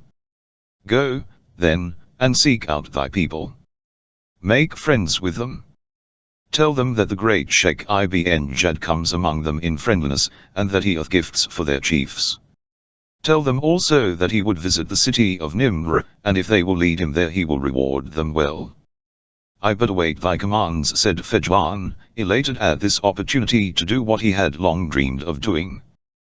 "When shall I set forth?" "Prepare yourself tonight, and when dawn comes depart," replied the sheikh. And so it was that Fejwan, the Galla slave, set forth early the following morning from the menzil of Ibn Jad, sheikh of the Fendi Elgmad, to search for a village of his own people. By noon he had come upon a well-worn trail leading toward the west, and this he followed boldly, guessing that he would best disarm suspicion thus than by attempting to approach a Galla village by stealth. Also he well knew that there was little likelihood that he could accomplish the latter in any event. Fejwan was no fool. He knew that it might be difficult to convince the Gallas that he was of their blood, for there was against him not alone his Arab garments and weapons, but the fact that he would be able to speak the Galla tongue but lamely after all these years. That he was a brave man was evidenced by the fact that he well knew the suspicious and warlike qualities of his people and their inborn hatred of the Arab, and yet gladly embraced this opportunity to go amongst them. How close he had approached a village Fejwan did not know. There were neither sounds nor odors to enlighten him when there suddenly appeared in the trail ahead of him 3 husky Galla warriors, and behind him he heard others, though he did not turn. Instantly Fejwan raised his hands in sign of peace, and at the same time he smiled. "What are you doing in the Galla country?" demanded one of the warriors. "I am seeking the house of my father," replied Fejwan. "The house of your father is not in the country of Gallas," growled the warrior. "You are one of these who come to rob us of our sons and daughters." "No," replied Fejwan. "I am a Galla. If you were a Galla you would speak the language of the Gallas better. We understand you, but you do not speak as a Galla speaks. That is because I was stolen away when I was a child, and have lived among the Bedawi since, speaking only their tongue. What is your name?" The Bedawi call me Fedwan, but my gala name was Eulala. Do you think he speaks the truth? Demanded one of the blacks of a companion. When I was a child I had a brother whose name was Eulala. Where is he? Asked the other warrior. We do not know. Perhaps Simba the lion devoured him. Perhaps the desert people took him. Who knows? Perhaps he speaks the truth, said the second warrior. Perhaps he is your brother? Ask him his father's name. What was your father's name? Demanded the first warrior. Nalini, replied Fedwan. At this reply the Gala warriors became excited and whispered among themselves for several seconds. Then the first warrior turned again to Fedwan. Did you have a brother? He demanded. Yes, replied Fedwan. What was his name? Tabo, answered Fedwan without hesitation. The Wania who had questioned him leaped into the air with a wild shout. It is Eulala, he cried. It is my brother. I am Tabo, Eulala. Do you not remember me? Tabo, cried Fedwan. No, I would not know you, for you were a little boy when I was stolen away, and now you are a great warrior. Where are our father and mother? Are they alive? Are they well? They are alive and well, Eulala, replied Tabo. Today they are in the village of the chief, for there is a great council because of the presence of some desert people in our country. Came you with them? Yes, I am a slave to the desert people, replied Fedwan. Is it far to the village of the chief? I would see my mother and my father, and, too, I would talk with the chief about the desert people who have come to the country of the Galas. Come, brother, cried Tabo. We are not far from the village of the chief. Ah, my brother, that I should see you again whom we thought to be dead all these years. Great will be the joy of our father and mother. But, tell me, have the desert people turned you against your own people? You have lived with them many years. Perhaps you have taken a wife among them. Are you sure that you do not love them better than you love those whom you have not seen for many years? I do not love the Bedawi, replied Fedwan, nor have I taken a wife among them. Always in my heart has been the hope of returning to the mountains of my own country, to the house of my father. I love my own people, Tabo. Never again shall I leave them. The desert people have been unkind to you, they have treated you with cruelty, demanded Tabo. Nay, on the contrary, they have treated me well, replied Fedwan. I do not hate them, but neither do I love them. They are not of my own blood. I am a slave among them. As they talked, the party moved along the trail toward the village, while two of the Wanias ran ahead to carry the glad tidings to the father and mother of the long-missing Eulala. And so it was that when they came within sight of village they were met by a great crowd of laughing, shouting Galas, and in the forefront were the father and mother of Fedwan, their eyes blinded by the tears of love and joy that welled at sight of this long-gone child.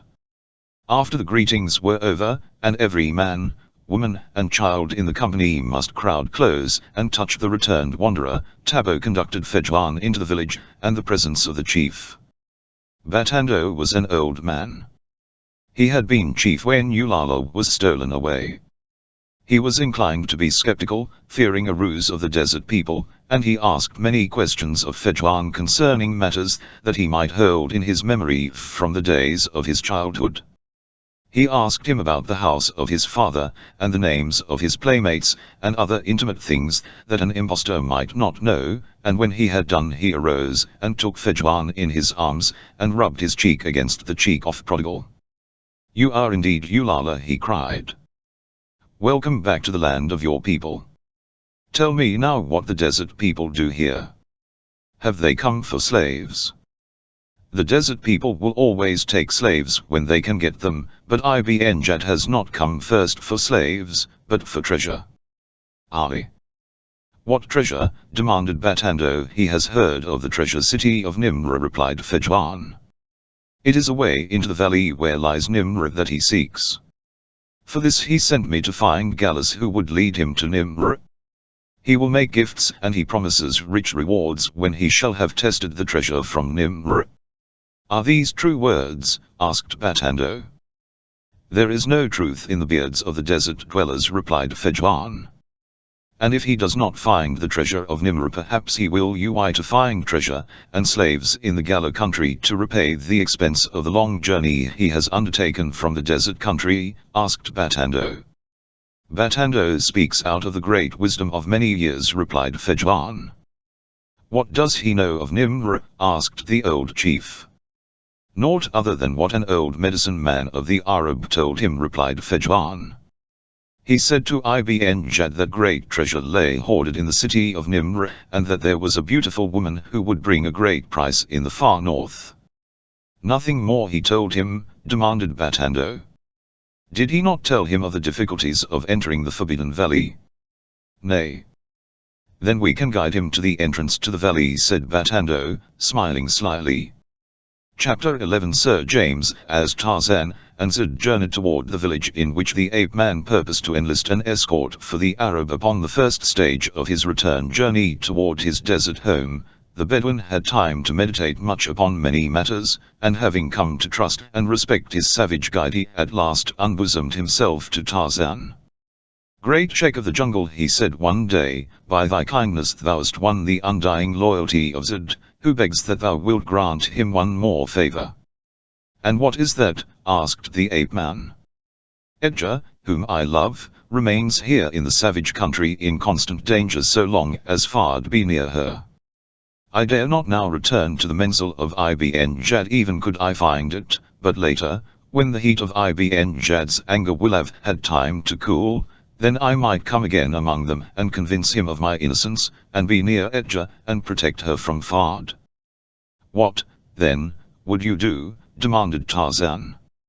"I would remain in the village to which you are taking me until Ibn Jad returns this way toward Elgmad. It is the only chance that I have to see Edgar again in this life, as I could not cross the Sudan alone and on foot should you compel me to leave your country now."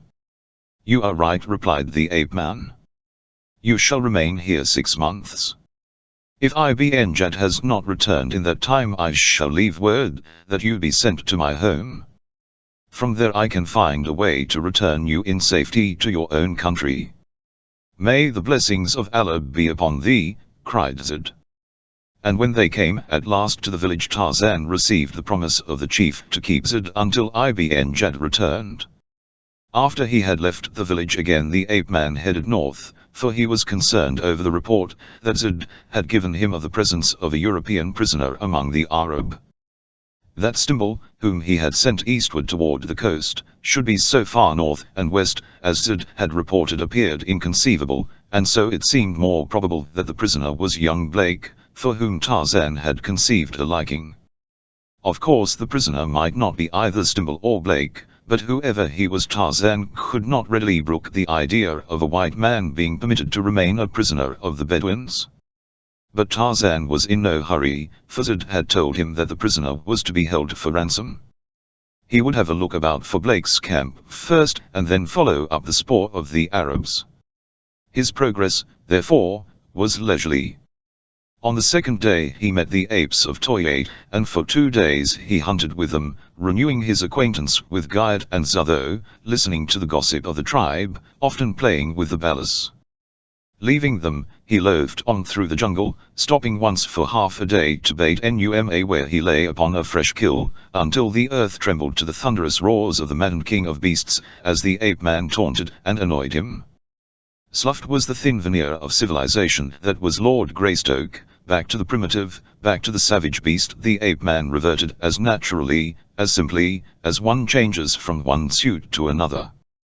It was only in his beloved jungle, surrounded by its savage denizens, that Tarzan of the Apes was truly Tarzan, for always in the presence of civilized men there was a certain restraint that was the outcome of that inherent suspicion that creatures of the wild ever feel for man. Tired of throwing ripe fruit at Numa, Tarzan swung away through the middle terraces of the forest, lay up for the night far away, and in the morning, scenting Bara the deer, made a kill and fed. Lazy, he slept again, until the breaking of fivigs, and the rustle of dew and trampled grasses awoke. He sniffed the air with sensitive nostrils, and listened with ears that could hear an ant walk, and then he smiled. Tanta was coming. For half a day he lolled on the huge back, listening to Manu the monkey chattering and scolding among the trees. Then he moved on again. A day or two later he came upon a large band of monkeys. They seemed much excited, and at sight of him they all commenced to jabber and chatter. "Greetings, Manu," cried the ape-man. "I am Tarzan, Tarzan of the apes. What happens in the jungle?" "Gomangani." "Gomangani," cried one. "Strange Gomangani," cried another. "Gomangani with thunder sticks," chattered a third. "Where?" asked the ape-man. "There. There," they shouted in chorus, pointing toward the northeast. "Many sleeps away?" asked Tarzan. "Close. Close," the monkeys answered. "There is one Tarmangani with them?" "No, only Gomangani. With their thunder sticks they kill little Manu, and eat him." "Bad Gomangani." "Tarzan will talk with them," said the ape-man. "They will kill Tarzan with their thunder sticks, and eat him," prophesied a greybeard. The ape-man laughed and swung off through the trees in the direction Manu had indicated. He had not gone far when the scent spoor of blacks came faintly to his nostrils, and this spoor he followed until presently he could hear their voices in the distance. Silently, warily Tarzan came tln off the trees, noiseless as the shadows that kept him company, until he stood upon a swaying limb directly above a camp of Negroes. Instantly Tarzan recognized the safari of the young American, Blake, and a second later he dropped to the ground before the astonished eyes of the blacks. Some of them would have rim, but others recognized him. "It is Big Bana," they cried. "It is Tarzan of the Apes." "Where is your head man?" demanded Tarzan. A stalwart Negro approached him. "I am head man," he said. "Where is your master?" "He is gone many days," replied the black. "Where?" "We do not know. He hunted with a single Oscar. There was a great storm. Neither of them ever returned. We searched the jungle for them, but could not find them. We waited in camp where they were to have joined us. They did not come. We did not know what to do. We would not desert the young Bana, who was kind to us, but we feared that he was dead. We have not provisions to last more than another moon. We decided to return home, and tell our story to the friends of the young Bana." "You have done well," said Tarzan. "Have you seen a company of desert people in the jungle?" "We have not seen them," replied the head man, "but while we were searching for the young Bana we saw where desert people had camped. It was a fresh camp." "Where?" The black pointed. "It was on the trail to the North Gala country in Abyssinia, and when they broke camp they went north." "You may return to your village," said Tarzan, "but first take those things which are the young Bana's to his friends to keep for him, and send a runner to the home of Tarzan, with this message: send 100 Wazi to Tarzan in the North Gala country. From the water hole of the smooth, round rocks follow the trail of desert people." "Yes, Big Bana, it will be done," said the head man. "Repeat my message." The black boy did as he was bidden. "Good," said Tarzan. "I go. Kill not Manu the monkey if you can find other food, for Manu is the cousin of Tarzan, and of you." "We understand, Big Bana." In the castle of Prince Garbred in the city of Nimr, James Hunter Blake was being schooled in the duties of a knight of Nimr. Sir Richard had taken him under his protection, and made himself responsible for his training and his conduct. Prince Garbred, quick to realize Blake's utter ignorance of even the simplest observances of knighthood, was frankly skeptical, and Sir Millard was almost openly antagonistic, but the loyal Sir Richard was a well-beloved knight, and so he had his way. Perhaps, too, The influence of the Princess Ginaldar was not without its effect upon her sire, for first among the treasurers of the Prince of Nimra ranked his daughter Ginaldar, and Ginaldar's curiosity and interest had been excited by the romance of the coming of this fair stranger knight to the buried and forgotten city of Enima. Sir Richard had clothed Blake from his own wardrobe until a weaver, a cutter of cloth, a seamstress, and an armourer could fashion one for him. Nor did it take long. A week found Sir James clothed, armoured and horsed as befitted a knight of Nimr, and when he spoke to Sir Richard of payment for all this he found that money was almost unknown among them. There were, Sir Richard told him, a few pieces of coin that their ancestors had brought here 735 years before, but payment was made by service. The knights served the prince and he kept them. They protected the labourers and the artisans, and in return received what they required from them. The slaves received their food and clothing from the prince or from whichever knight they served. Jewels and precious metals often changed hands in return for goods or service, but each transaction was a matter of barter, as there were no standards of value. They cared little for wealth. The knights valued most highly their honour, and their courage upon which there could be no price. The artisan found his reward in the high perfection of his handicraft, and in the honours that it brought him. The valley provided food in plenty for all, the slaves tilled the ground, the freedmen were the artisans, the men-at-arms, the herders of cattle, the knights defended Nimr against its enemies, competed in tourneys, and hunted wild game in the valley and its surrounding mountains. As the days passed, Blake found himself rapidly acquiring a certain proficiency in knightly arts under the wise tutorage of Sir Richard. The use of sword and buckler he found most difficult, notwithstanding the fact that he had been proficient with the foils in his college days, for the knights of Nimr knew naught of the defensive use of their two-edged weapons, and seldom used the point for other purpose than the coup de grace. For them the sword was almost wholly a cutting weapon, the buckler their sole defence, but as Blake practised with this weapon it dawned upon him that his knowledge of fencing might be put to advantage should the necessity arise, to the end that his awkwardness with the buckler should be outweighed by his nicer defensive handling of his sword, and his offensive improved by the judicious use of the point, against which they had developed little or no defence. The lance he found less difficult, its value being so largely dependent upon the horsemanship of him who wielded it, and that Blake was a splendid horseman was evidenced by his polo rating as an A-goal man. The Blium, or outer court, which lay between the inner and outer walls of the castle and entirely surrounded it, was, upon the north or valley side, given over entirely to knightly practice and training. Here the Blium was very wide, and against the inner wall was built a wooden grandstand that could be quickly removed in the event of an attack upon the castle. Jousts and tilts were held here weekly, while the great tourneys that occurred less often were given upon a field outside the castle wall upon the floor of the valley. Daily many knights and ladies came to watch the practice and training that filled the Blium with life and action and colour during the morning hours. Good-natured banter flew back and forth, wagers were laid, and woe betide the contender who was unhorsed during these practice bouts, for the thing that a knight dreaded even more than he dreaded death was ridicule. In the formal jousts that were held weekly greater decorum was observed by the audience, but during the daily practice there rarely verged upon brutality. It was before such an audience as this that Blake received his training, and because he was a novelty the audiences were larger than usual, and because the friends of Sir Mallard and the friends of Sir Richard had tacitly acknowledged him as an issue, both the applause and the ridicule were loud and boisterous. Even the prince came often, and Ginaldar always was there.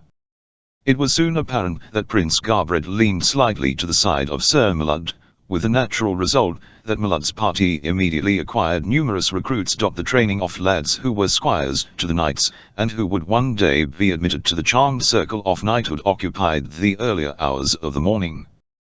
This was followed by practice tilts between knights, during which Sir Richard or one of his friends undertook the training of Blake at the far side of Blium, and it was during this practice that the American's outstanding horsemanship became apparent, even Garbred being led to applause. "Odie's bodkins," he exclaimed, "the man be a part of his charger." "'Twas but chance that saved him from a fall," said Mlud. "Mayhap," agreed Garbred, "but at that me likes the looks of him within a saddle." "He doth not too ill with his lance," admitted Mlud. "But, Odie's blood! Didst ever see a more awkward lout with a buckler? Methinks he hath had more use for a trencher." This sally elicited roars of laughter in which the Princess Kinaldar did not join, a fact which Mlud, whose eyes were often upon her, was quick to note. "Thou still believest this churl to be a knight, Princess Kinaldar?" he demanded. "Have I said aught?" she asked. "Thou didst not laugh," he reminded her. "He is a stranger knight, far from his own country, and it seemeth not a knightly nor a gentle thing to ridicule him," she replied. "Therefore I did not laugh, for I was not amused."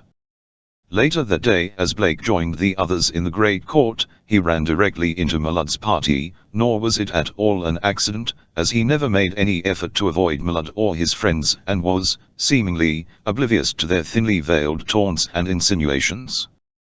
Mlud himself attributed this to the density and ignorance of a yokel, which he insisted Blake to be, but there were others who rather admired Blake for his attitude, seeing in it a studiedement that Mlud was too dense to perceive. Most of the inmates of the grim castle of Nimr were inclined pleasantly toward the newcomer. He had brought with him an air of freshness and newness that was rather a relief from the hoary atmosphere that had surrounded Nimr for nearly 7.5 centuries. He had brought them new words and new expressions and new views, which many of them were joyously adopting, and had it not been for the unreasoning antagonism of the influential Sir Mlud, Blake had been accepted with open. Sir Richard was far more popular than Mlud, but lacked the latter's wealth in horses, arms, and retainers, and consequently had less influence with Prince Garbred. However, there were many independent souls who either followed Sir Richard because they were fond of him or arrived at their own decisions without reference to the dictates of policy, and many of these were staunch friends to Blake. Not all of those who surrounded Mlud this afternoon were antagonistic to the American, but the majority of them laughed when Mlud laughed and frowned when he frowned, for in the courts of kings and princes flourished the first order of yes-men. Blake was greeted by many a smile and nod as he advanced and bowed low before the Princess Kinaldar, who was one of company and, being of princely blood, entitled to his first devoir. "Thou didst well this morning, Sir James," said the princess, kindly. "It pleases me greatly to see thee ride. Methinketh 'twould be a rarer treat to see him serve a side of venison," sneered Mlud. This provoked so much laughter that Mlud was encouraged to seek further applause. "Odzooks," he cried, "arm him with a trencher and carving knife, and he would be at home."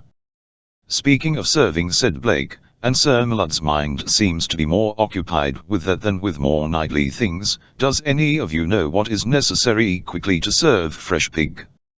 "Nay, fair Sir Knight," said Kinaldar, "we know not." "Prithee tell us." "Yes, tell us," roared Mlud, "thou, indeed, shouldst know."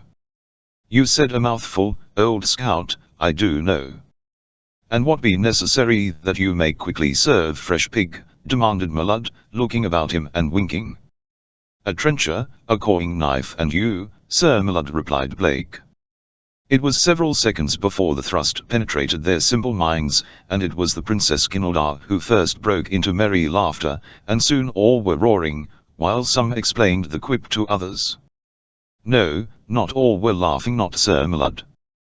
When he grasped the significance of Blake's witticism, he first turned very red and then went white, for the great Sir Mlud liked not to be the butt of ridicule, which is ever the way of those most prone to turn ridicule upon others. "Sirrah," he cried, "darest thou affront Mlud? Odie's blood, fellow! Low-born varlet! Only thy blood canst atone this affront." "Hop to it, old thing," replied Blake. "Name your poison." "I knowest not the meaning of these silly words," cried Mlud, "but I know that an thou doest not meet me in fair tilt upon the morrow, I shall whip thee across the valley of the Holy Sepulcher with a barrel staff." "You're on," snapped back Blake. "Tomorrow morning in the South Billiam with Thou mayst choose the weapons, Sinar said. Mallard, don't call me Samar, I don't like it, said Blake very quietly, and now he was not smiling. I want to tell you something, Mallard, that may be good for your soul. You are really the only man in Nimr who didn't want to treat me well and give me a chance, a fair chance, to prove that I am all right. You think you are a great knight, but you are not. You have no intelligence, no heart, no chivalry. You are not what we would call in my country a good sport. You have a few horses and a few men at arms. That is all you have, for without them you would not have the favor of the prince, and without his favor you would have no friends. You are not so good or great a man in any way, as is Sir Richard, who combines all the qualities of chivalry, that for centuries, have glorified the order of knighthood, nor are you so good a man as I, who, with your own weapons, will best you on the morrow when, in the North Ballium, I meet you on horseback with sword and buckler. The members of the party, upon seeing Mallard's wrath, had gradually fallen away from Blake until, as he concluded his speech, he stood alone a few paces apart from Mallard and those who surrounded him. Then it was that one stepped from among those at Mallard's side, and walked to Blake. It was Ginaldar. Sir James, she said with a sweet smile, thou spokest with thy mouth full. She broke into a menwire laugh. Walk with me in the garden, Sir Knight, and taking his arm she guided him toward the south end of the eastern court. You're wonderful, was all that Blake could find to say. Dost really think I be wonderful, she demanded. I had to know if men speak the truth to such as I. The truth, as people see it, is spoke more oft to slaves than princes. I hope to prove it by my conduct, he said. They had drawn a short distance away from the others now, and the girl suddenly laid her hand impulsively upon his. I brought thee away, Sir James, that I might speak with thee alone, she said. I do not care what the reason was so long as you did it, he replied, smiling. Thou art a stranger among us, unaccustomed to our ways, unversed in knightly practice, so much so that there are many who doubt thy claims to knighthood. Yet thou art a brave man, or else a very simple one, or thou wouldst never have chosen to meet Sir Mallard with sword and buckler, for he be skilled with these while thou art clumsy with them. Because I thinkest that thou goest to thy death tomorrow, I have brought thee aside to speak with thee. What can be done about it now? Asked Blake. Thou art passing fair with thy lance, she said, and it is still not too late to change thy selection of weapons. I beg thee to do so. You care? He asked. There can be a world of meaning in 2 words. The girl's eyes dropped for an instant and then flashed up to his, and there was a touch of hauteur in them. I am the daughter of the Prince of Nimr, she said. I care for the humblest of my father's subjects. I guess that will hold you for a while, Sir James, thought Blake, but to the girl he said nothing, only smiled. Presently she stamped her foot. Thou'st an impudent smile, sirrah, she exclaimed angrily. Me liketh it not. Then thou art too forward with the daughter of a prince. I merely asked you if you cared whether I was killed. Even a cat could ask that. And I replied. Why then didst thou smile? Because your eyes had answered me before your lips had spoken, and I knew that your eyes had told the truth. Again she stamped her foot angrily. Thou art indeed a forward boar, she exclaimed. I shall not remain to be insulted further. Her head held high, she turned and walked haughtily away to rejoin the other party. Blake stepped quickly after her. Tomorrow, he whispered, I meet Sir Mallard with sword and buckler. With your favor upon my helm I could overthrow the best sword in Nimr. The Princess Ginaldar did not deign to acknowledge that she had heard his words, as she walked on to join the others clustered about Sir Mallard. Chapter 12. Tomorrow thou diest. There was a great celebration in the village of Batondo the chief the night that Eulala returned. A goat was killed and many chickens, and there were fruit and cassava bread, and native beer in plenty for all. There was music, too, and dancing. with all of which it was morning before they sought their sleeping mats, with the result that it was afternoon the following day before Fedjuan had an opportunity to speak of serious matters with Batando. When finally he sought him out, he found the old chief squatting in the shade before his hut, slightly the worse for the orgy of the preceding night. "I have come to talk with you, Batando," he said, "of the desert people." Batando grunted. His head ached. "Yesterday you said that you would lead them to the entrance to the Forbidden Valley," said Fedjuan. "You mean, then, that you will not fight?" "We shall not have to fight them if we lead them to the entrance to the Forbidden Valley," replied Batando. "You speak in riddles," said Fedjuan. "Listen, Ulala," replied the old chief. "In childhood you were stolen from your people, and taken from your country. Being young, there were many things you did not know, and there are others that you have forgotten. It is not difficult to enter the Forbidden Valley, especially from the north. Every Gala knows how to find the northern pass through the mountains or the tunnel beyond the great cross that marks the southern entrance. There are only these two ways in, every Gala knows them, but every Gala also knows that there is no way out of Forbidden Valley." "What do you mean, Batando?" demanded Fedjuan. "If there are two ways in, there must be two ways out." "No, there is no way out," insisted the chief. "As far back as goes the memory of man or the tales of our fathers, and our fathers' fathers, it is known that many men have entered the Forbidden Valley, and it is also known that no man has ever come out of it." "And why have they not come out?" Batando shook his head. "Who knows?" he asked. "We cannot even guess their fate." "What sort of people inhabit the valley?" asked Fedjuan. "Not even that is known. No man has seen them and returned to tell. Some say they are the spirits of the dead, others that the valley is peopled by leopards, but no one knows. Go therefore, Ulala, and tell the chief of the desert people that we will lead him to the entrance to the valley. If we do this we shall not have to fight him and his people, nor shall we ever again be bothered by them." And Batando laughed at his little joke. "Will you send guides back with me to lead the Bador Vy to the valley?" asked Fedjuan. "No," replied the chief. "Tell them we shall come in 3 days. In the meantime I shall gather together many warriors from other villages, for I do not trust the desert people. Thus we shall conduct them through our country. Explain this to their chief, and also that in payment he must release to us all the Gala slaves he has with him before he enters the valley." "That Ibn Jad will not do," said Fedjuan. "Perhaps, when he sees himself surrounded by Galawanians, he will be glad to do even more," replied Batando. And so Fedjuan, the Gala slave, returned to his masters, and reported all that Batando had told him to report.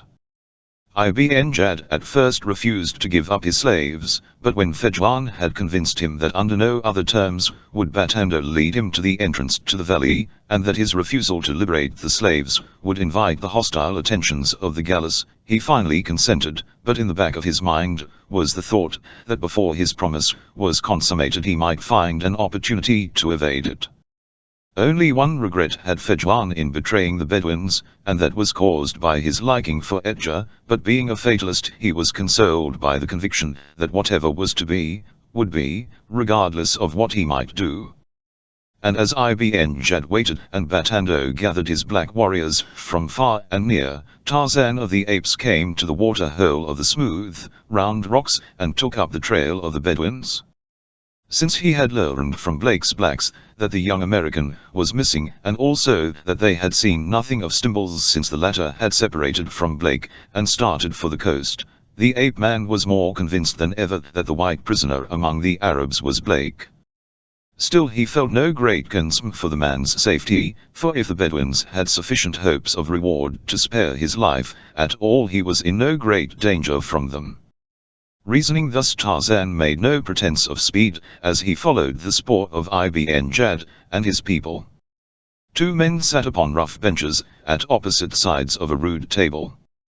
Between them a cresset of oil with a cotton wick lying in it burned feebly, slightly illuminating the stone flagging of the floor, and casting weird shadows of themselves upon the rough stone walls.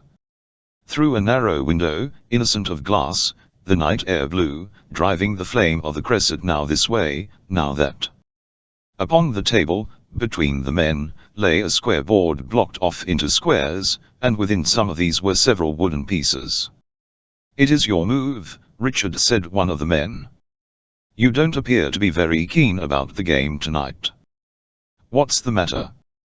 "I be thinking of the morrow, James, and my heart be heavy within me," replied the other. "And why?" demanded Blake. "My lord is not the best swordsman in Nimra," replied Sir Richard, but he hesitated. "I am the worst." Blake finished the sentence for him, laughingly. Sir Richard looked up and smiled. "Thou wilt always joke, even in the face of death," he said. "Art all the men of this strange country thou tellest of alike?" "It is your move," Richard said. Blake. "Hide not his sword from thine eyes with thy buckler," James cautioned Richard. "Ever keep thine eyes upon his eyes until thou knowest whereat he striketh, then, if thy buckler ready, thou mayst intercept the blow, for he be over slow, and always his eyes proclaim where his blade will fall. Full well I knoweth that, for often have I exercised against him." "And he hasn't killed you," Blake reminded him. "Ah, we did but practice, but on the morrow it will be different, for my lord engages thee to the death, in mortal combat, my friend, to wash away in blood the amount thou didst put him." "He wants to kill me, just for that?" asked Blake. "I'll tell the world he's a touchy little rascal. Were it only that, he might be satisfied merely to draw blood, but there is more that he hath against thee." "More? What?" "I've scarcely spoken to him a dozen times," said Blake. "He be jealous." "Jealous? Of whom?" "He would wed the princess, and he hath seen in what manner thou lookest at her," explained Richard. "Poppycock!" cried Blake, but he flushed. "Nay, he be not the only one who hath marked it," insisted Richard. "You're crazy," snapped Blake. "Often men look thus at the princess, for she be beautiful beyond compare, but, has he killed them all?" demanded the American. "No, for the princess didst not look back at them in the same manner." Blake leaned back upon his bench and laughed. "Now I know you're crazy," he cried, "all of you. I'll admit that I think the princess is a mighty sweet kid, but say, young fellow, she can't see me a little bit." "Enough of thy outlandish speech. I grasp to gather thy meaning, James, but thou canst not confuse me upon the one subject nor deceive me upon the other. The eyes of the princess seldom leave thee whilst thou art at practice upon the lists, and the look in thine when they rest upon her. Hast ever seen a hound adoring his master?" "Run along and sell your papers," admonished Blake. "For this, my lord, wouldst put thee out of the way, and it is because I know this that I grieve, for I have learned to like thee over well, my friend." Blake arose and came around the end of the table. "You're a good old scout, Richard," he said, placing a hand affectionately upon the other's shoulder, "but do not worry, I am not dead yet. I know I seem awkward with a sword, but I have learned much about its possibilities within the past few days, and I think that Sir Millard has a surprise awaiting him. Thy courage and thy vast assurance should carry thee far, James, but they may not overcome a lifetime of practice with a sword, and that is the advantage Millard hath over thee." "Does Prince Garbred favour Millard's suit?" demanded Blake. "Why not? Millard is a powerful knight, with a great castle of his own and many horses and retainers. Besides a dozen knights he hath fully 100 men at arms." "There are several knights who have their own castles and following, are there not?" asked Blake.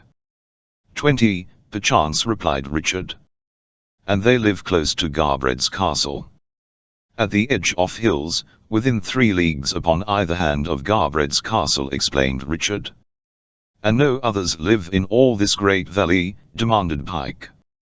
"You have heard mention made of Bahun?" asked Richard. "Yes, often." "Why?"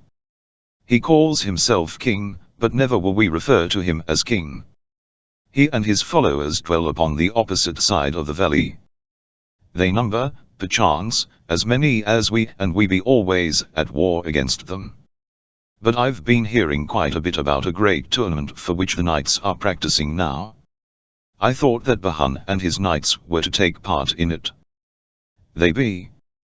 Once each year, commencing upon the first Sunday of Lent, and extending over a period of 3 days, there have been from time immemorial a truce declared between the fronters and the backers, during which is held the great tourney, 1 year in the plain before the city of Nimr, and the next year in the plain before the city of Sepulcher, as they call it.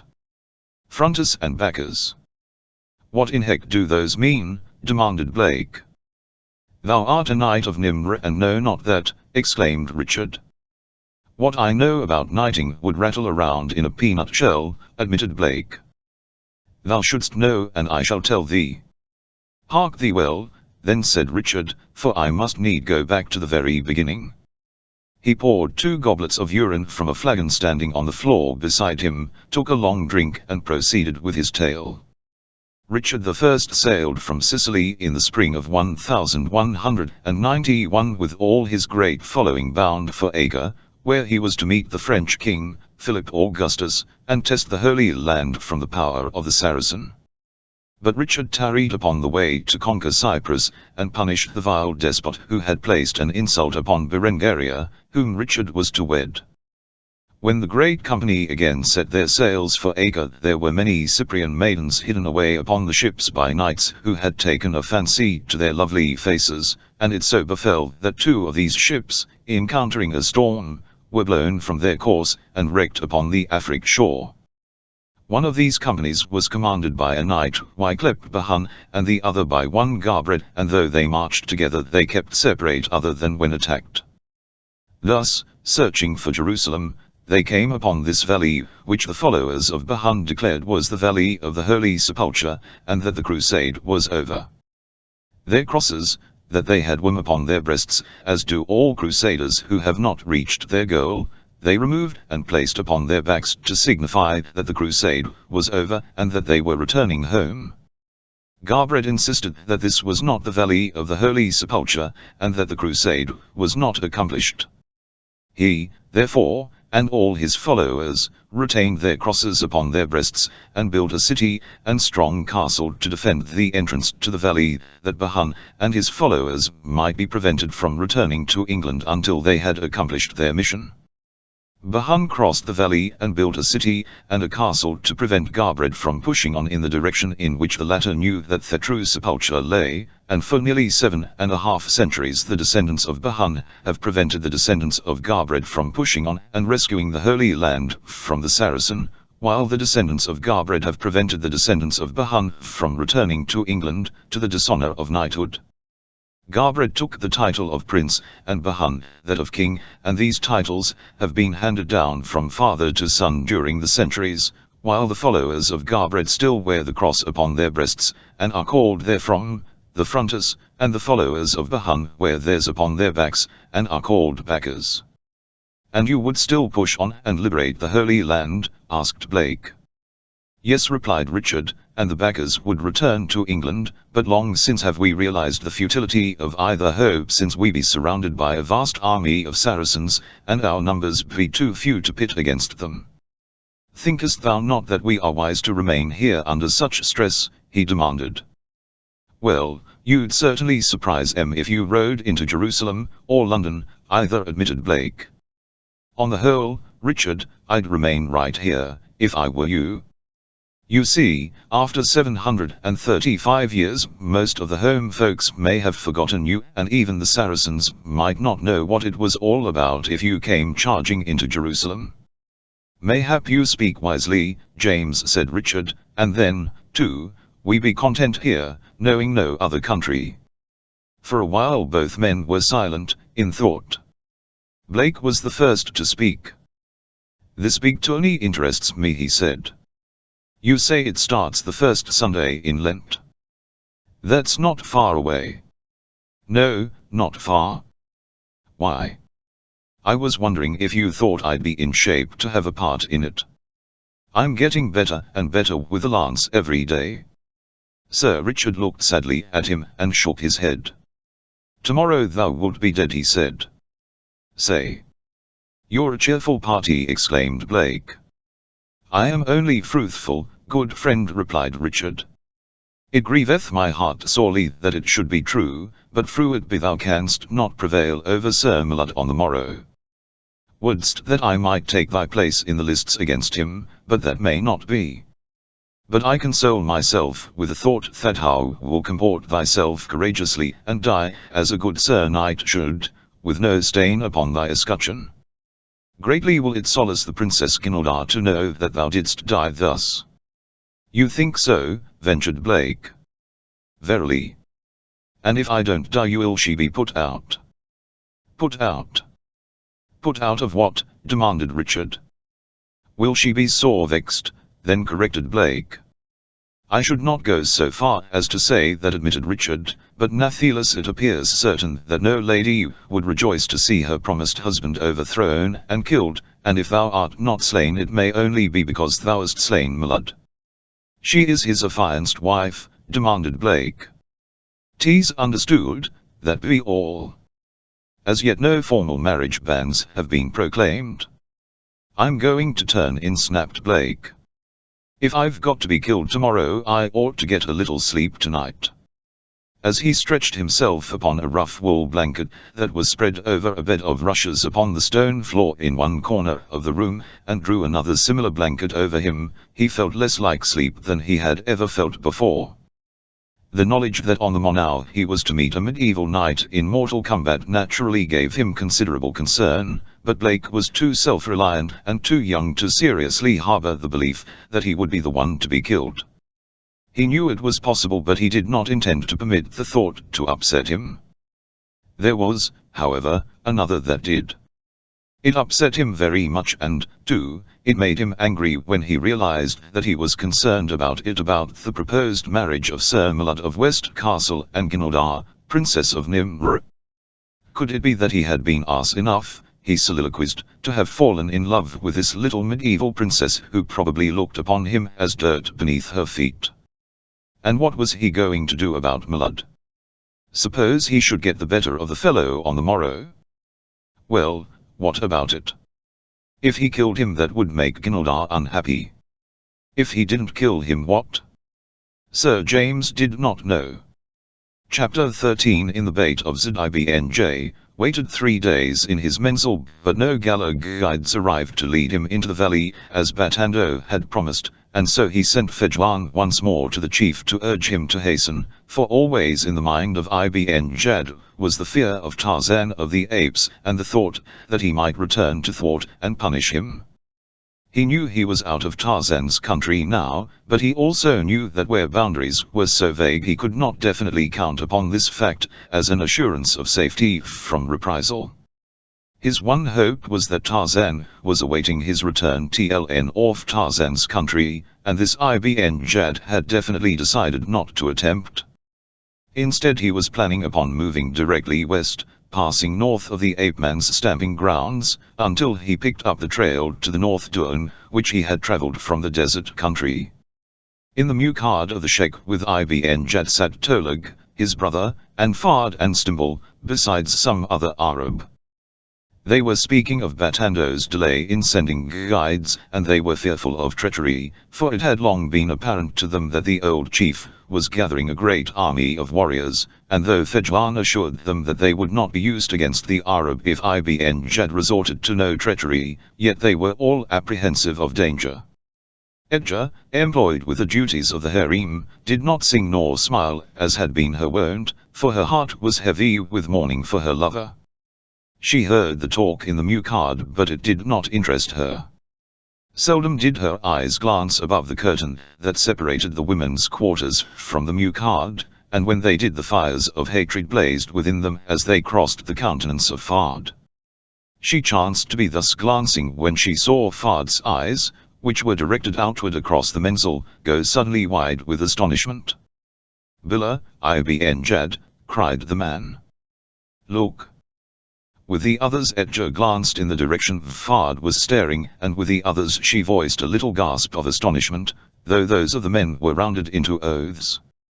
Walking straight across the mensal toward the sheikh's bait strode a bronzed giant armed with a spear, arrows and a knife. Upon his back was suspended an oval shield, and across one shoulder and his breast was coiled a rope, hand-plaited from long fibers. "Tarzan of the Apes," ejaculated Ibn Jad. "The curse of Allah be upon. He must have brought his black warriors with him and left them hidden in the forest," whispered Tolag. "Not else would he dare enter the mensal of the Bada."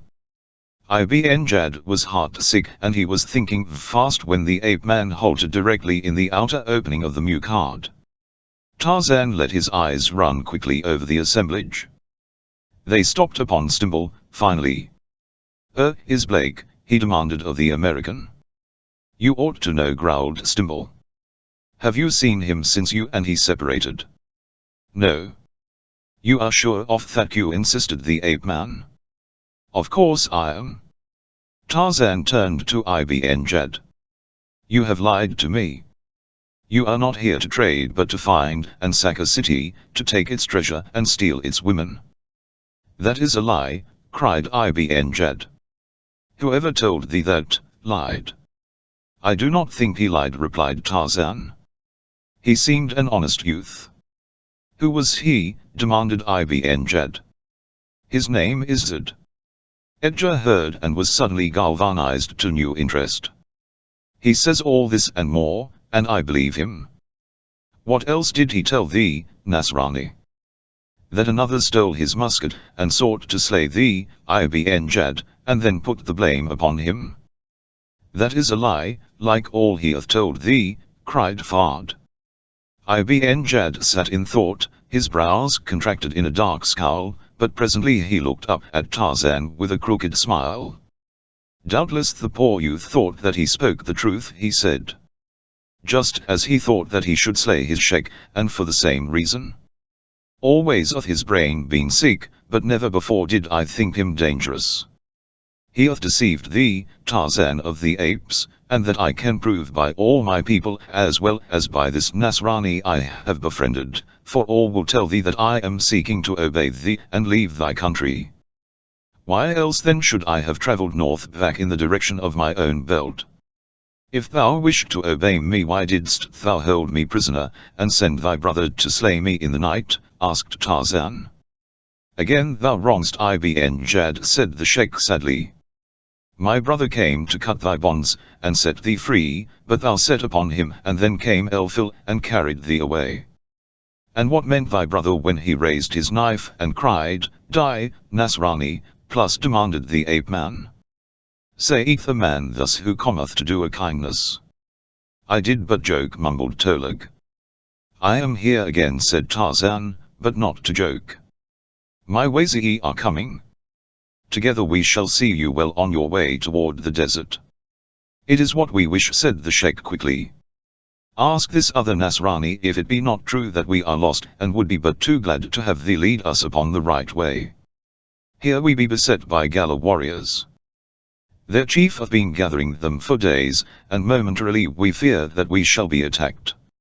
Is that not Hugh, Nasrani?" He turned to Stimble as he spoke. "Yes, it is true," said Stimble. "It is true that you are going to leave the country," said Tarzan, "and I shall remain to see that you do so. Tomorrow you will start. In the meantime set aside a bait for me and let there be no more treachery." "Thou needst fear nothing," Ibn Jad assured him, then he turned his face toward the women's quarters. "Herfa. Edgar," he called. "Make ready the bait of Zed for the sheikh of the jungle." To one side but at no great distance from the bait of Ibn Jad the two women raised the black tent for Tarzan, and when the amjan had been placed and straightened and the tunbel bait made fast to the pegs that Edgar drove into the earth, Herfa returned to her household duties, leaving her daughter to stretch the side curtains. The instant that Herfa was out of earshot, Edgar ran to Tarzan. "Oh, Nasrani," she cried, "thou hast seen my Zed? He is safe. I left him in a village where the chief will care for him until such time as thy people come upon thy return to the desert country. He is quite safe and well."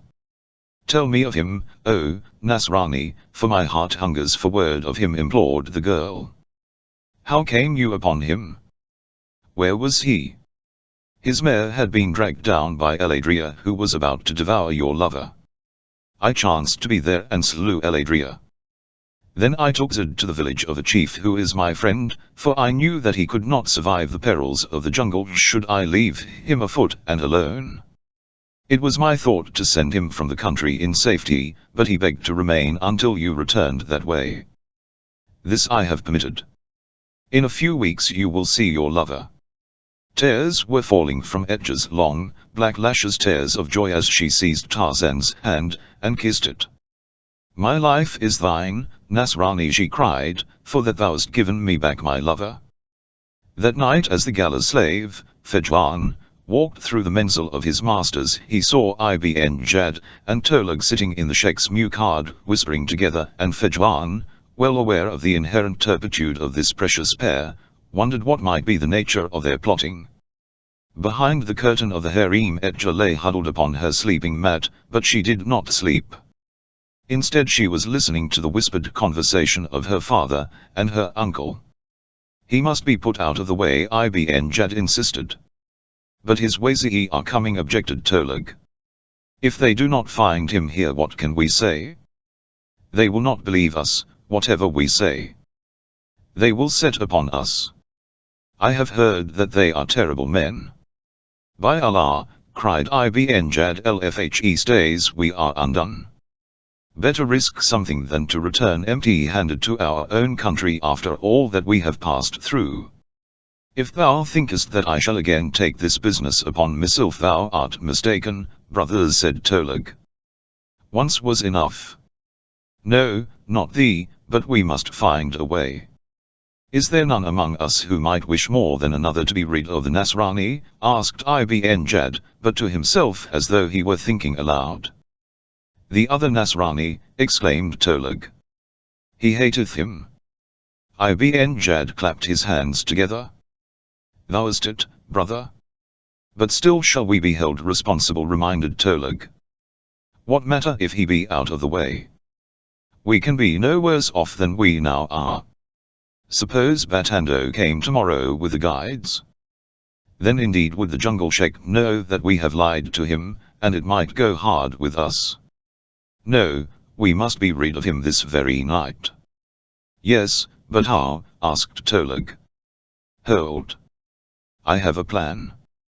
Listen well, O brother, and Ibn Jad rubbed his palms together and smiled, but he would not have smiled, perhaps had he known that Edja listened, or had he seen the silent figure crouching in the dark just beyond the outer curtain of his bait. Speak, Ibn Jad urged Tolug, tell me thy plan.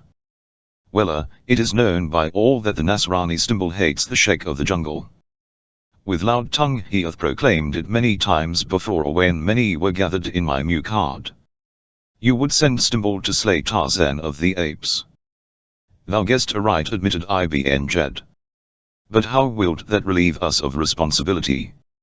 He wilt have been slain by thy order in thine own menzil, objected Tolug. Wait.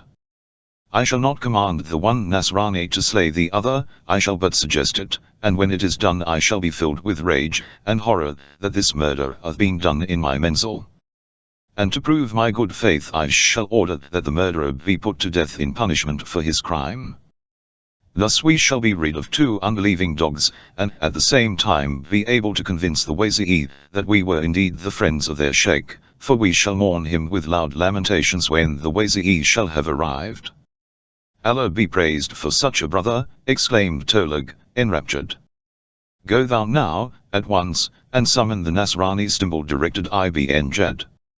Send him to me alone, and after I have spoken with him and he hath departed upon his errand, come thee back to my bait.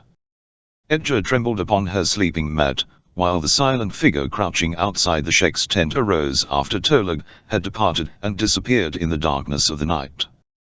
Hastily summoned from the bait of Fard, Stimbul, cautioned to stealth by Tolug, moved silently off the darkness to the muqad of the sheikh, where he found Ibn Jad awaiting him. Sit, Nasrani invited the Bedouin. "What in hell do you want of this time of night?" demanded Stimble. "I have been talking with Tarzan of the Apes," said Ibn Jad, "and because you are my friend, and he is not, I have sent for you to tell you what he plans for you. He has interfered in all my designs, and is driving me from the country, but that is as nothing compared with what he intends for you." "What in hell is he up to now?" demanded Stimble. "He's always butting into someone else's business." "Thou dost not like him?" asked Ibn Jad. "Why should I?" and Stimble applied a vile epithet to Tarzan.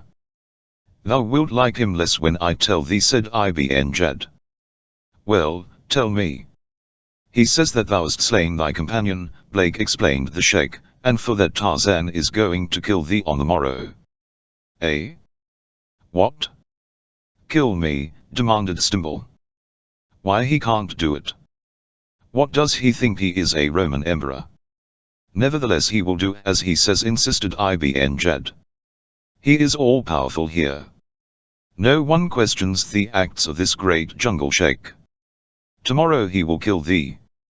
"But you won't let him, Ibn Jad." "Surely, you won't let him?" Stimble was already trembling with terror. Ibn Jad elevated his palms. "What can I do?" he asked. You can, why there must be something that you can do," wailed the frightened man. "There is naught that any can do save yourself," whispered the sheikh. "What do you mean?" "He lies asleep in yon bait and thou art a sharp accuser." "I have never killed a man," whispered Stimble.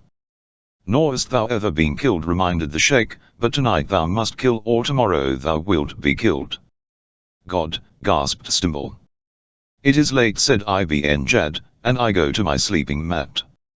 "I have warned thee, do what thou wilt in the matter," and he arose as though to enter the women's quarters. Trembling, Stimble staggered out into the night.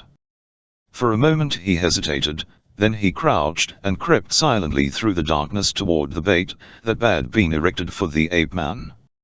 But ahead of him ran Edgard to warn the man who had saved her lover from the fangs of Eladria. She was almost at the bait she had helped to erect for the ape-man when a figure stepped from another tent, and clapping a palm across her mouth, and an arm about her waist, held her firmly. "Where goest thou?" whispered a voice in her ear, a voice that she recognized at once as belonging to her uncle, but Tolug did not wait for a reply, he answered for her. "Thou wants to warn the Nasrani because he befriended thy lover. Go thee back to thy father's bait. If he knew this he would slay thee. Go." And he gave her a great shove in the direction from which she had come. There was a nasty smile upon Tolug's lips, as he thought how neatly he had foiled the girl, and he thanked Allah that chance had placed him in a position to intercept her before she had been able to ruin them all, and even as Tolug, the brother of the sheikh, smiled in his beard, a hand reached out of the darkness behind him and seized him by the throat, fingers grasped him and dragged him away.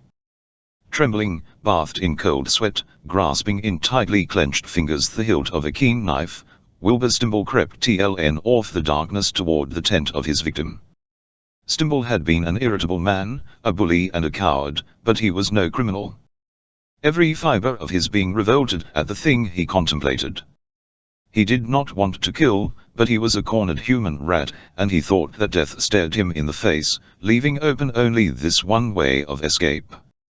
As he entered the bait of ape-man he steeled himself to accomplish that for which he had come, and he was indeed a very dangerous, a very formidable man, as he crept to the side of figure lying in the darkness, wrapped in an old burnous. Chapter 14 Sword and Buckler. As the sun touched the turrets of the castle of the Prince of Nimr, youth rolled from between his blankets, rubbed his eyes and stretched. Then he reached over and shook another youth of about his own age who slept beside him. "Awaken, Edward! Awaken, thou sluggard!" he cried. Edward rolled over on his back, and essayed to say "ay" and to yan at the same time. "Up, lad," urged Michel. "Forgottest thou that thy master fares forth to be slain this day?" Edward sat up, now fully awake. His eyes flashed. "'Tis a lie," he cried, loyally. he will cleave Sir Mallard from pearl to breastplate with a single blow. Livest no Sir Knight with such mighty thews, as is Sir James. Thou art disloyal, Michel, to Sir Richard's friend who hath been a good and kindly friend to us as well. Michel patted the other lad upon the shoulder. Nay, I did but jest, Edward, he said. My hopes be all for Sir James, and yet, he paused. Fear what? Demanded Edward. That Sir James be not well enough versed in the use of sword and buckler to overcome Sir Mallard, for even were his strength the strength often men, it shall avail him naught without the skill to use it. Thou shalt see, maintained Edward, stoutly. I see that Sir James hath a loyal squire, said a voice behind them, and turning they saw Sir Richard standing in the doorway, and may all his friends wish him well this day thus loyally. I fell asleep last night praying to our Lord Jesus to guide his blade through Sir Mallard's helm, said Edward. Good. Get thee up now and look to thy master's mail, and to the trappings of his steed, that he may enter the lists bedded, as befits a noble Sir Knight of Nimr, instructed Richard, and left them. It was 11 o'clock of this February morning. The sun shone down into the great north ballium of Castle of Nimr, glinting from the polished mail of noble knights, and from pike and battle-axe of men-at-arms, picking out the gay colour-off robes of the women gathered in the grandstand below the inner wall. Upon a raised dais at the front and centre of the grandstand sat Prince Garbred and his party, and upon either side of them and extending to the far ends of the stand were ranged the noble knights and ladies of Nimr, while behind them sat men-at-arms who were off duty, then the freedmen, and, last of all, the serfs, for under the beneficent rule of the house of Garbred these were accorded many privileges. At either end of the lists was a tent, gay with pennons and the colours and devices of its honour, one with the green and gold of Sir Mallard, and the other with the blue and silver of Sir James. Before each of these tilts stood two men-at-arms, resplendent in new apparel, the metal of their battle-axes gleaming brightly, and here a groom held a restive, richly caparisoned charger, while the squire of each of the contestants busied himself with last-minute preparations for the encounter. A trumpeter, statuesque, the bell of his trumpet resting upon his hip, waited for the signal to sound the fanfare that would announce the entrance of his master into the lists. A few yards to the rear a second charger champed upon his bit as he nuzzled the groom that held him in waiting for the knight who would accompany each of the contestants upon the field. In the blue and silver tilt sat Blake and Sir Richard, the latter issuing instructions and advice, and of the two he was the more nervous. Blake's hauberk, gorget and bassinet were of heavy chain mail, the latter lined inside and covered outside, down to the gorget, with leopard skin, offering fair protection for his head from an ordinary, glancing blow. Upon his breast was sewn a large, red cross, and from one shoulder depended the streamers of a blue and silver rosette. Hanging from the pole of the tilt, upon a wooden peg, were Blake's sword and buckler. The grandstand was filled. Prince Garbred glanced up at the sun, and spoke to a knight at his side. The latter gave a brief command to a trumpeter stationed at the princely loge, and presently, loud and clear, the notes of a trumpet rang in the ballium. Instantly the tilts at either end of the lists were galvanized to activity, while the grandstand seemed to spring to new life, as necks were craned first toward the tent of Sir Mallard, and then toward that of Sir James. Edward, flushed with excitement, ran into the tilt, and seizing Blake's sword, passed the girdle about his hips, and buckled it in place at his left side. Then, with the buckler, he followed his master out of the tilt. As Blake prepared to mount, Edward held his stirrup, while the groom sought to quiet the nervous horse. The lad pressed Blake's leg after he had sunk into the saddle, no light accomplishment, weighed down as he was by heavy chain mail, and looked up into his face. "I have prayed for thee, Sir James," he said, "I know that thou wilt prevail." Blake saw tears in the youth's eyes as he looked down at him, and he caught a choking note in his voice. "You're a good boy, Eddie," he said. "I'll promise that you won't have to be ashamed of me." "Ah, Sir James, how could I? Even in death thou wilt be a noble figure of a knight." "And fairer one it hath never been given one to see, methinks," Edward assured him as he handed him his round buckler. Sir Richard had by now mounted, and at a signal from him that they were ready there was a fanfare from the trumpet at Sir Millard's tilt, and that noble Sir Knight rode forward, followed by a single knight. Blake's trumpeter now announced his master's entry, and the American rode out close along the front of the grandstand, followed by Sir Richard. There was a murmur of applause for each contestant, which increased as they advanced and met before Prince Garbred's loge. Here the four knights reined in and faced the prince, and each raised the hilt of his sword to his lips, and kissed it in salute. As Garbred cautioned them to fight honorably, as Hugh knights, and reminded them of the rules governing the encounter, Blake's eyes wandered to the face of Ginaldar. The little princess sat stiffly erect, looking straight before her. She seemed very white, Blake thought, and he wondered if she were ill. How beautiful, thought Blake, and though she did not once appear to look at him, he was not cast clown, for neither did she look at Millard. Again the trumpet sounded, and the four knights rode slowly back to opposite ends of the lists, and the principals waited for the final signal to engage. Blake disengaged his arm from the leather loop of his buckler, and tossed the shield upon the ground. Edward looked at him aghast. "My lord knight," he cried. "Art ill? Aught fainting? Didst drop thy buckler?" And he snatched it up and held it aloft to Blake, though he knew full well that his eyes had not deceived him, and that his master had cast aside his only protection. To the horrified Edward there seemed but one explanation, and that his loyalty would not permit him to entertain for an instant that Blake was preparing to dismount and refused to meet Sir Millard, giving the latter the victory by default, and assuring himself of the contempt and ridicule of all enima. He ran to Richard, who had not seen Blake's act. "Sir Richard! Sir Richard!" he cried in a hoarse whisper. "Some terrible affliction hath befallen Sir James." "Hey, what?" exclaimed Richard. "What meanest thou, lad?" "He has cast aside his buckler," cried the youth. "He must be stricken sore ill, for it cannot be that otherwise he would refuse combat." Richard spurred to Blake's side. "Hast gone mad, man?" he demanded. "Thou canst not refuse the encounter now unless thou wouldst bring dishonor upon thy friends." "Where did you get that line?" demanded Blake. "Said I was going to quit." "But thy buckler," cried Sir Richard. The trumpet at the prince's loge rang out peremptorily. Sir Millard spurred forward to a fanfare from his own trumpeter. "Let her go," cried Blake to his. "Thy buckler," screamed Sir Richard. "The damned thing was in my way," shouted Blake, as he spurred forward to meet the doughty Millard, Richard trailing behind him, as did Millard's second behind that night. There was a confident smile upon the lips of Sir Millard, and he glanced often at the knights and ladies in the grandstand, but Blake rode with his eyes always upon his antagonist. Both horses had broken immediately into a gallop, and as they neared one another Millard spurred forward at a run, and Blake saw that the man's aim was doubtless to overthrow him at the first impact, or at least to so throw him out of balance as to make it easy for Millard to strike a good blow before he could recover himself.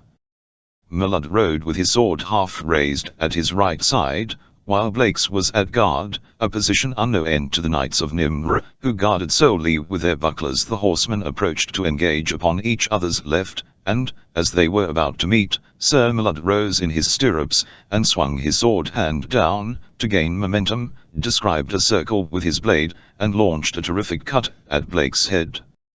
It was at that instant that some few in the grandstand realized that Blake bore no buckler. His buckler? Sir James hath no buckler. He hath lost his buckler, rose now from all parts of the stand, and from right beside him, where the two knights met before the loge of Garbred, Blake heard a woman scream, but he could not look to see if it were Ginaldar. As they met, Blake reined his horse suddenly toward Millard's, so that the two chargers' shoulders struck, and at the same time he cast all his weight in the same direction, whereas Millard, who was standing in his stirrups to deliver his blow, was almost in a state of equilibrium, and having his buckler ready for defense, was quite helpless insofar as maneuvering his mount was concerned. Mallard, overbalanced, lost the force, and changed the direction of his blow, which fell, much to the knight's surprise, upon Blake's blade along which it spent its force, and was deflected from its target.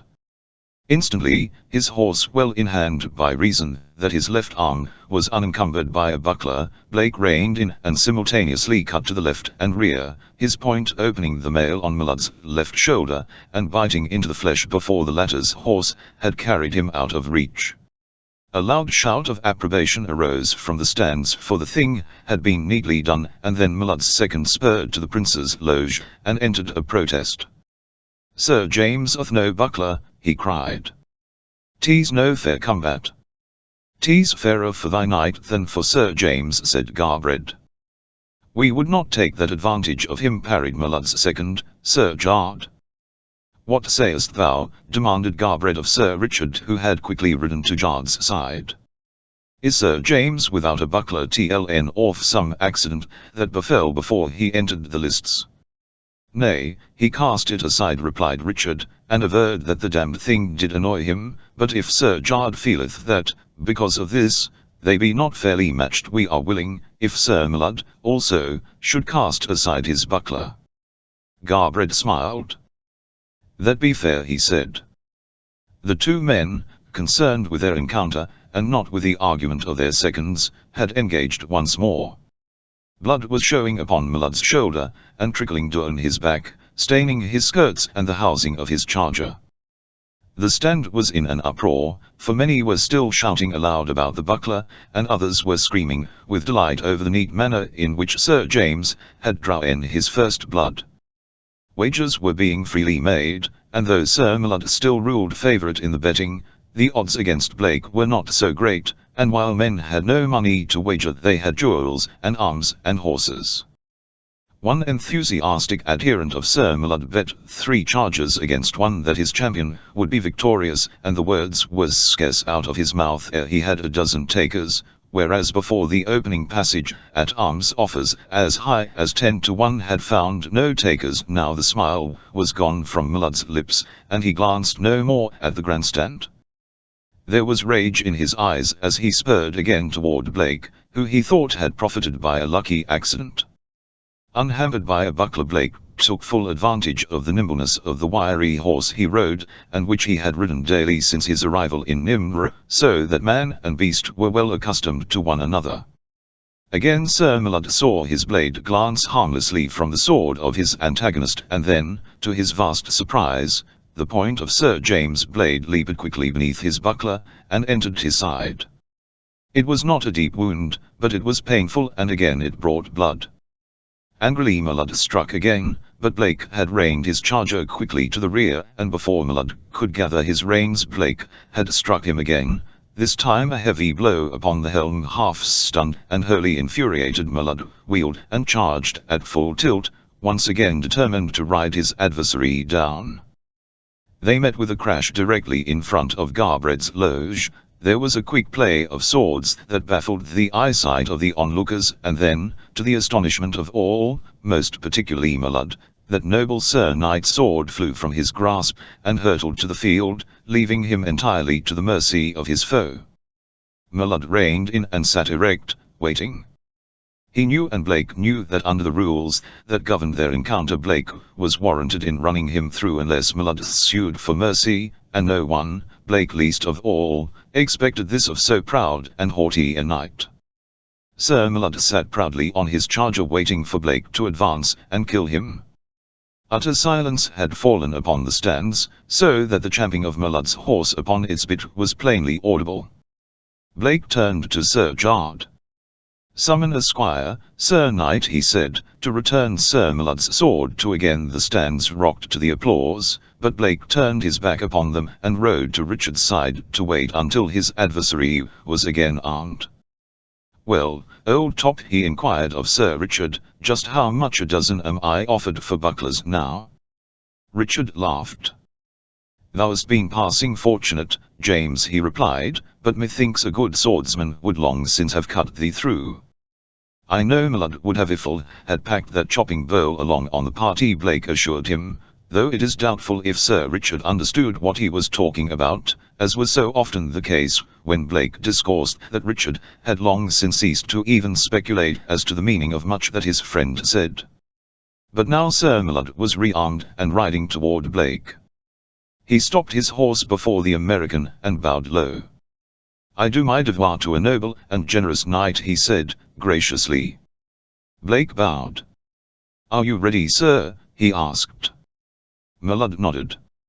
"On guard, then," snapped the American. For a moment the two jockeyed for position. Blake feinted and Millard raised his buckler before his face to catch the blow, but as it did not fall he lowered his shield, just as Blake had known that he would, and as he did so the edge of the American's weapon fell heavily upon the crown of his bassinet. Millard's arm dropped at his side, he slumped in his saddle and then toppled forward and rolled to the ground. Agile, even in his heavy armor, Blake dismounted and walked to where his foe lay stretched upon his back almost in front of Garbred's loge. He placed a foot upon Millard's breast, and pressed the point of his sword against his throat. The crowd leaned forward to see the coup de grace administered, but Blake did not drive his point home. He looked up at Prince Garbred and addressed him. "Here is a brave knight," he said, "with whom I have no real quarrel. I spare him to your service, Prince, and to those who love him," and his eyes went straight to the eyes of the Princess Ginaldar. Then he turned and walked back along the front of the grandstand to his own tilt, while Richard rode behind him, and the knights and the ladies, the men-at-arms, the freedmen and the serfs stood upon their seats, and shouted their applause. Edward was beside himself with joy, as was Michel. The former knelt and embraced Blake's legs, he kissed his hand, and wept, so great were his happiness and his excitement. "I knew it! I knew it!" he cried. "Didst I not tell thee, Michel, that my own Sir Knight would overthrow Sir Millard?" The men-at-arms, the trumpeter and the grooms at Blake's tilt wore grins that stretched from ear to ear. Whereas a few minutes before they had felt ashamed to have been detailed to the losing side, now they were most proud and looked upon Blake as the greatest hero of Nimr. Great would be their boasting among their fellows, as they gathered with their flagons of ale about the rough deal table in their dining hall. Edward removed Blake's armor, and Michel got Richard out of his amidst much babbling upon the part of the youths who could not contain themselves, so doubly great was their joy because so unexpected. Blake went directly to his quarters, and Richard accompanied him, and when the two men were alone Richard placed a hand upon Blake's shoulder. "Thou hast done a noble and chivalrous thing, my friend," he said, "but I know not that it be a wise one." "And why?" demanded Blake. "You didn't think I could slick the poor mutt when he was lying there defenseless?" Richard shook his head. "'Tis but what he would have done for thee had thy positions been reversed," said he. "Well, I couldn't do it. We're not taught to believe that it is exactly ethical to hit a fellow when he's down, where I come from," explained Blake. "Had your quarrel been no deeper than appeared upon the surface thou might well have been thus magnanimous, but Millard be jealous of thee, and that jealousy will be by no means lessened by what hath transpired this day. Thou might have been rid of a powerful and dangerous enemy had thou given him the coup de grace, as was thy right, but now thou hast raised up a greater enemy, since to his jealousy is added hatred and envy against thee for thy prowess over him. Thou didst make him appear like a monkey, James, and that Sir Millard wilt never forgive, and I know the man." The knights and ladies attached to the castle of Garbred ate together at a great table in the huge hall of the castle. 300 people could be accommodated at the single board, and it took quite a company of serving men to fill their needs. Whole pigs, roasted, were carried in upon great trenchers, and there were legs of mutton, and sides of venison, and bowls of vegetables, with wine and ale, and at the end immense puddings. There was much laughter and loud talking, and it all presented a wild and fascinating picture to Sir James Blake, as he sat at the lower end of the table far below the salt that night, in his accustomed place as one of the latest neophytes in the noble ranks of the knighthood of Nimr. The encounter between himself and Malud was the subject of the moment, and many were the compliments bestowed upon him, and many the questions as to where and how he had acquired his strange technique of swordsmanship. Although they had seen him accomplish it, yet they still appeared to believe it inconceivable that a man might prevail without a buckler over one who carried this essential article of defense. Prince Garbred and his family sat, with the higher nobles of Nimr, at a table slightly raised above the rest of the board, and running across its upper end, the whole forming a huge T. When he wished to speak to anyone farther down the table, he resorted to the simple expedient of raising his voice, so that if several were so inclined at the same time the room became a bedlam of uproar and confusion. And as Blake sat at the farthest end of the table, it was necessary for one at Garbred's end to scream to attract attention, though when it was discovered that it was the prince who was speaking, the rest of the company usually lapsed into silence out of respect for him, unless they were too far gone in drink. Shortly after the feasters were seated, Garbred had arisen and lifted his goblet high in air, and silence had fallen upon the whole company as knights and ladies rose and faced their prince. "Hail to our king!" cried Garbred. "Hail to our liege lord, Richard of England!" And in a great chorus rose the answering hail, as the company drank the health of Richard Coeur de Lion 728 years after his death. Then they drank the health of Garbred and of Princess Brynhilda, his wife, and of the Princess Ginildar, and each time a voice boomed from just below the dais of the prince, "Here I be looking at thee," as Sir Richard with a proud smile displayed his newly acquired knowledge. Again Prince Garbred arose. "Hail," he cried, "to that worthy Sir Knight who hath most nobly and chivalrously acquitted himself in the lists this day. Hail to Sir James, Knight Templar and, now, Knight of Nimr." Not even the name of Richard I of England had aroused the enthusiasm that followed the drinking to Sir James.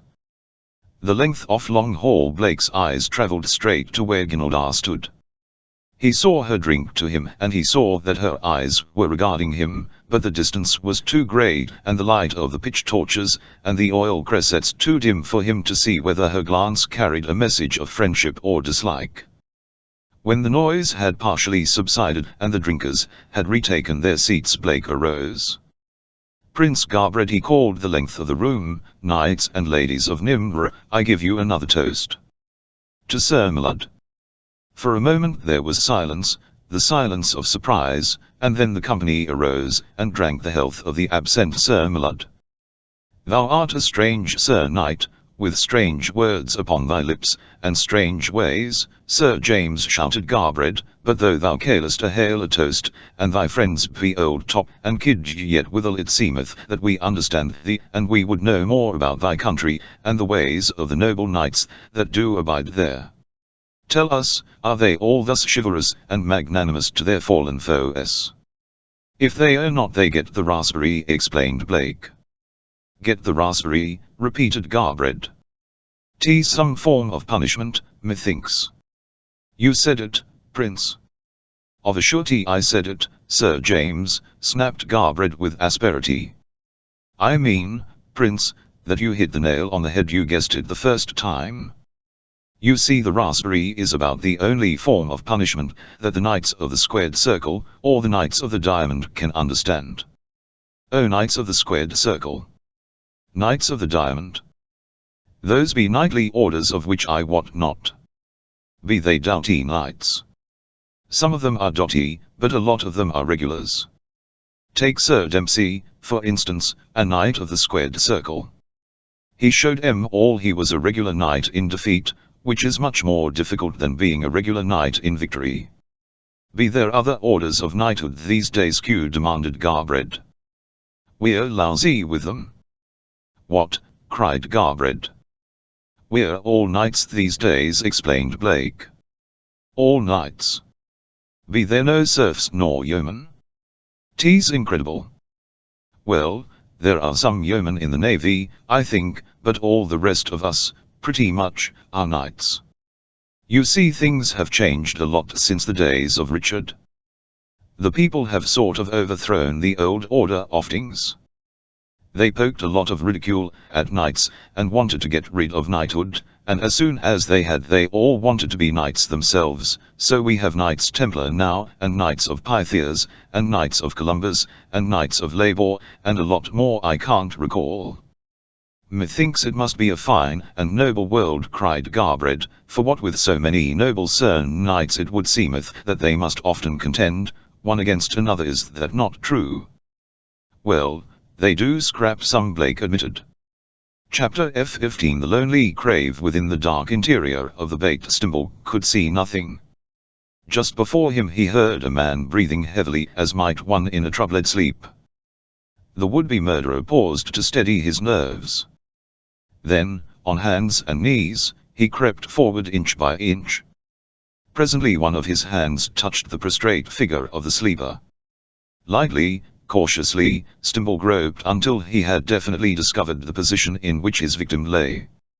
In one hand, ready, he grasped the keen knife. He scarce dared breathe for fear he might awaken the ape-man. He prayed that Tarzan was a sound sleeper, and he prayed that the first blow of his weapon would reach that savage heart. Now he was ready. He had located the exact spot where he must strike. He raised his knife and struck. His victim shuddered spasmodically. Again and again, with savage maniacal force and speed, the knife was plunged into the soft flesh. Stimble felt the warm blood spurt out upon his hand and wrist. At length, satisfied that his mission had been accomplished, he scurried from the bait. Now he was trembling so that he could scarcely stand, terrified, revolted by the horrid crime he had committed. Wild-eyed, haggard, he stumbled to the mucard of Ibn Jad's bait, and there he collapsed. The sheikh stepped from the women's quarters, and looked down upon the trembling figure that the dim light of a paper lantern revealed. "What doest thou here, Nasrani?" he demanded. "I have done it, Ibn Jad," muttered Stimble. "Done what?" cried the sheikh. "Slaying Tarzan of the Apes." "Ari! Ari!" screamed Ibn Jad. "Tolag! Where art thou? Herfa, Edja! Come! Didst hear what the Nasrani saith?" Herfa and Edja rushed into the mucard. "Didst hear him?" repeated Ibn Jad. "He hath slain my good friend the great sheikh of the jungle, Motlog. Fard! Haste!" His voice had been rising until now he was screaming at the top of his lungs, and Arab were streaming toward his bait from all directions. Stimble, stunned by what he had done, dumb from surprise and terror at the unexpected attitude of Ibn Jad, crouched speechless in the center of the mucard. "Seize him!" cried the sheikh to the first man that arrived. "He hath slain Tarzan of the Apes, our great friend, who was to preserve us and lead us from this land of dangers. Now all will be our enemies. The friends of Tarzan will fall upon us and slay us. Allah, bear witness that I be free from guilt in this matter, and let thy wrath, and the wrath of friends of Tarzan fall upon this guilty man." By this time the entire population of the menzil was gathered in front of the sheikh's bait, and if they were surprised by his protestations of sudden affection for Tarzan, they gave no evidence of it. "Take him away," commanded Ibn Jad. "In the morning we shall gather and decide what we must do." They dragged the terrified Stimble to Fard's bait, where they bound him hand and foot, and left him for Fard to guard. When they had gone, the Bedouin leaned low over Stimble, and whispered in his ear. "Didst really slay the jungle sheikh?" he demanded. "Ibn Jad forced me to do so, and now he turns against me," whispered Stimble. "And tomorrow he will have you killed so that he may tell the friends of Tarzan that he hath punished the slayer of Tarzan," said Fard. "Save me, Fard," begged Stimble. "Save me and I'll give you 20 million francs, I swear it. Once I am safe in the nearest European colony I will get the money for you." "Think of it, Fard, 20 million francs. "I am thinking of it, Nasrani," replied the Bedouin, "and I think that thou liest. There be not that much money in the world. I swear that I have 10 times that amount. If I have lied to you, you may kill me. Save me." Save me. 20 million francs, murmured Fard. Perchance he does not lie. Listen, Nasrani. I do not know that I can save thee, but I shall try, and if I succeed and thou forgettest the 20 million francs, I shall kill thee if I have to follow thee across the world, dost understand?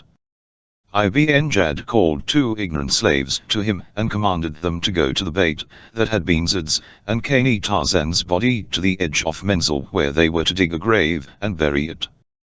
With paper lanterns they went to the bait of death, and tapping the dead man in the old burnous that already covered him, they carried him across the Menzel and laid him down while they dug a shallow grave, and so, beneath a forest giant in the land that he loved, the grave of Tarzan of the Apes was made. Roughly the slaves rolled the corpse into the hole they had made, shoveled the dirt upon it and left it in its lonely, unmarked tomb. Early the next morning Ibn Jad called about him the elders of the tribe, and when they were gathered it was noted that Tolag was missing, and though a search was made he could not be found. Fard suggested that we had gone forth early to hunt. Ibn Jad explained to them that if they were to escape the wrath of the friends of Tarzan, they must take immediate steps to disprove their responsibility for the slaying of the ape-man, and that they might only do this and express their good faith by punishing the murderer. It was not difficult to persuade them to take the life of a Christian, and there was only one that demurred. This was Fard. There are 2 reasons, Ibn Jad, why we should not take the life of this Nasrani, he said. By Allah, there never be any reason why a true believer should not take the life of a Nasrani, cried one of the old men. Listen, admonished Fard, to what I have in mind, and then I am sure that you will agree that I am right. Speak, Fard, said Ibn Jad. This Nasrani is a rich and powerful man in his own land. If it be possible to spare his life, he will command a great ransom. Dead he is worth nothing to us. If by chance, the friends of Tarzan do not learn of his death before we are safely out of this accursed land, it will have profited us naught to have killed Stimble and Billa. If we kill him now, they may not believe us when we say that he slew Tarzan, and we took his life in punishment. But if we keep him alive until we are met with the friends of Tarzan, should it so befall that they overtake us, then we may say that we did hold him prisoner, that Tarzan's own people might mete out their vengeance to him, which would suit them better. Thy words are not without wisdom, admitted Ibn Jad, but suppose the Nasranis spoke lies concerning us, and said that it was we who slew Tarzan? Wouldst they not believe him above us? That be easily prevented, said the old man who had spoken before. Let us cut his tongue out forthwith, that he may not bear false witness against us. Wella, thou'st it, exclaimed Ibn Jad. Billa, nay, cried Fard. The better we treat him, the larger will be the reward that he will pay us. We can wait until the last moment, said Ibn Jad, and we see that we are to lose him and our reward, then may we cut out his tongue. Thus the fate of Wilbur Stimble was left to the gods, and Ibn Jad, temporarily freed from the menace of Tarzan, turned his attention once more to his plans for entering the valley. With a strong party he went in person, and sought a palaver with the Gala chief. As he approached the village of Batando, he passed through the camps of thousands of Gala warriors, and realized fully what he had previously sensed but vaguely, that his position was most precarious, and that if the best grace possible he must agree to whatever terms the old chief might propose. Batando received him graciously enough, though with all the majesty of a powerful monarch, and assured him that on the following day he would escort him to the entrance to the valley, but that first he must deliver to Batando all the Gala slaves that were with his party, but that will leave us without carriers or servants, and will greatly weaken the strength of my party, cried Ibn Jad. Batando but shrugged his black shoulders. Let them remain with us until we have returned from the valley, implored the sheikh. No Gala man may accompany you, said Batando with finality. Early the next morning the tent of Ibn Jad was struck in signal that all were to prepare for the Rala, and entirely surrounded by Gala warriors they started toward the rugged mountains where lay the entrance to the valley of Ibn Jad's dreams. Fejwan and the other gala slaves that the Arab had brought with them from Beld Elgad marched with their own people, happy in their newfound freedom. Stimbul, friendless, fearful, utterly cowed, trudged wearily along under guard of two young Bedouins, his mind constantly reverting to the horror of the murdered man lying in his lonely grave behind them. Winding steadily upward along what at times appeared to be an ancient trail, and again no trail at all, the Arab and their escort climbed higher and higher into the rugged mountains that rim the valley of the Sepulcher upon the north. At the close of the second day, after they had made camp beside a rocky mountain brook, Batando came to Ibn Jad and pointed to the entrance to a rocky side ravine that branched from the main canyon directly opposite the camp. There, he said, lies the trail into the valley. Here we leave you and return to our villages. Upon the Monau we go. When the sun rose the following morning, Ibn Jad discovered that the galas had departed during the night, but he did not know it was because of the terror they felt for the inhabitants of the mysterious valley from which no gala ever had returned.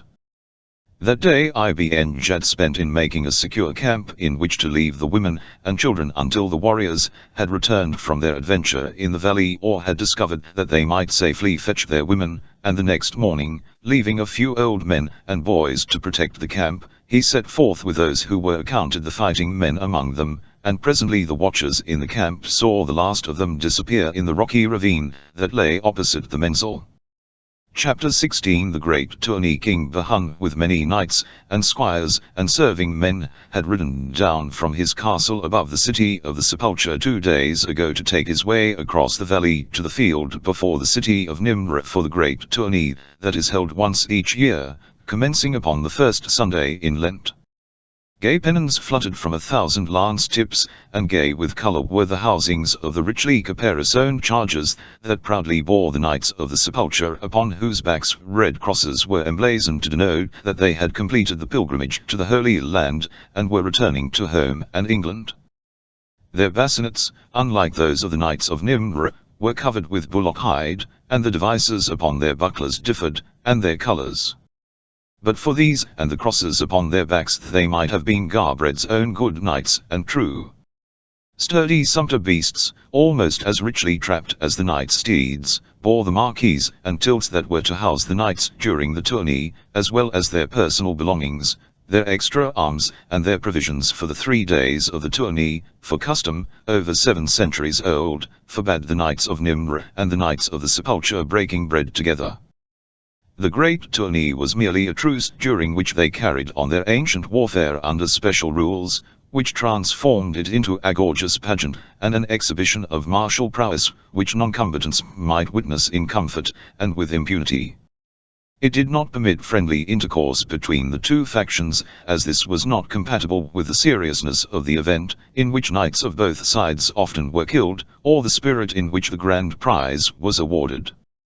This prize, as much as any other factor, had kept open the breach of 7.5 centuries duration that separated the fronters from the backers, for it consisted of 5 maidens, whom the winners took back with them to their own city, and who were never again seen by their friends or relatives. Though the sotto was mitigated by the honourable treatment that custom and the laws of knighthood decreed should be accorded these unfortunate maidens, it was still bitter because attached to it was the sting of defeat. Following the tournament the maidens became the especial chargers of Garbred or Bahun, dependent of course upon whether the honours of the tourney had fallen to the fronters or the backers, and in due course were given in honourable marriage to knights of the victorious party. The genesis of the custom, which was now fully 7 centuries old, doubtless lay in the wise desire of some ancient Garbred or Bahun to maintain the stock of both factions strong and virile by the regular infusion of new blood, as well, perhaps, as to prevent the inhabitants of the 2 cities from drifting too far apart in manners, customs, and speech. Many a happy Ephah of Nimr had been born in the city of the Sepulcher, and seldom was it that the girls themselves ripened for long. It was considered an honor to be chosen, and there were always many more who volunteered than the requisite number of 5 that annually made the sacrifice. The 5 who constituted the prize offered by the city of the Sepulcher this year rode on white palfreys, and were attended by a guard of honor in silver mail. The girls, selected for their beauty to thus honor the city of their birth, were gorgeously attired and weighed down with ornaments of gold, and silver, and precious stones. Upon the plain before the city of Nimr preparations for the tourney had been in progress for many days. The lists were being dragged and rolled with heavy wooden rollers.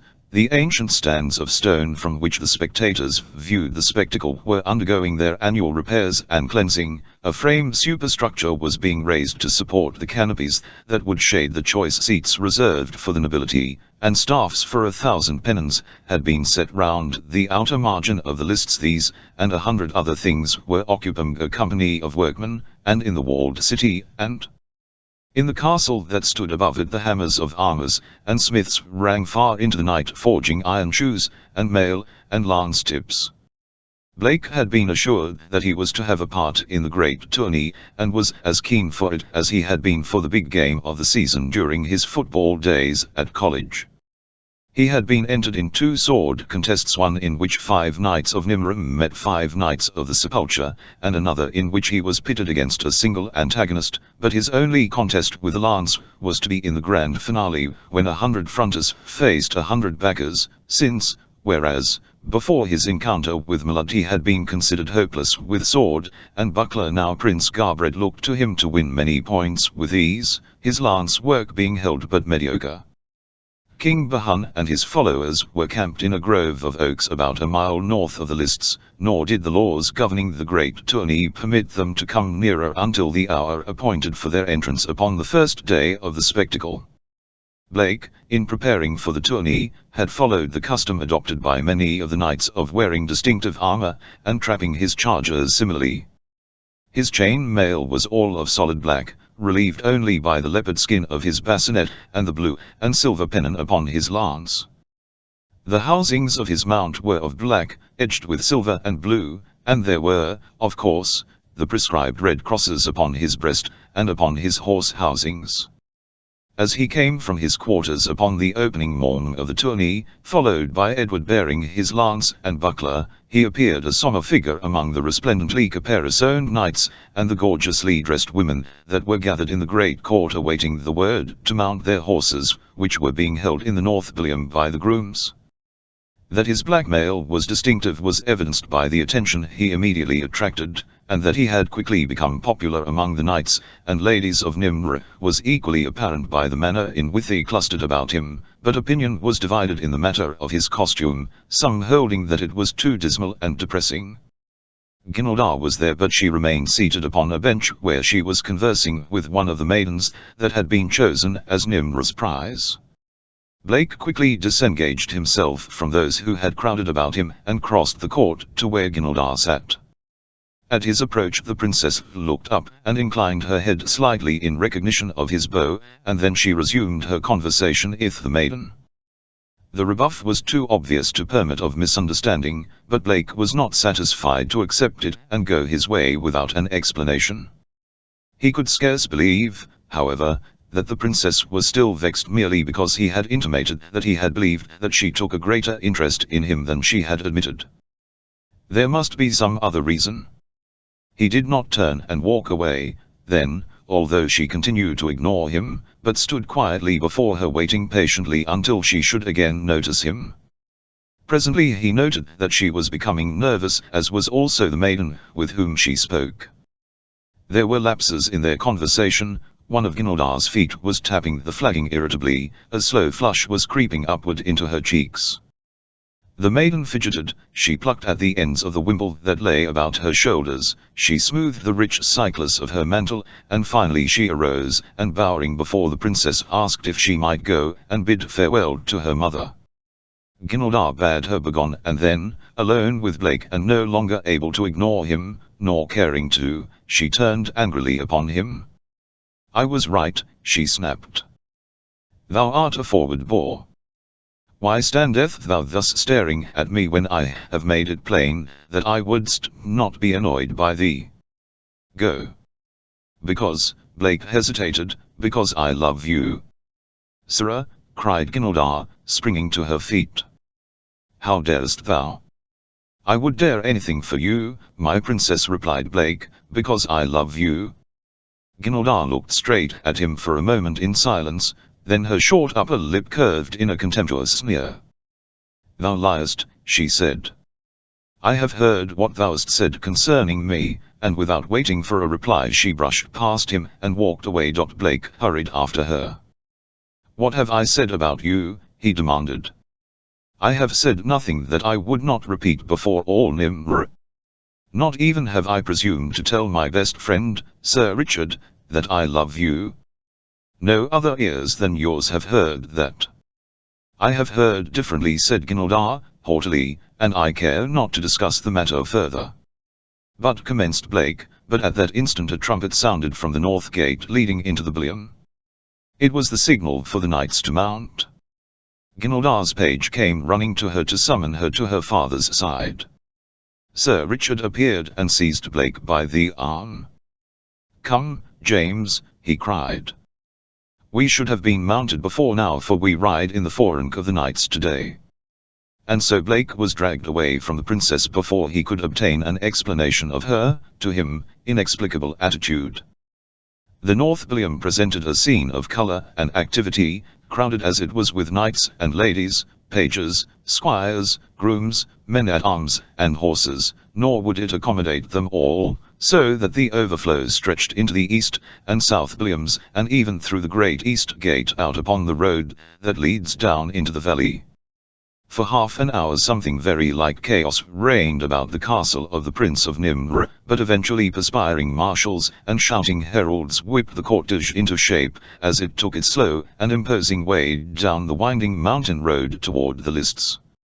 First rode the marshals and heralds, and behind them a score of trumpeters, then came Prince Garbred, riding alone, and following was a great company of knights, their coloured pennons streaming in the wind.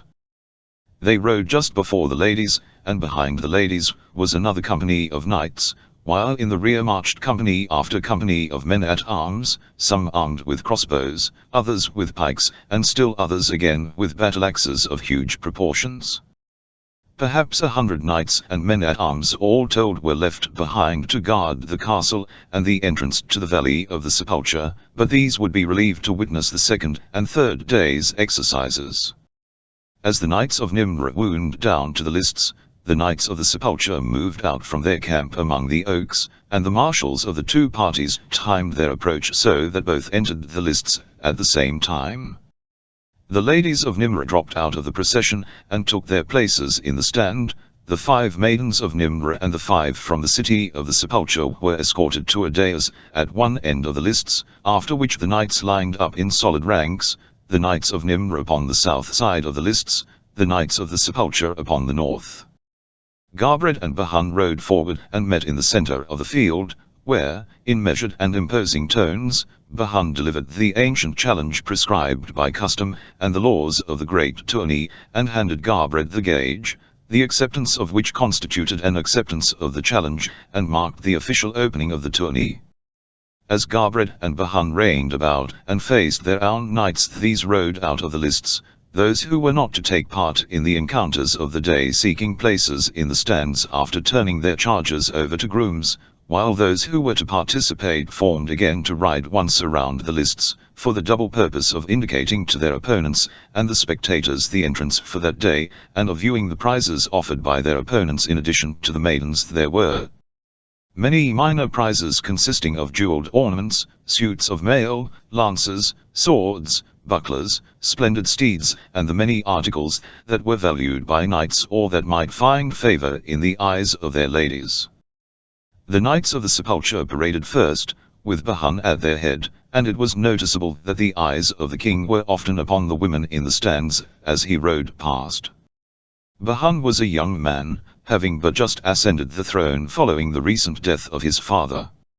He was arrogant and tyrannical, and it had been common knowledge in Nimr that for years he had been at the head of a faction that was strong for war with Nimr, that the city might be reduced and the entire valley of the Sepulcher brought under the rule of the Bahuns.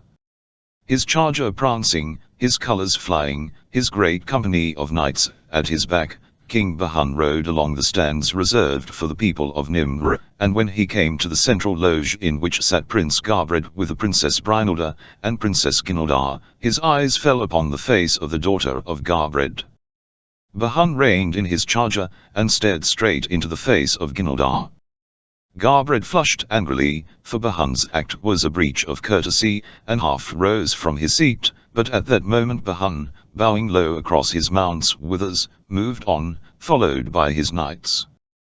That day the honors went to the Knights of the Sepulcher, for they scored 227 points against 106 that the Knights of Nimr were able to procure. Upon the second day the tourney opened with the riding past of the entrants who, ordinarily, were conducted by a herald, but to the surprise of all, Bahan again led his knights past the stands, and again he paused and looked full at the Princess Ginildar. This day the Knights of Nimr fared a little better, being for the day but 7 points behind their opponents, though the score for the 2 days stood 269 to 397 in favor of the Knights of the Sepulcher. So the third day opened with the knights from the north boasting what seemed an insuperable lead of 128 points, and the Knights of Nimr spurred to greater action by the knowledge that to win the tourney they must score 232 of the remaining 334 points. Once again, contrary to age-old custom, Bahan led his entrants about the lists as they paraded before the opening encounter, and once again he drew rein before the loge of Garbred, and his eye rested upon the beautiful face of Ginildar for an instant before he addressed her sire. "Prince Garbred of Nimr," he said in his haughty and arrogant voice, "as ye well know, my valiant sir knights have bested thine by more than 60 points, and the great tourney be as good as ours already. Yet we would make thee a proposition." "Speak, Bahan." "The great tourney is yet far from won, but an ye have any proposition that an honorable prince may consider, thou'st my assurance that 'twill be given consideration."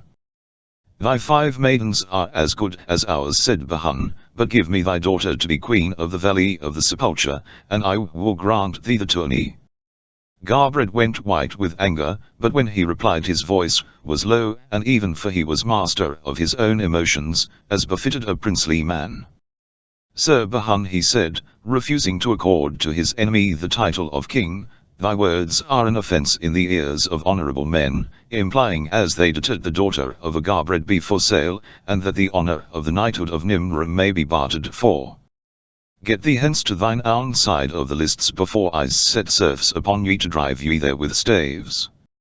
"So that be thine answer, eh?" shouted Bahan. "Then know ye that I shall take the 5 maidens by the rules of the great to me, and thy daughter by force of arms." With this threat delivered he wheeled his steed, and spurred away.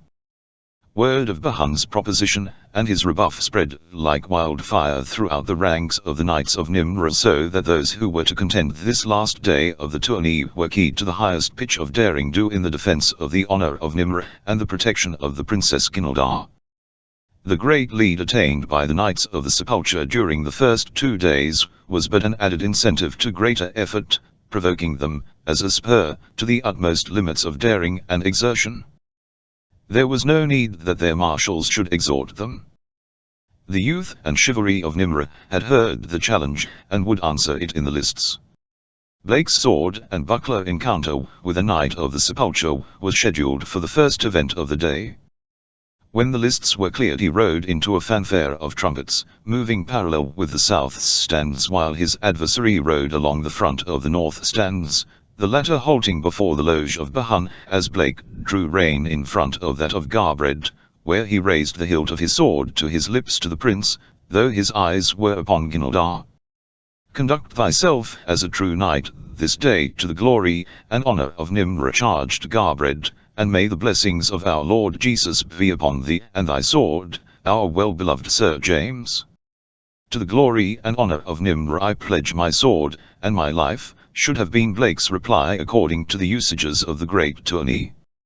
"To the glory and honor of Nimr, and to the protection of my princess I pledge my sword and my life," is what he said, and it was evident from the expression on Garbred's face that he was not displeased, while the look of haughty disdain which had been upon Ginildar's face softened. Slowly she arose, and tearing a ribbon from her gown, stepped to the front of the loge. "Receive this favor from thy lady, Sir Knight," she said, "bearing it with honor, and to victory in thy encounter." Blake reined close to the rail of loge, and bent low while Gnildar pinned the ribbon upon his shoulder. His face was close to hers, he sensed the intoxicating perfume of her hair, he felt her warm breath upon his cheek. "I love you," he whispered, so low that no other ears than hers could hear. "Thou art a boor," she replied in a voice as low as his. "It be for the sake of the 5 maidens that I encourage ye with this favor." Blake looked straight into her eyes. "I love you, Gnildar," he said, "and you love me." Before she could reply he had wheeled away, the trumpets had sounded, and he was cantering slowly toward the end of field where the tilts of the Knights of Nimr stood. Edward, very much excited, was there, and Sir Richard and Michel, with a marshal, heralds, trumpeters, men-at-arms, a martial company to urge him on with encouragement and advice. Blake cast aside his buckler, nor was there any to reprove him now. Instead they smiled proudly and knowingly, for had they not seen him best surmoured without other defense than his horsemanship and his sword? The trumpets blared again. Blake turned and put spurs to his charger. Straight down the center of the lists he rode. From the opposite end came a knight of the Sepulcher to meet him. "Sir James! Sir James!" cried the spectators in the stands upon the south side, while the north stands answered with the name of their champion. "Who is the Black Knight?" asked many a man in the north stands of his neighbor. "He hath no buckler," cried some. "He be mad. Sir Guy wilt cleave him open at the first pass." Sir Guy! Sir Guy! Chapter 17 The Saracens. Just as the second day of the great tourney had opened in the valley of the Sepulcher upon the plains below the city of Nimr, a band of swart men in soiled thobes, and carrying long matchlocks, topped the summit of the pass upon the north side of valley, and looked down upon the city of the Sepulcher, and the castle of King Bahund. They had followed upward along what may once have been a trail, but for so long a time had it been unused, or so infrequently had it been used that it was scarce distinguishable from the surrounding brush, but below them now Ibn Jad saw at a short distance a better marked road and, beyond, what appeared to him a fortress. Beyond that again he glimpsed the battlements of Bahund's castle. What he saw in the foreground was the barbican guarding the approach to the castle and the city, both of which were situated in much the same relative position as were the barbican and castle upon the south side of the valley where Prince Garbred guarded the city of Nimr, and the valley beyond it against the daily expected assault of the Saracens.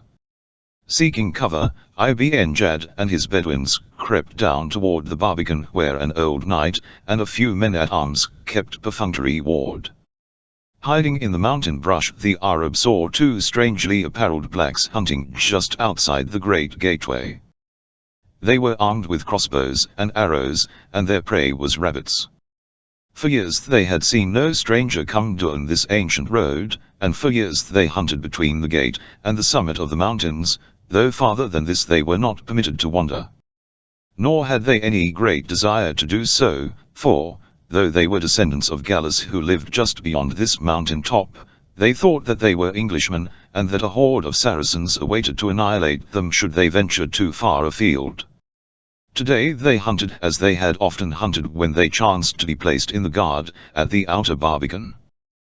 They moved silently forward, warily awaiting the break of a rabbit. They did not see the dark-faced men in the brush. Ibn Jad saw that the great gateway was open and that the gate that closed it raised and lowered vertically. It was raised now. Great was the laxity of the old knight and the men-at-arms, but King Bahund was away and there was none to reprove them. Ibn Jad motioned those nearest him to follow and crept slowly closer to the gateway. What of the old knight and the other watchers?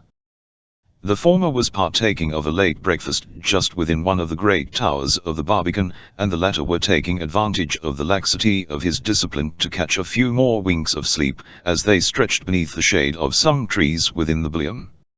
Ibn Jad won to within a few yards of the gateway, and waited for the others to reach his side. When they were all there he whispered to them and then trotted on silent sandals toward the gate, his matchlock ready in his hands. Behind him came his fellows. They were all within the ballium before the men-at-arms were aware that there was an enemy this side of Palestine. With crossbow and battle-axe the men-at-arms sprang to defend the gate. Their cries of the Saracens. The Saracens brought the old Sir Knight and the hunters running toward the ballium. Below, at the castle of King Bahun, the men at the gates and the other retainers who had been left while Bahun sallied forth to the great tourney heard strange noises from the direction of the outer barbican. The shouts of men floated down to them, and strange, sharp sounds that were like thunder, and yet unlike it. Such sounds they had never heard before, nor any of their forebears. They rallied at the outer castle gate, and the knights with them consulted as to what was best to be done. Being brave knights, there seemed but one thing open for them. If those at the far outer barbican had been attacked, they must hasten to their defense. Summoning all but 4 of the knights and men-at-arms at his disposal, the marshal of the castle mounted and rode forth toward the outer gate. Halfway there they were espied by Ibn Jad and his men who, having overcome the poorly armed soldiers at the gate, were advancing down the road toward the castle. At sight of these reinforcements Ibn Jad hastened to secrete his followers and himself in the bushes that lined the roadway. So it fell that the marshal rode by them and did not see them, and, when they had passed, Ibn Jad and his followers came out of the bushes and continued down the winding mountain road toward the castle of King Bahun.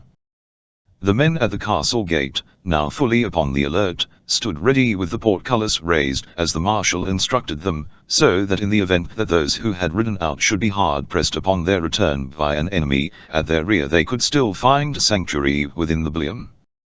The plan was, in such event, to lower the portcullis behind the men of the Sepulcher, and in the faces of the pursuing Saracens, for that an enemy must be such was a foregone conclusion had not they and their ancestors waited for near 7.5 centuries now for this momentarily expected assault. They wondered if it really had come at last. While they discussed the question, Ibn Jad watched them from a concealing clump of bushes a few yards away. The wily Bedouin knew the purpose of that portcullis, and he was trying to plan best how he might enter the enclosure beyond before it could be dropped before his face. At last he found a plan and smiled. He beckoned 3 men to come close, and into their ears he whispered that which he had in mind. There were 4 men-at-arms ready to drop the portcullis at the psychological moment, and all 4 of them stood in plain sight of Ibn Jad and the 3 that were beside him. Carefully, cautiously, noiselessly the 4 Arab raised their ancient matchlocks, and took careful aim. Now, whispered Ibn Jad, and 4 matchlocks belched forth flame and black powder, and slugs of lead. The 4 men-at-arms dropped to the stone flagging, and Ibn Jad and all his followers raced forward and stood within the ballium of the castle of King Bahun. Before them, across the ballium, was another gate and a broad moat, but the drawbridge was lowered, the portcullis raised and the gateway unguarded. The marshal and his followers had ridden unhindered into the ballium of the outer barbican, and there they had found all its defenders lying in their own blood, even to the little squire of the old knight who should have watched the gate, and did not. One of the men-at-arms still lived, and in his dying breath he gasped the terrible truth. The Saracens had come at last. "Where are they?" demanded the marshal. "Didst thou not see them, sir?" asked the dying man. "They marched down the road toward the castle." "Impossible," cried the marshal. "We didst but ride along that very road, and saw no one." "They marched down toward the castle," gasped the man.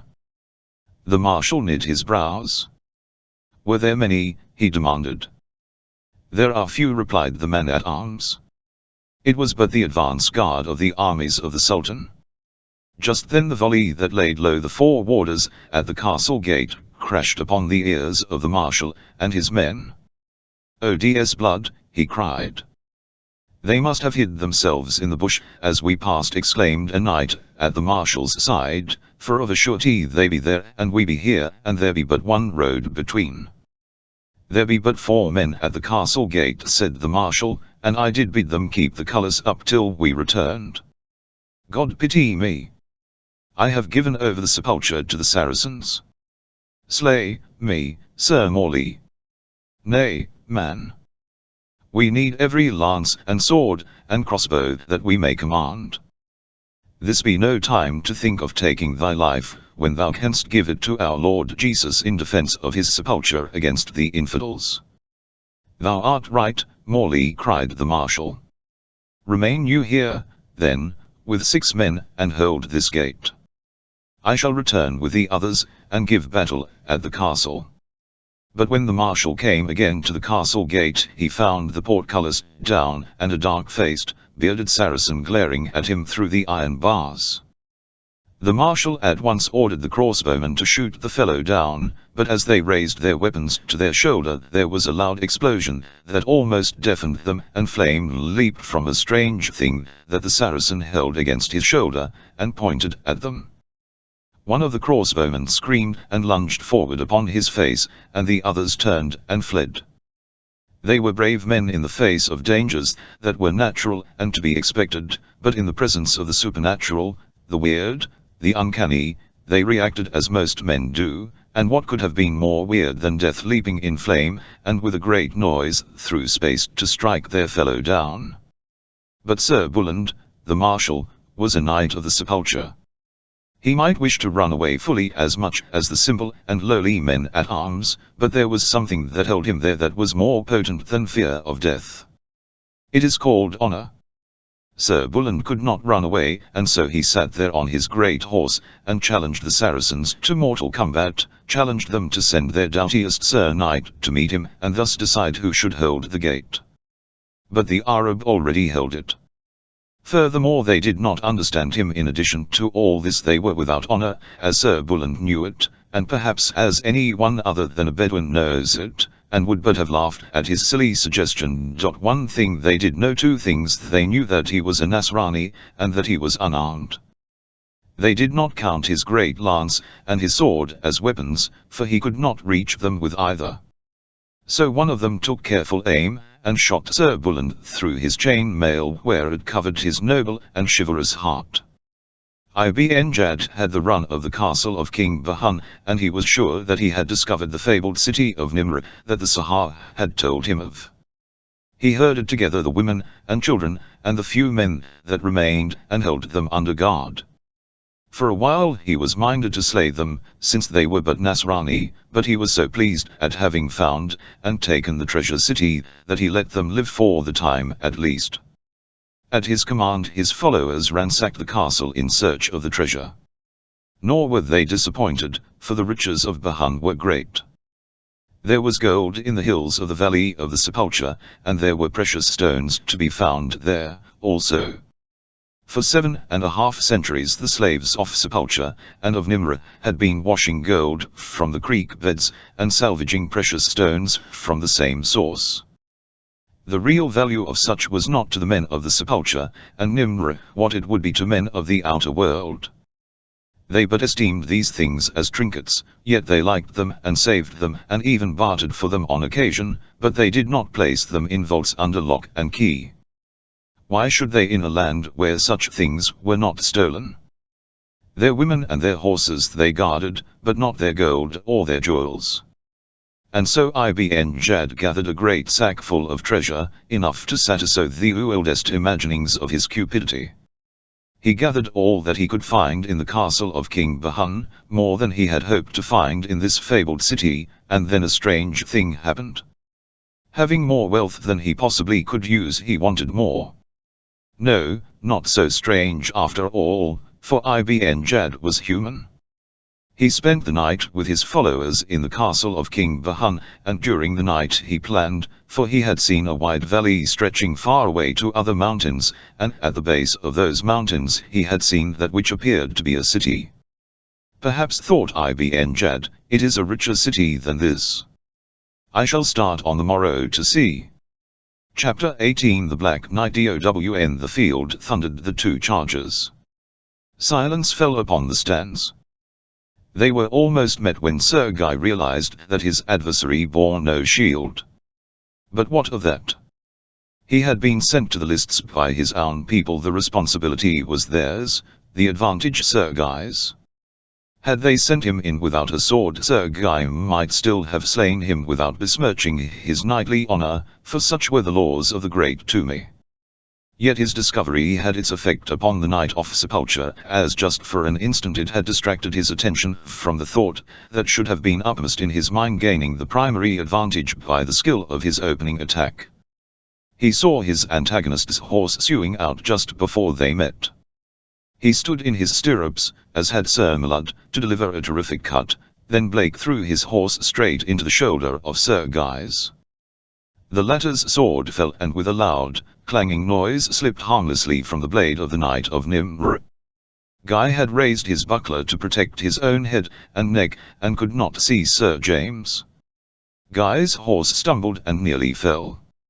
As it recovered itself, Blake's blade slipped beneath the buckler of the Knight of the Sepulcher, and its point pierced the gorget of his adversary, and passed through his throat. With a cry that ended in a blood-choked gurgle, Sir Guy of the Sepulcher toppled backward upon his horse's rump, and rolled upon the ground, while the south stands went mad with joy. The laws of the great tourney account the knight who is unhorsed as slain, so the coup de grace is never given, and no knight is killed unnecessarily. The victor rides to the tilt of the vanquished, wheels about and gallops to his own tilt, the full length of the lists, where he waits until a herald of the opposing side fetches the prize to him. And so it was that as Blake swung from his saddle, sword in hand, and approached the fallen Sir Guy, a gasp arose from the south stands, and a roar of angry protest from the north. Marshals and heralds galloped madly from the tilt of fallen Backer, and, seeing this, Sir Richard, fearing that Blake would be set upon and slain, led a similar party from his end of field. Blake approached the fallen knight, who lay upon his back, feebly struggling to arise, and when the spectators looked to see him run Sir Guy through with his sword, they saw him instead toss the weapon to the ground, and kneel beside the wounded man.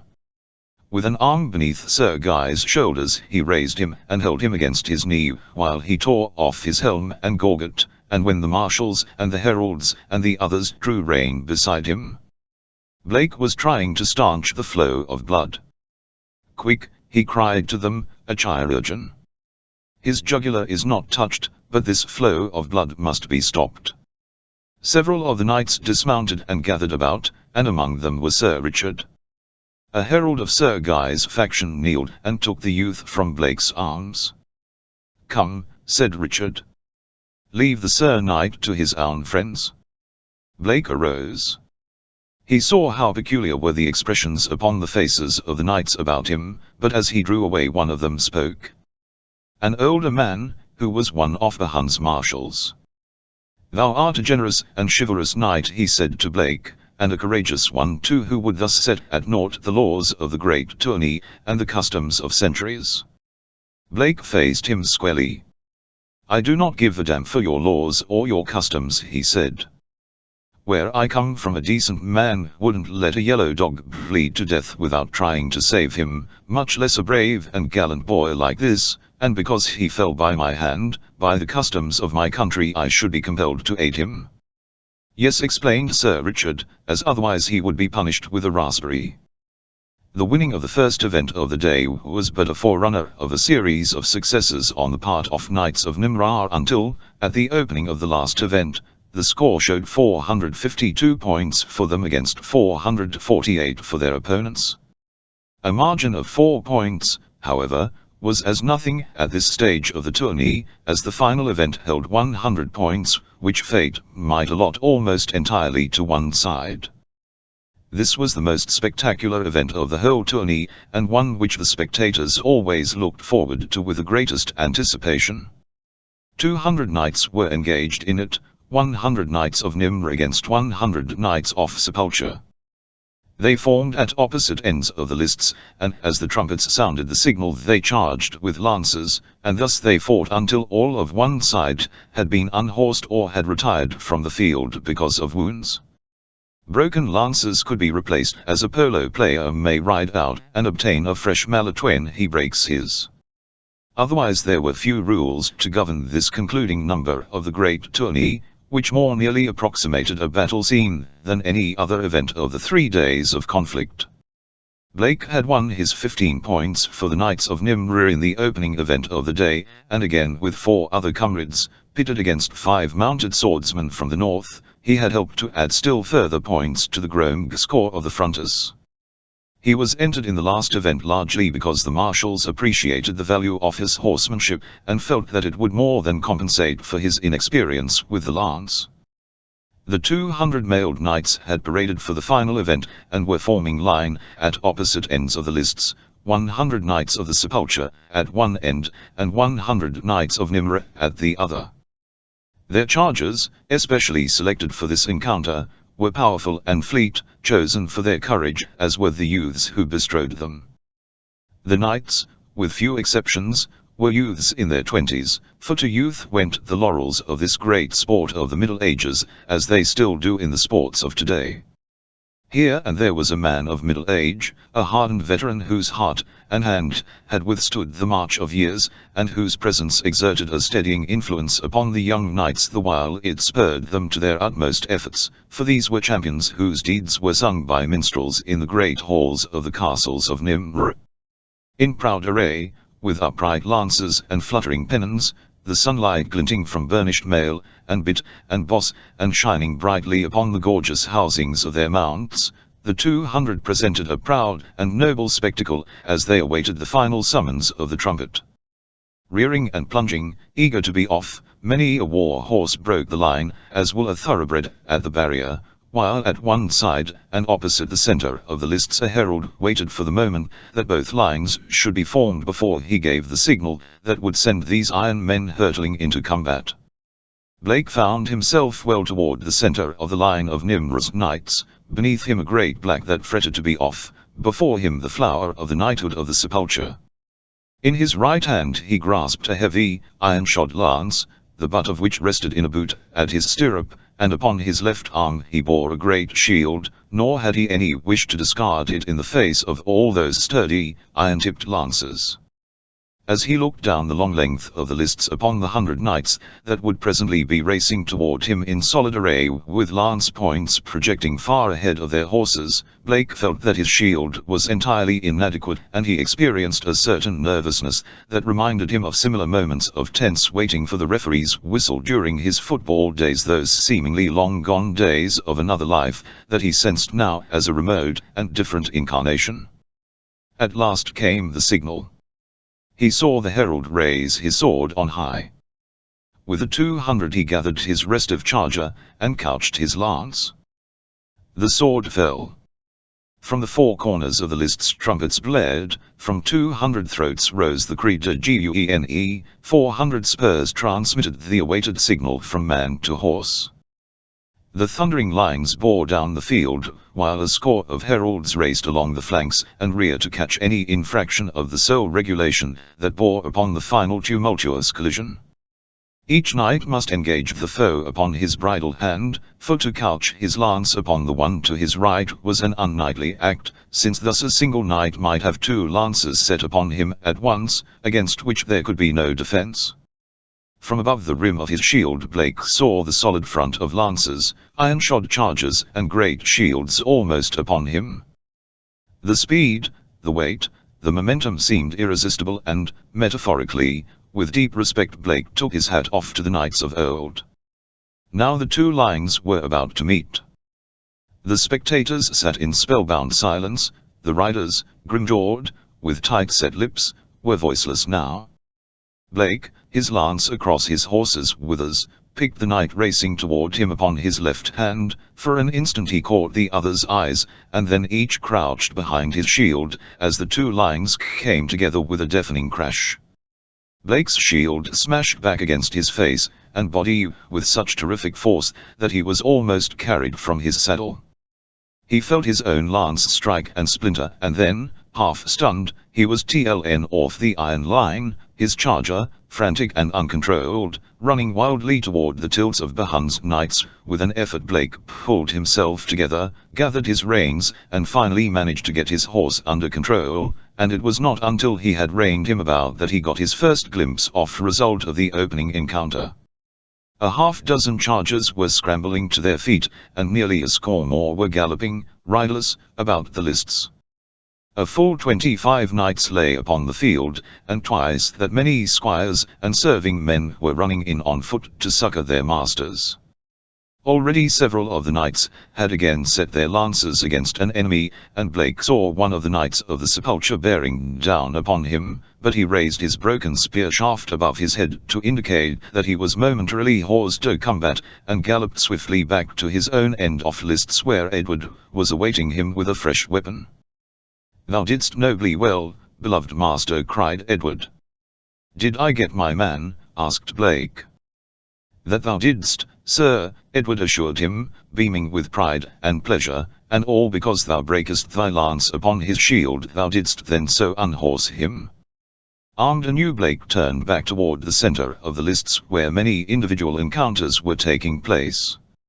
Already several more knights were down, and the victors looking for new conquests in which the stands were assisting with hoarse cries and advice, and as Blake rode back into the lists he was espied by many in the north stands occupied by the knights and followers of the Sepulcher. "The Black Knight," they cried. "Here! Here! Sir Wildred! Here is the Black Knight that overthrew Sir Guy. Have at him, Sir Wildred!" Sir Wildred, 100 yards away, couched his lance. "Have at thee, Sir Black Knight," he shouted. "You're on!" Blake shouted back, putting spurs to the great black. Sir Wildred was a large man, and he bestrode a raw-boned roan with the speed of a deer and the heart of a lion. The pair would have been a match for the best of Nimr's knighthood. Perhaps it was as well for Blake's peace of mind that Wildred appeared to him like any other knight, and that he did not know that he was the most sung of all the heroes of the Sepulcher. As a matter of fact, any knight looked formidable to Blake, who was still at a loss to understand how he had unhorsed his man in the first encounter of this event. The bird must have lost both stirrups, is what he had mentally assured himself when Edward had announced his victory. But he couched his lance like a good Sir Knight, and threw and bore down upon the redoubtable Sir Wildred. The Knight of the Sepulcher was charging diagonally across the field from the south stands. Beyond him Blake caught a glimpse of a slim, girlish figure standing in the central loge. He could not see her eyes, but he knew that they were upon him. "For my princess," he whispered as Sir Wildred loomed large before lance smote on shield, as the two knights crashed together with terrific force, and Blake felt himself lifted clear of his saddle and hurled heavily to the ground. He was neither stunned nor badly hurt, and as he sat up a sudden grin wreathed his face, for there, scarce a lance length from him, sat Sir Wildred. But Sir Wildred did not smile. "'Sdeath," he cried. "Thou laughest at me, sirrah." "If I look as funny as you do," Blake assured him, "you've got a laugh coming too." Sir Wildred knit his brows. "Oh DS blood," he exclaimed. "And thou be'st a knight of Nimr, I be a Saracen. Who be'st thou? Thy speech savoureth not of the valley." Blake had arisen. "Hurt much?" he asked, stepping forward. "Here, I'll give you a hand up." "Thou art, of a certainty, a strange Sir Knight," said Wildred. "I recall now that thou didst offer succor to Sir Guy when thou hadst fairly vanquished him." "Well, what's you wrong with that?" asked Blake. "I haven't anything against you. We've had a bully good scrap, and are out of it. Why should we sit here and make faces at one another?" Sir Wildred shook his head. "Thou art beyond my comprehension," he admitted. By this time their squires and a couple of serving men had arrived, but neither of the fallen knights was so badly injured that he could not walk without assistance. As they started for their respective tilts, Blake turned and smiled at Wildred. "So long, old man," he cried cheerily. "Hope we meet again someday." Still shaking his head, Sir Wildred limped away, followed by the two who had come to assist him. At his tilt Blake learned that the outcome of great tourneys still hung in the balance, and it was another half-hour before the last of the Knights of Nimr went down in defeat, leaving 2 Knights of the Sepulcher victorious upon the field. But this was not enough to overcome the lead of 4 points that the Fronters had held at the opening of the last event, and a moment later the heralds announced that the Knights of Nimr had won the great tourney by the close margin of 2 points. Amidst the shouting of the occupants of the stands at the south, the Knights of Nimr who had taken part in the tourney and had won points for the Fronters formed to ride upon the lists and claim the grand prize. Not all were there, as some had been killed or wounded in encounters that had followed their victories, though the toll on both sides had been much smaller than Blake had imagined that it would be. 5 men were dead and perhaps 22 badly injured to ride, the casualties being about equally divided.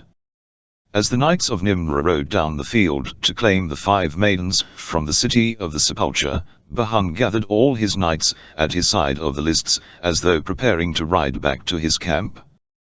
At the same time a knight of the Sepulcher, wearing the leopard skin bassinet of Nimr, entered the stands upon the south side of the field, and made his way toward the loge of Prince Garbred.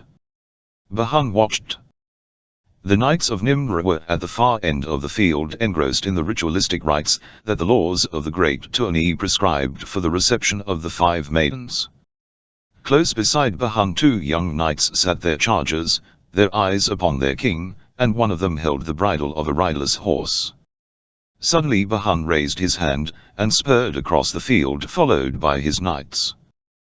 They moved a little toward the end of field where the Knights of Nimr were congregated, so that the bulk of them were between this end of the field and Garbred's loge. The young knight who had sat close beside Bahun, and his companion leading the riderless horse, spurred at a run straight for the stands of Nimr and the loge of the prince. As they drew in abreast of it, a knight leaped into the loge from the rear, swept Ginaldar into his arms, tossed her quickly to the young knight waiting to receive her, sprang to the edge of the rail, and leaped into the saddle of spare horse being held in readiness for him. Then they both wheeled and spurred away before the surprised Garbred or those about him could raise a hand to stay them. Behind them swept Bahun and the Knights of the Sepulcher, out toward the camp among the oaks. Instantly all was pandemonium. A trumpeter in Garbred's loge sounded the alarm. The prince ran from the stands to the spot where his horse was being held by a groom. The Knights of Nimr, ignorant of what had occurred, not knowing where to rally or against whom, milled about the lists for a few moments. Then Garbred came, spurring swiftly before them. "Bahun has stolen the Princess Ginaldar," he cried. Knights of Nimr, but before he could say more, or issue orders to his followers, a black knight on a black charger spurred roughly through the ranks of surrounding men, and was away after the retreating Knights of the Sepulcher.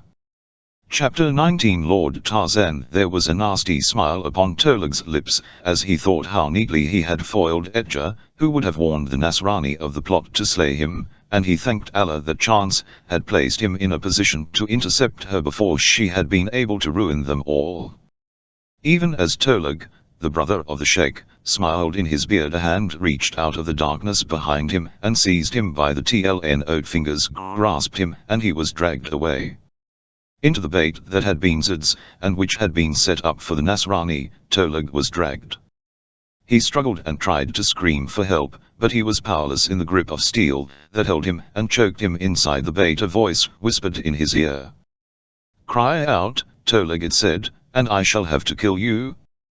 Then the grasp upon his throat relaxed, but Tolug did not call for help, for he had recognized the voice that spoke, and he knew that it had made no idle threat. He lay still while the bonds were drawn tight about his wrists and ankles, and a gag fastened securely in his mouth. He felt the folds of his burnous drawn across his face, and then silence. He heard Stimble creep into the bait, but he thought that it was still he who had bound him. And thus died Tolug, the brother of Ibn Jad, died as he had planned that Tarzan of the Apes should die. And, knowing that he would die thus, There was a smile upon the lips of the ape-man as he swung through the forest toward the southeast. Tarzan's quest was not for Bedouins but for Blake. Having ensured himself that the white man in the menzel of Ibn Jadw as Stimble, and that none knew the whereabouts of the other American, he was hastening back to the locality where Blake's boy had told him their bana had disappeared in the hope of picking up his trail and, if unable to assist him, at least to learn what fate had overtaken him. Tarzan moved swiftly and his uncanny senses of sight and smell aided him greatly in wresting its secrets from the jungle, yet it was 3 days before he found the spot where the lightning had struck down Blake's gun-bearer. Here he discovered Blake's faint spoor leading toward the north. Tarzan shook his head, for he knew that there was a stretch of uninhabited forest laying between this place and the first Gala villages. Also he knew that if Blake survived hunger and the menace of wild beasts he might only live to fall victim to a Gala spear. For 2 days Tarzan followed a spoor that no other human eye might have discerned. On the afternoon of 2nd day he came upon a great stone cross built directly in the center of an ancient trail. Tarzan saw the cross from the concealment of bushes, for he moved as beasts of prey moved, taking advantage of every cover, suspicious of every strange object, always ready for flight or battle, as occasion might demand. So it was that he did not walk blindly into the clutches of the 2 men-at-arms that guarded the outer way to the city of Nimr. To his keen ears was borne the sound of their voices long before he saw them. Even as cheetah or Numa approached their prey, so Tarzan of the Apes crept through the brush until he lay within a few yards of the men-at-arms. To his vast astonishment he heard them conversing in a quaint form of English that, while understandable to him, seemed yet a foreign tongue. He marveled at their antiquated costumes and obsolete weapons, and in them he saw an explanation of Blake's disappearance and a suggestion of his fate. For a time Tarzan lay watching the 2 with steady, unblinking eyes. It might have been Numa himself, weighing the chances of a sudden charge. He saw that each was armed with a sturdy pike and a sword. They could speak English, after a fashion, therefore, he argued, they might be able to give him word of Blake. But would they receive him in a friendly spirit, or would they attempt to set upon and slay him? He determined that he could never ascertain what their attitude would be by lying hidden among the brush, and so he gathered himself, as Numa does when he is about to spring. The 2 blacks were idly gossiping, their minds as far from thoughts of danger as it were possible they could be, when suddenly without warning Tarzan launched himself full upon the back of the nearer, hurling him to the ground. Before the other could gather his wits, the ape-man had dragged his victim into the concealment of the bush from which he had sprung, while the fellow's companion turned and fled in the direction of the tunnel. The man in Tarzan's grasp fought and struggled to be free, but the ape-man held him as easily as he might have held a child. "Lie still," he advised, "I shall not harm you." "Ods blood," cried the black. "What manner of creature be thou?" "One who will not harm you if you will tell him the truth," replied Tarzan. "What wouldst thou know?" demanded the black. "A white man came this way many weeks ago." "Where is he?" "Thou speakest of Sir James?" asked the soldier. "Sir James," mused Tarzan, and then he recollected that Blake's first name was James. "His name was James," he replied, "James Blake." "Verily, 'tis the same," said the soldier. "You have seen him. Where is he now?" "He be defending the honor of our Lord Jesus and the Knights of Nimr in the great tourney in the lists upon the plain below the city. And have ye come to wreak despite upon our good Sir James? Thou wilt find many doughty knights and men-at-arms who will take up the gage in his behalf." "I am his friend," said Tarzan. "Then why didst thou leap upon me thus, if thou art a friend to Sir James?" demanded the man. "I did not know how you had received him, or how you would receive a friend of Sir James. Will be received well in Nimr," said the man. Tarzan took the man's sword from him and permitted him to rise his pike he had dropped before being dragged among the bushes. "Go before me and lead me to your master," commanded the ape-man, and remember that your life will be the forfeit that you must pay for treachery. Do not make me leave the road unguarded against the Saracens, begged the man. Soon my companion will return with others, and then I shall beg them to take thee where thou wilt. Very well, agreed the ape-man. They had not waited long before he heard the sound of hastening footsteps, and a strange jingling and clanking that might have been caused by the shaking of many chains, and the striking against them of objects of metal. Shortly afterward he was surprised to see a white man clothed in chain mail, and carrying a sword and buckler descending the trail, at a trot, a dozen pikemen at his back. Tell them to halt, commanded Tarzan, placing the point of the man's sword in the small of his back. Tell them I would talk with them before they approached too closely. Stop, I pray thee, cried the fellow. This be a friend of Sir James, but he will run me through with my own sword, and ye press him too close. Parley with him, most noble Sir Knight, for I wouldst live at least to know the result of great tourney. The knight halted a few paces from Tarzan, and looked him up and down from feet to head. Thou art wholly a friend to Sir James, he demanded. Tarzan nodded. I have been seeking him for days. And some mishap befell thee, and thou lost thy apparel. The ape-man smiled. I go thus, in the jungle, he said. Art thou a Sir Knight, and from the same country as Sir James? I am an Englishman, replied Tarzan of the Apes. An Englishman? Thrice welcome then to Nimr. I be Sir Bertram, and a good friend to Sir James. And I am called Tarzan, said the ape-man. And thy rank? Inquired Sir Bertram. Tarzan was mystified by the strange manners and garb of his seemingly friendly inquisitor, but he sensed that whatever the man might be, he took himself quite seriously, and would be more impressed if he knew that Tarzan was a man of position, and so he answered him truthfully, in his quiet way. A viscount, he said.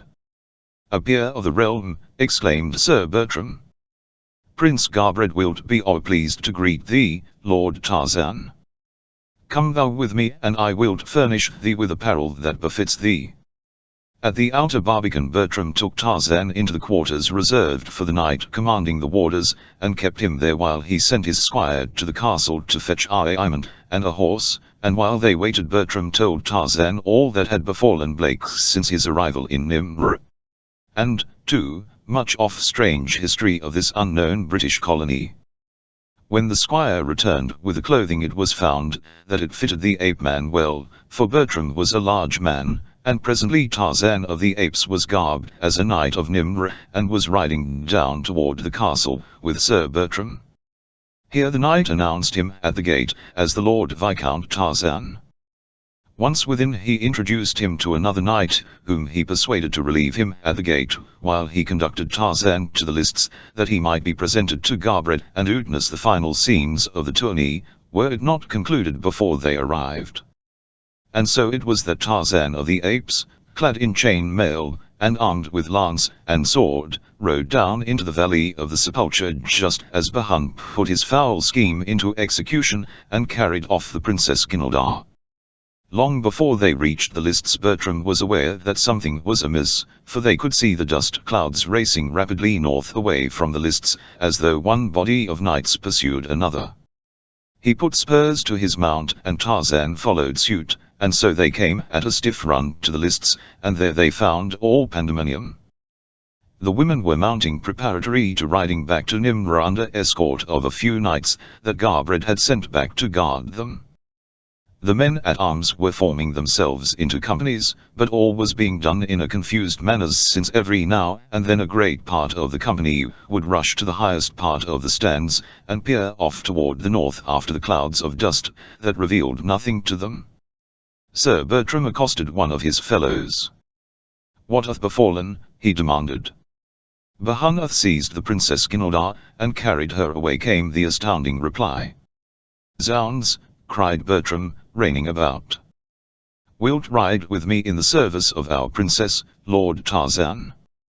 For answer Tarzan spurred his horse alongside of Bertram's, and stirrup to stirrup the two set out across the plain, While far ahead of them Blake drew gradually closer and closer to the fleeing knights of the Sepulcher.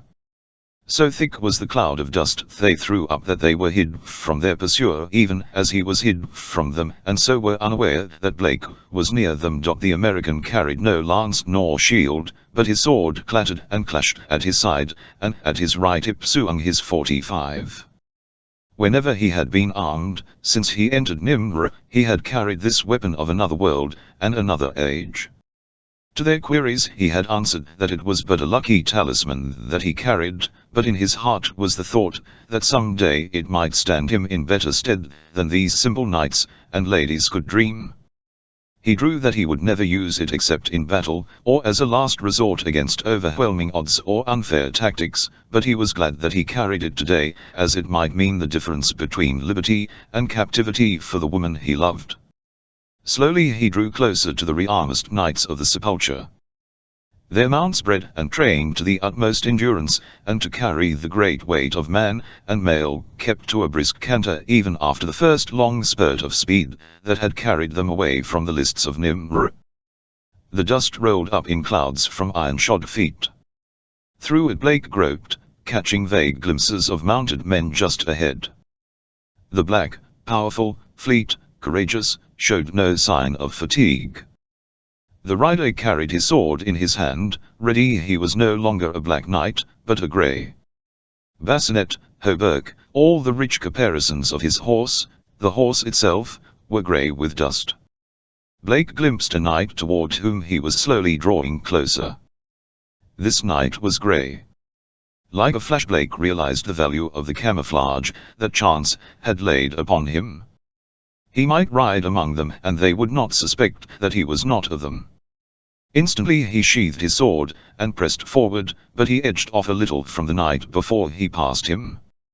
Urging the black ever a little faster, Blake crept up through the ranks of Bahun's knights. Somewhere a knight was carrying double, and this knight he sought. The nearer the head of the column he forged, the greater became the danger of discovery, for now the dust was less thick and men could see farther, but yet his own armor, his face, the leopard skin of his bassinet were coated thick with grey, and though knights peered intently at him as he passed, none recognized him. Once one hailed him. "Is thou Percival?" he demanded. "Nay," replied Blake, and spurred on a trifle faster. Now, dimly, just ahead, he saw several knights bunched close, and once he thought he glimpsed the fluttering garments of a woman in their midst. Pressing on, he drew close behind these, and there, surrounded by knights, he saw a woman held before one of the riders. Drawing his sword, he spurred straight between two knights who rode close behind he who carried Ginaldar, and as Blake passed he cut to the right and left, and the two knights rolled from their saddles. At a touch of the spurs the black leaped abreast the young knight that was bearing off the princess. So quickly was the thing accomplished that the knights who rode scarce an arm's length from him had not the time to realize what was occurring and prevent it. Blake slipped his left arm about the girl, and at the same time thrust to the left above his left forearm, driving his blade far into the body of youthful knight. Then he spurred forward, carrying Ginaldar from the dead arms, as the knight pitched headlong from his saddle. Blake's sword was wrenched from his grasp, so far had he driven it into the body of the man who dared commit this wrong against the woman Blake loved. Cries of rage arose about him as knights spurred in pursuit, and the black ran free with no guiding hand upon the reins.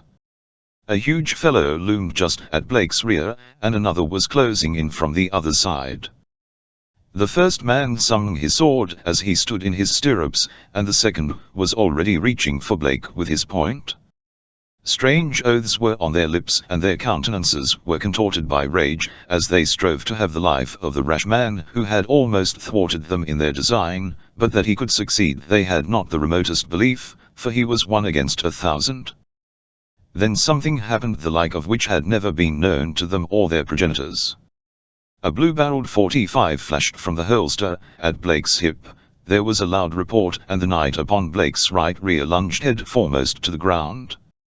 Blake turned in his saddle and shot the knight upon his other side between the eyes. Terrified, the horses of other knights close by, who might have menaced him, bolted, as did the great black that Blake bestrode, but while the American was trying to replace his weapon in its holster, and gathered the reins in his right hand, he leaned to the left, and thus forced the horse slowly around toward the direction he wished him to go, Blake's plan being to cut across the front of the Knights of the Sepulcher, and then turn southward toward Nimr.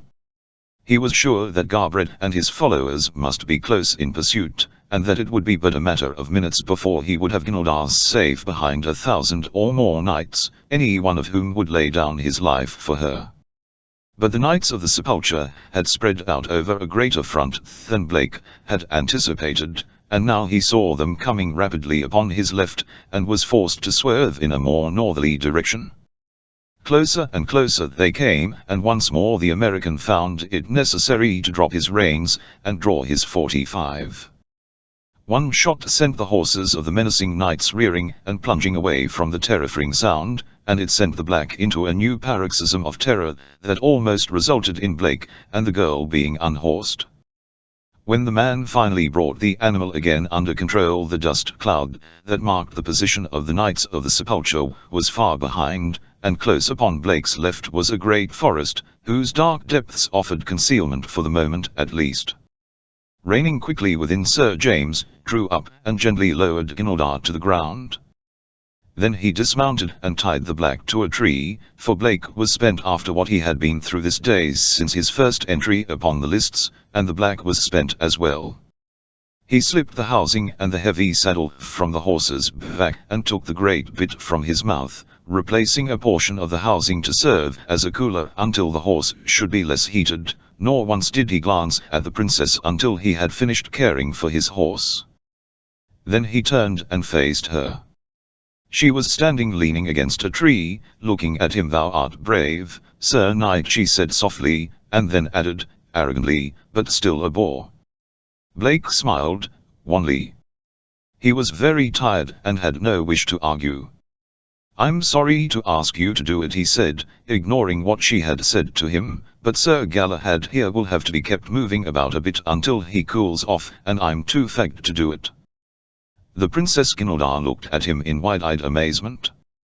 "Ye," she stammered, "ye mean that I should lead the beast?" "I, a princess?" "I can't do it," Ginaldar replied Blake. "I tell you I'm just about all in, lugging all these skid chains about since sunrise. I guess you'll have to do it." "Have to? Durst thou command, knave?" "Snap out of it, girl," advised Blake curtly. "I'm responsible for your safety, and it may all depend on this horse. Get busy, and do as I tell you. Lead him back and forth slowly." There were tears of rage in the eyes of Princess Ginaldar as she prepared to make an angry retort, but there was something in Blake's eyes that silenced her. She looked at him for a long moment, and then turned and walked to the black. Untying the rope that tethered him to the tree, she led him slowly to and fro, while Blake sat with his back against a great tree and watched out across the plain for the first sign of pursuit. But there was no pursuit, for the Knights of Nimr had taken the Knights of the Sepulcher, and the two forces were engaging in a running fight that was leading them farther and farther away toward the city of the Sepulcher upon the north side of valley. Ginaldar led the black for half an hour. She led him in silence, and in silence Blake sat gazing out across the valley. Presently he turned toward the girl, and rose to his feet. "That'll be good," he said, approaching her. "Thank you. I'll rub him a bit now.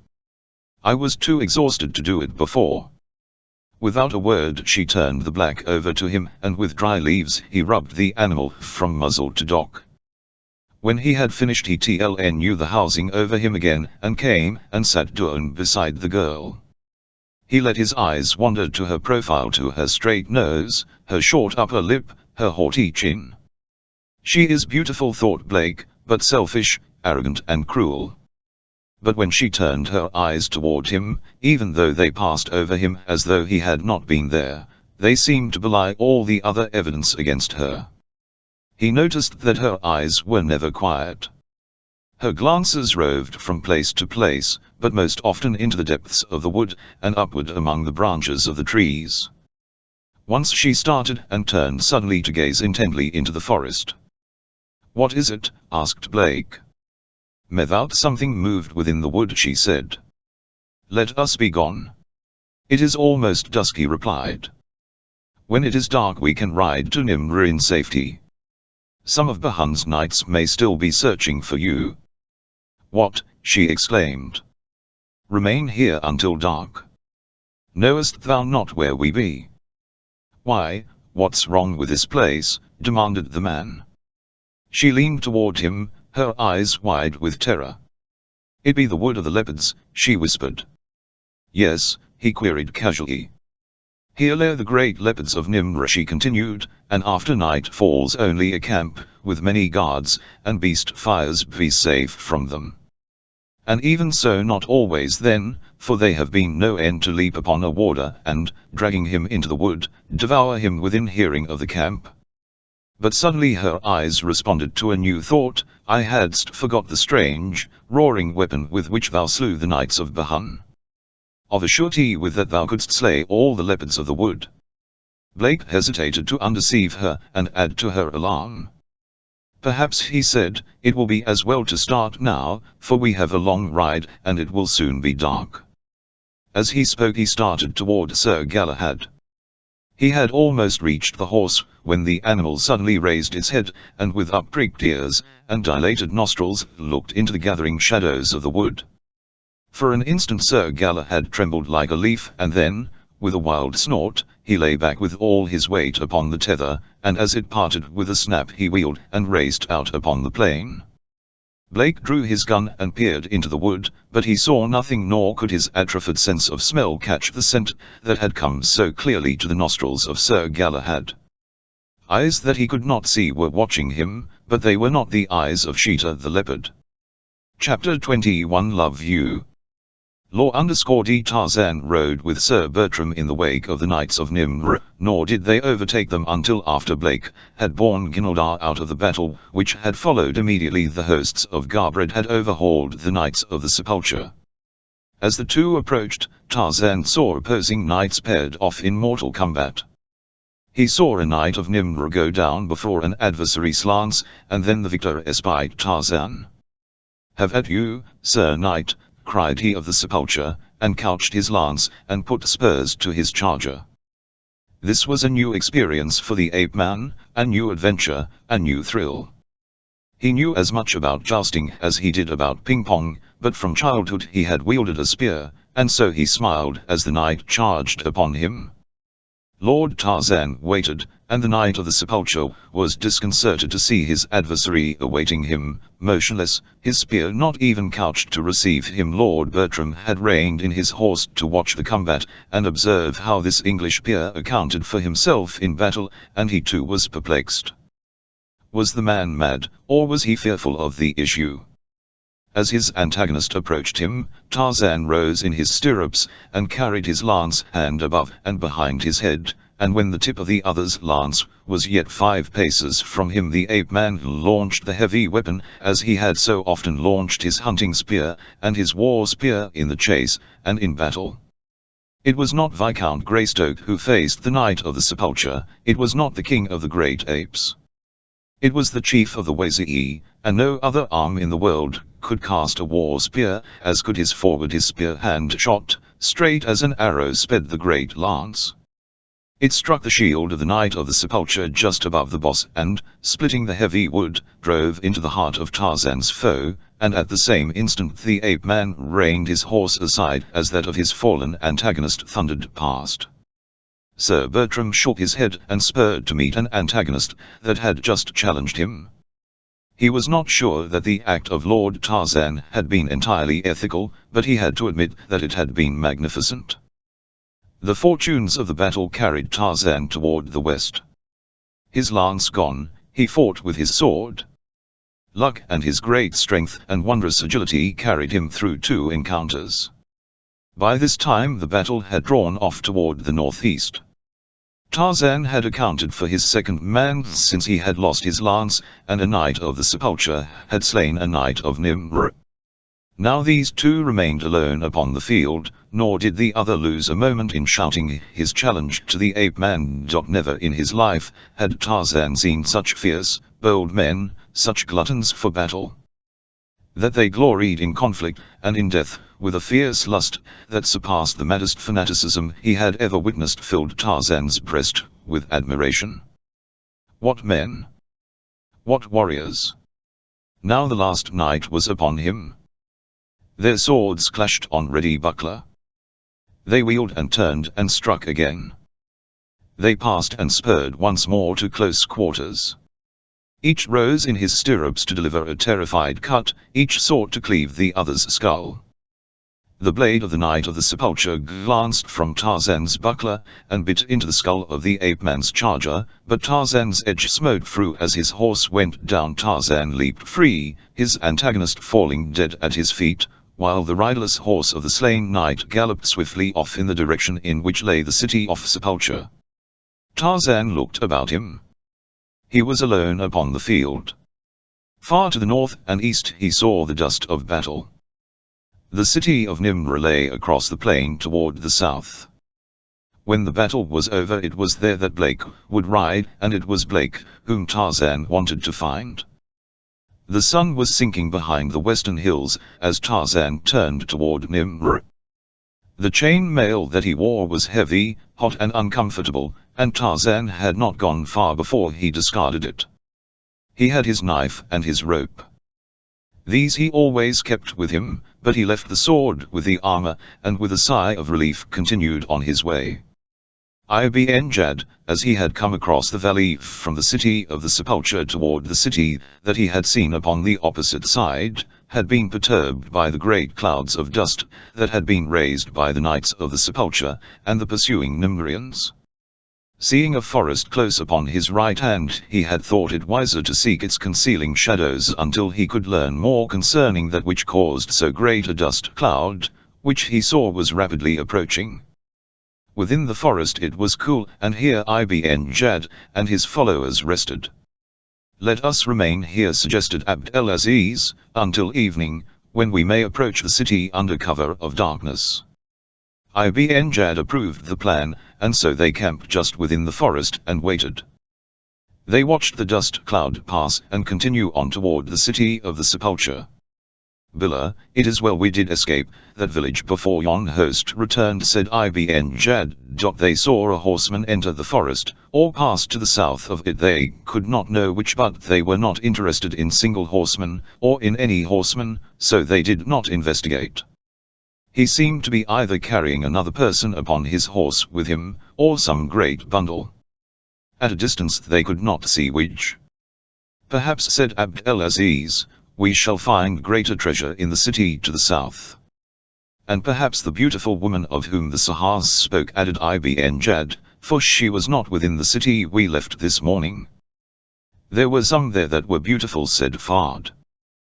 "The one I seek is more beautiful than an houri," said Ibn Jad. When they took up their march again just before dark, they moved cautiously just within the edge of the forest. They had covered a mile, perhaps, when those in the lead heard voices ahead. Ibn Jad sent one to investigate. The man was soon back. His eyes were bright with excitement. "Ibn Jad," he whispered, "thou needst seek no farther, the houri is just ahead." Following the suggestion of the scout, Ibn Jad, followed by his companions, went deeper into the woods, and approached Blake and Gnildar from the west. When Sir Galahad broke loose, and Blake drew his 45, Ibn Jad knew that they could remain in concealment no longer. He called Fard to him. "Many of Nasranis speak the language thou didst learn among the soldiers of the north," he said.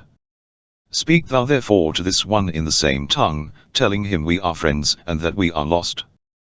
When Fard saw the Princess Gnildar, his eyes narrowed, and he trembled almost as might a man with ague. Never in his life had Fard seen so beautiful a woman, never had he dreamed that an houri might be so lovely. "Do not fire upon us," he called to Blake from the concealment of some bushes. We are friends. We are lost. Who are you? Demanded Blake, surprised to hear French spoken in the valley of the Sepulcher. We be poor men from the desert country, replied Fard. We are lost. Help us to find our way, and the blessings of Allah shall be upon thee. Come out and let me see you, said Blake. If you are friendly you need not fear me. I've had all the trouble I'm looking for. Fard and Ibn Jad stepped out into view, and at sight of them Gnildar voiced a little scream, and seized Blake's arm. The Saracens, she gasped. I guess they are Saracens all right, said Blake, but you needn't worry, they won't hurt you. Not harm a crusader? She demanded incredulously. These fellows never heard of a crusader?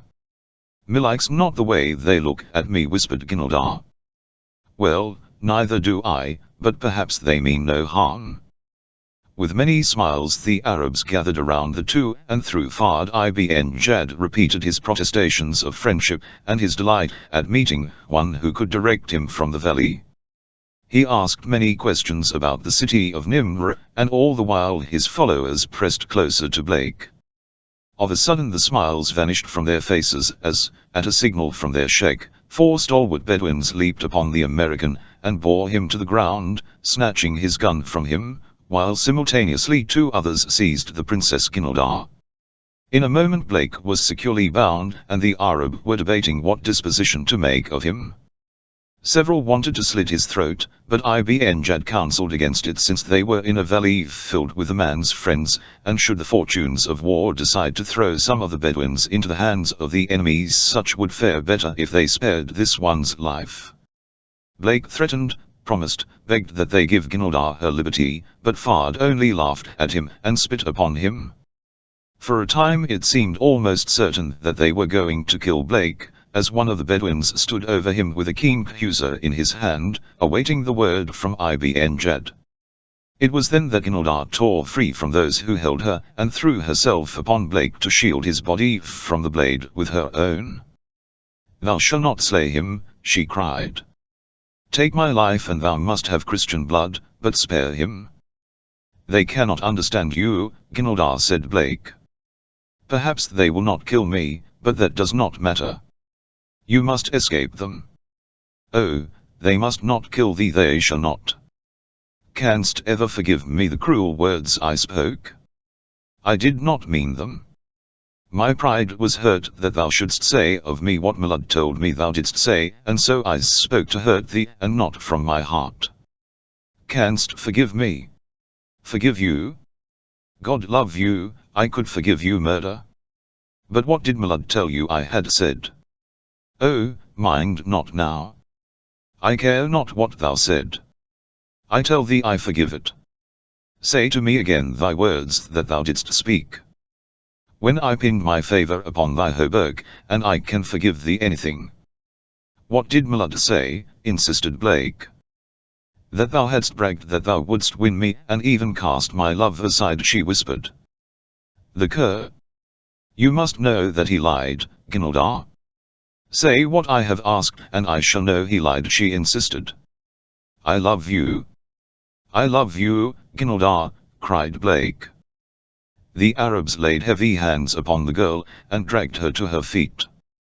Ibn Jad and the others still argued about the disposition to be made of Blake. By Allah, exclaimed the sheikh, at last, we shall leave the Narani where he lies, and if he dies none can say that the Badi did slay him. Abd el-Aziz, he continued, let thou take men and continue across the valley to that other city.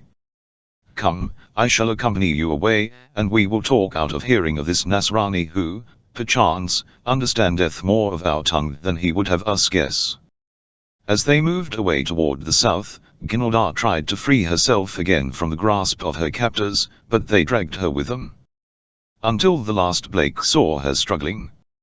He saw her dear face turned toward him, and as they passed out of sight among the trees she called back through the falling night 3 words that meant more to him than all the languages of all the world combined, I love you. At a distance from Blake the Arab halted. I leave thee here, Abd el-Aziz, said Ibn Jad. Go thou and see if the city appears to be a rich place, and if it be too strongly guarded make no attempt to loot it, but return to the mensal that'll be just beyond the northern summit where it now is, or, if we move it, we shall make our trail plain that you may follow us.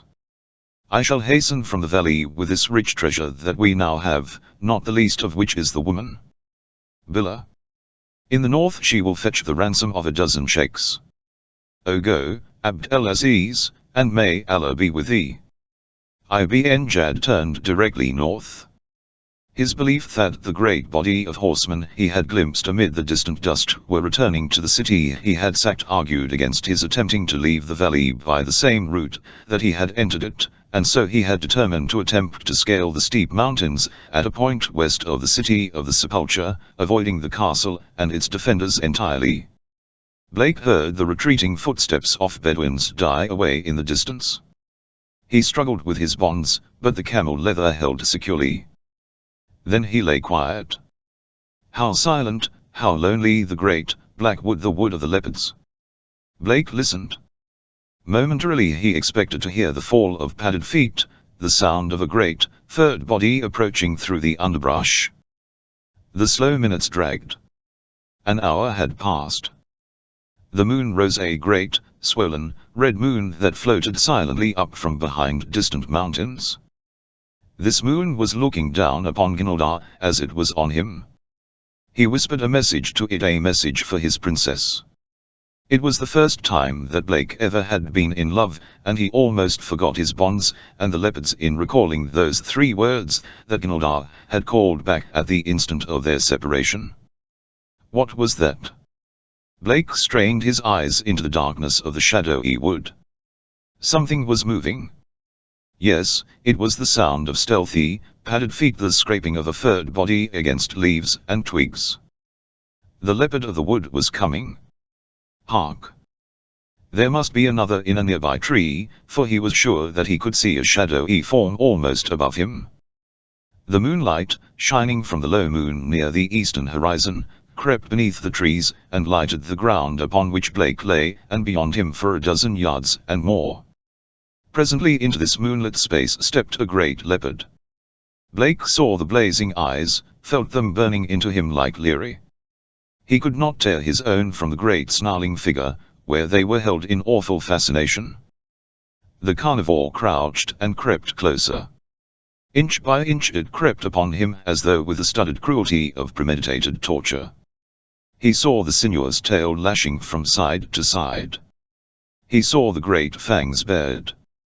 He saw the beast flatten against the ground, its muscles tensed. It was about to spring. Helpless, horrified, Blake could not take his eyes from the hideous, snarling face. He saw it leap suddenly with the lightness and agility of a house cat, and at the same instant he saw something flash through the air. The leopard stopped in mid-leap, and was hauled upward into a tree that overhung the spot. He saw the shadowy form that he had seen before, but now he saw that it was a man, and that he was hauling the leopard upward by a rope that had been cast about its neck at the instant that it had risen to leap upon him. Screaming, pawing with raking talons, Sheeta the leopard was dragged upward. A mighty hand reached out and grasped the great cat by the scruff of the neck, and another hand drove a knife blade into the savage heart. When Sheeta ceased to struggle, and hung quiet, the hand released its grasp, and the dead body of the carnivore thudded to the ground beside Blake. Then the godlike figure of an almost naked white man dropped lightly to the leaf mold. Blake voiced an exclamation of surprised delight. "Tarzan of the Apes," he cried. "Blake," demanded the ape-man, and then, at last. "And I didn't find you much too soon, either." "I'll tell the world you didn't," exclaimed Blake. Tarzan cut the bonds that held the American. "You've been looking for me?" asked Blake. "Ever since I learned that you had become separated from your safari. By George, that was white of you. Who left you trussed up here? A bunch of Arabs?" Something like a growl escaped the lips of ape-man. "That villainous old Ibn Jad here?" he demanded incredulously. "They took a girl who was with me," said Blake. I do not need to ask you to help me rescue her, I know. Which way did they go? Asked Tarzan. There. Blake pointed toward the south. When? About an hour ago. You'd better shed that armor, advised Tarzan, it makes walking a punishment. I just tried it. With the ape-man's help, Blake got out of his coat of mail, and then the two set out upon the plain trail of the Arabs. At the point where Ibn Jad had turned back toward the north, they were at a loss to know which of the two spoors to follow, for here the footprints of Gnildar, that the ape-man had been able to pick up from time to time since they left the spot where the girl had been seized, disappeared entirely. They wondered what had become of them. They could not know that here, when she found that Ibn Jad was going to turn back with her away from Nimr, she had refused to walk farther. It had been all right as long as they were approaching Nimr, but she refused absolutely to be a party to her own abduction when it led away from home. What breeze there was blowing from the east, nullifying the value of Tarzan's sense of smell so that even the great ape-man could not know in what direction or with which party Gnildar had been carried off. The most reasonable assumption, said Tarzan, is that your princess is with the party that has gone north, for I know that Ibn Jad's mensal must lie in that direction. He did not enter the valley from the south. That I know because I just came in that way myself, and Sir Bertram assured me that there are only two entrances, the one through which I came, and a pass above the city of the Sepulcher. Ibn Jad would want to get the girl out of the valley, and into his camp as soon as possible, whether he is going to hold her for ransom or take her north to sell her. The party that went south toward Nimr may have been sent to treat with her people for a ransom, but the chances are that she is not with that party. However, it is at best but a matter of conjecture. We must ascertain definitely, and I suggest that you follow the northern spoor, which is, I am certain, the one that will lead to the girl, while I overtake the party to the south. I can travel faster than you, and if I am right, and the girl is with the northern party, I'll turn back and overtake you without much loss of time. If you catch up with the other band, and find the girl is not with them, you can turn back and join me, but if she is with them, you'd better not risk trying to recover her until you have help, for you are unarmed, and those Bedouins would think no more of cutting your throat than they would of drinking a cup of coffee. Now, goodbye and good luck. And Tarzan of the Apes took off at a trot upon the trail of the party that had gone in the direction of Nimr, while Blake turned northward to face a dismal journey through the black depths of the Wood of the Leopards. Chapter 21. For every jewel a drop of blood. All night Ibn Jad and his party marched northward.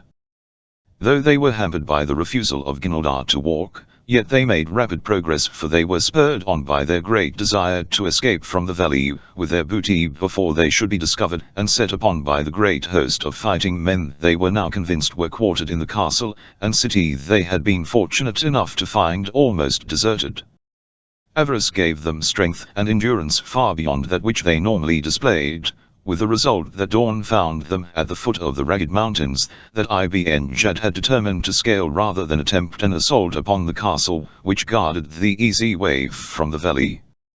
It was a jaded party that won eventually to the pass just above the outer barbican that guarded the road to the city of the Sepulcher, nor were they discovered by the warders there until the last man of them was safely on the trail leading to the low saddle at the summit of the mountains, beyond which lay the mensal of the Bedouins. The defenders off Barbican made a sortie against them and approached their rear so closely that the knight who commanded saw Gnildar and recognized her, but a volley from the matchlocks of the desert peoples sent the crudely armed soldiers of Bahun back in retreat, though the brave knight couched his lance and charged again until his horse was brought down by a bullet and he lay pinned beneath it. It was afternoon before Ibn had with his fagged company staggered into the mensal. Though they dropped in their tracks from sheer exhaustion, he allowed them but an hour of sleep before he gave the signal for the Rala, for the Sheikh of the Fendi Elgmad was filled with an ever-increasing fear that the treasure and the woman would be taken away from him before he could reach the sandy wastes of his own barren belt. The heavy weight of the treasure had been divided into several bundles, and these were distributed among his least mistrusted followers, while the custody of the girl captive was placed in the hands of Fard, whose evil eyes filled the princess with fear and loathing. Stimble, who had secretly scoffed at the stories of treasure, and the mad tales of a beautiful woman that the Arab expected to find in some fabulous, hidden city, was dumbfounded when he viewed the spoils of the Bedouin, and at first was inclined to attribute them to the hallucinations of his fever-racked brain. Weak, Stimble staggered feebly along the trail, keeping as close to Fard as he could, for he knew that of all the company this unscrupulous scoundrel would be most likely to assist him, for to Fard a live Stimble meant great wealth, nor was Fard unmindful of the fact. And now there was another purpose in the evil mind of the Bedouin who had conceived for the white girl an infatuation that was driving him to the verge of madness. With the wealth that Stimble had promised him, Fard realized that he could afford to possess this lovely houri, whom otherwise a poor Bedouin must sell for the great price that she would bring, and so there revolved in the mind of Fard many schemes whereby he might hope to gain sole possession of both Ginaldar and Stimble, but always there loomed in the path of every plan that he considered the dour figure of his greedy sheikh. At the foot of the mountains of the Sepulcher, Ibn Jad turned toward the east, thus to avoid passing again through the country of Batando. Beyond the eastern end of the range he would turn south again, and later strike west just above the northern limits of the territory that was nominally Tarzan's, for though he knew that the Lord of the Jungle was dead he yet feared the vengeance of his people. It was late before Ibn Jad made camp. The preparations for the evening meal were hurried. The light from the cooking fire, and the paper lanterns in the bait-off shack, was dim and flickering, yet not so dim but that Edgar saw Fard drop something into the bowl of food that she had prepared for Ibn Jad, and which stood upon the ground between him and his would-be assassin. As the sheikh reached for the receptacle, Edgar stepped from the women's quarters, and struck it from his hand, but before she could explain her act or charge Fard with his villainy, the culprit, realizing that his perfidy had been discovered, leaped to his feet, and seizing his matchlock sprang into the women's quarters where Ginaldar had been left under the watchful care of Herfa and Edgar. Seizing the girl by the wrist, and dragging her after him, Fard broke through the curtains at the rear of Bait, and ran in the direction of his own tent. By this time the Muqad of Ibn Jad was in an uproar. The sheikh was demanding an explanation from Edgar, and still unaware that Fard had escaped through the rear of the Bait. No one had followed him into the women's quarters. "He placed him in thy food," cried Edgar. "I saw him, and the proof of it be that he fled when he knew that I had seen." "Billah," exclaimed Ibn Jad. "The son of a jackal would poison me. Seize him and fetch him to me." "He hath fled through the Bait," cried Herfa, "and taken the Nasroya with him." The Bedouins sprang to their feet, and took after Fard, but at his own bait he stopped them with a bullet, and they retreated. In his tent he seized Stimble, who was lying upon a filthy sleeping mat, and dragged him to his feet. "Hasten," he hissed in the American's ear. "Ibn Jad has ordered that thou be slain. Quick! Follow me and I will save thee." Again Fard had recourse to the rear curtains of a Bait, and as his fellows approached the front in anger but with caution, Fard, dragging Ginaldar and followed by Stimble, sneaked through the darkness of the mensal and turned toward the west. It was dusk when James Blake, following the plain trail of Ibn Jad, finally clambered over the last escarpment, and stood upon the trail that led through the pass toward the outer world beyond the valley of the Sepulcher. 100 yards to his right loomed the grey towers of the Barbican, to his left was the trail that led in the direction of his heart's desire, and all about him, concealed in the bushes, were the men-at-arms of King Bahan of the Sepulcher, but this he did not guess, for how could he know that for hours the eyes of the warders had been watching his slow ascent toward the pass trail. Spent by the long climb following hours of grueling exertion without food or rest, unarmed, Blake was helpless to resist or to attempt escape, when a dozen armed men stepped from the surrounding bushes, and encircled him in a band of steel. And so Sir James of Nimr was seized and haled before King Bahan, and when he was questioned and Bahun found that he was the same Black Knight that had thwarted his plan to abduct the Princess Gilda, he could scarce contain himself. Assuring Blake only of the fact that he would be put to death as soon as Bahun could determine upon a fate commensurate with the heinousness of the crime, the king ordered him to be placed in chains, and the American was led away by guards to a black hole beneath the castle, where by the light of flares a smith forged a heavy iron band about one ankle, and he was chained to a damp stone wall. In the light of the flare Blake saw two emaciated, naked creatures similarly chained, and in a far corner glimpsed a skeleton among the bones of which rusted a length of chain, and a great anklet. Then silently the guards and the smith departed, taking the flares with them, and James Blake was left in darkness and despair. Upon the plain, below the city of Nimr, Tarzan had overtaken the party of Bedouins led by Abd el-Aziz, and after assuring himself that the girl was not with them he had turned without revealing himself to them and hurried northward to take up the trail of the other party. Requiring food and rest he lay up in the wood of the leopards during the heat of the day after stalking Horta the boar and making a quick kill. His belly filled, the ape-man found a high-flung tree crotch where there was little likelihood of the heavy leopards of Nimr disturbing his slumbers, and here he slept until the sun was sinking behind the western mensal where Ibn Jad's people had camped during his incursion of the valley of the Sepulcher. Some time since, he had lost the spoor of Blake, but that of the girl frequently recurred, and as her rescue now took precedence over other considerations he followed doggedly along the trail of Ibn Jad. For a time he was mystified by the fact that Gilda's spoor, well marked by the imprints of the tiny sandals of medieval design, did not appear among the footprints of those who left the Bedouin mensal. He lost some time searching about in an effort to discover a clue to the riddle, and presently he hit upon the truth, which lay in the fact that Gilda's light sandals, having been badly worn by her journey, and far too tight for comfortable walking, she had been given a pair belonging to Edgar, and thus it became difficult to differentiate between the spoor of the two girls, who were of equal weight and of a similarity of carriage that rendered their footprints practically identical.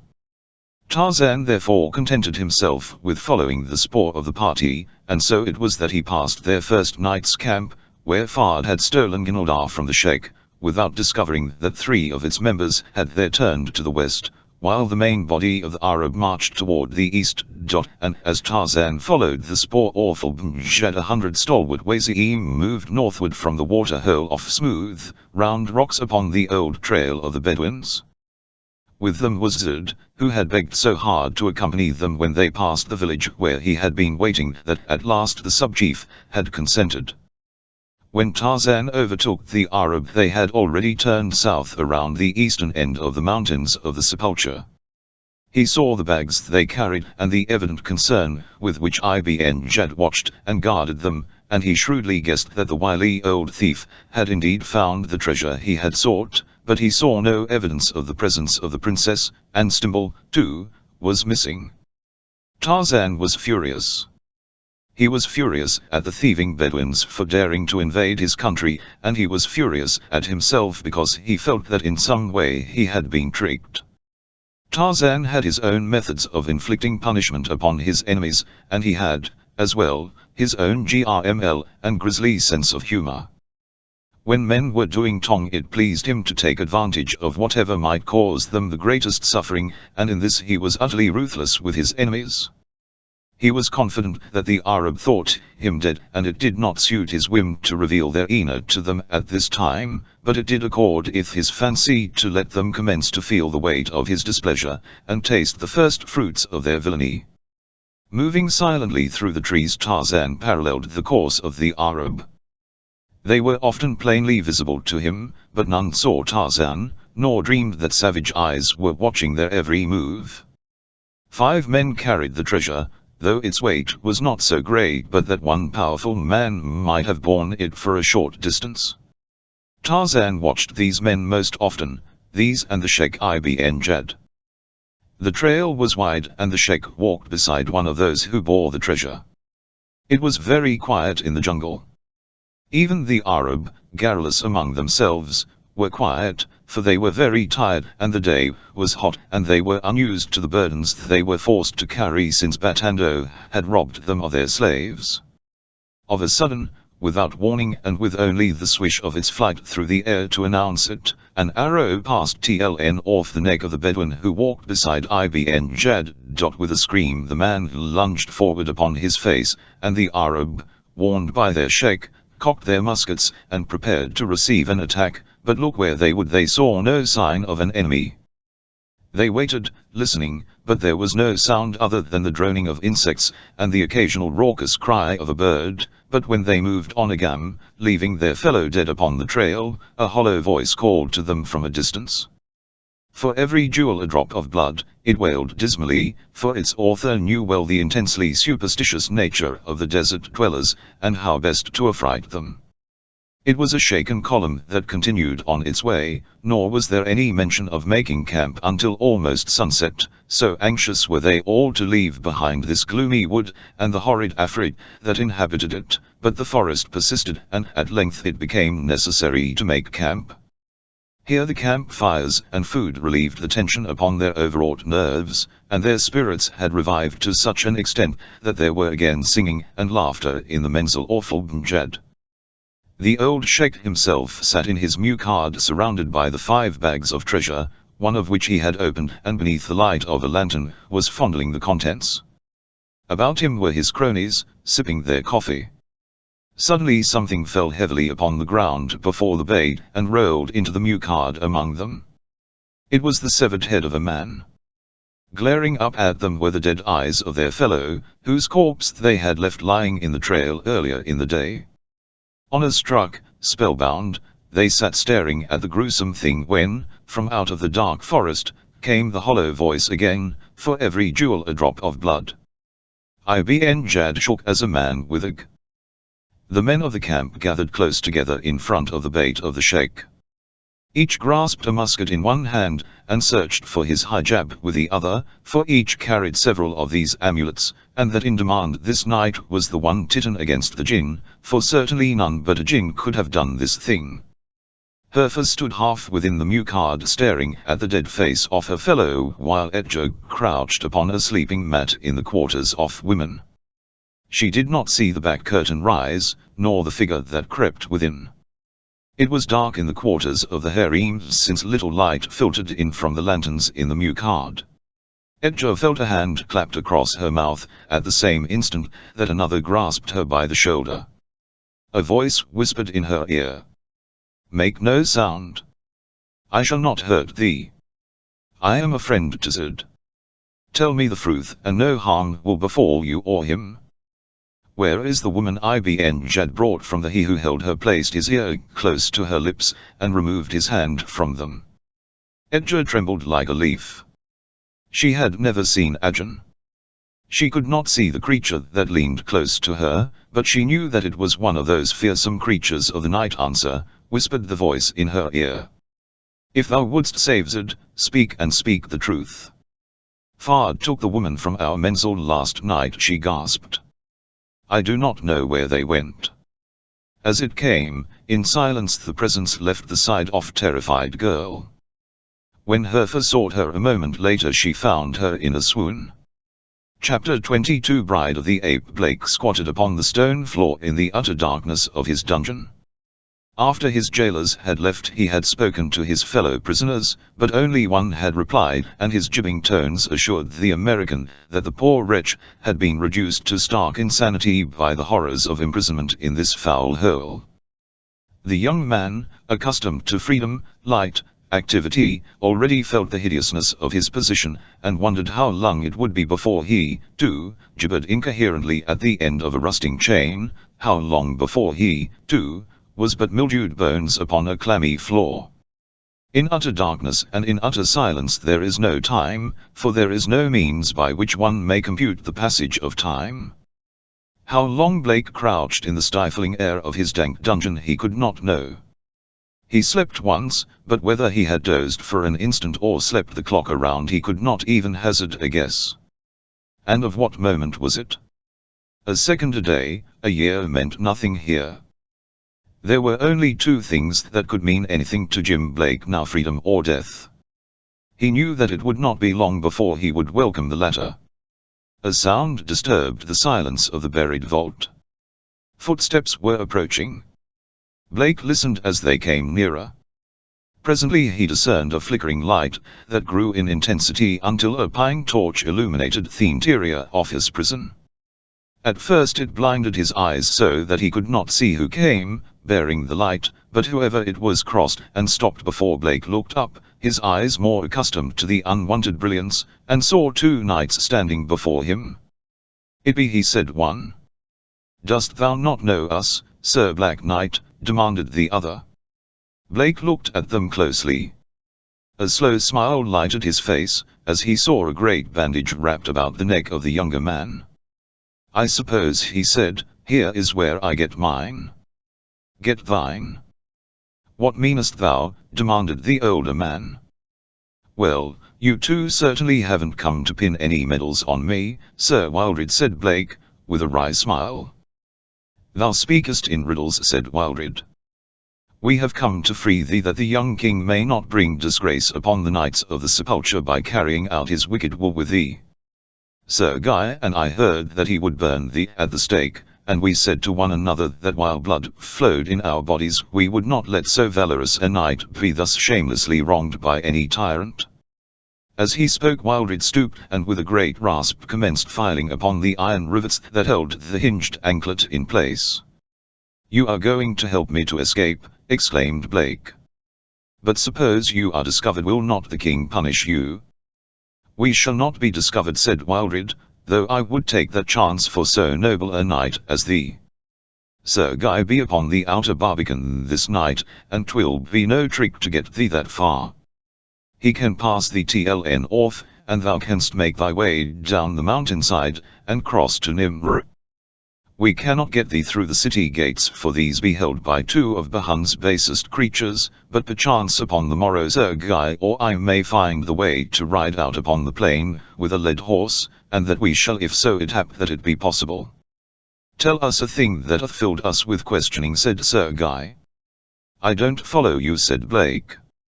"Thou didst, and mighty prettily too, take the Princess Gildarf from under the very nose of Bahun," continued Guy, "and yet later she was seen in the clutches of the Saracens. How came this to pass?" "She was seen," demanded Blake. "Where?" "Beyond the outer barbican she was, and the Saracens carried her away through the pass that leadeth no man knoweth where," said Wildred. Blake told them of all that had transpired since he had taken Gildarf from Bahun, and by the time he had finished the rivets had been cut and he stood again a free man. Wildred smuggled him through secret passages to his own quarters, and there gave him food, and new clothing, and a suit of armor, for now that they knew he was riding out over the pass into the strange country they had decided that he could only be permitted to do so properly armed and mounted. It was midnight when Wildred smuggled Blake through the castle gate, and rode with him toward the outer barbican. There Sir Guy met them, and a few minutes later Blake bid these chivalrous enemies goodbye and, mounted on a powerful charger, his own colours flying from his lance tip, rode beneath the portcullis, and out upon the starlit road that led to the summit of the mountains of the Sepulcher. Toyate, the king ape, picked a succulent beetle from the decaying bark of a fallen tree. About him were the great, savage people of his tribe. It was afternoon, and the apes loafed in the shade of great trees beside a little natural clearing in the jungle. They were content and at peace with all the world. Coming toward them were three people, but the wind blew from the apes toward the people, and so neither Toyate nor any of his fellows caught the scent spore of the Tarmangani.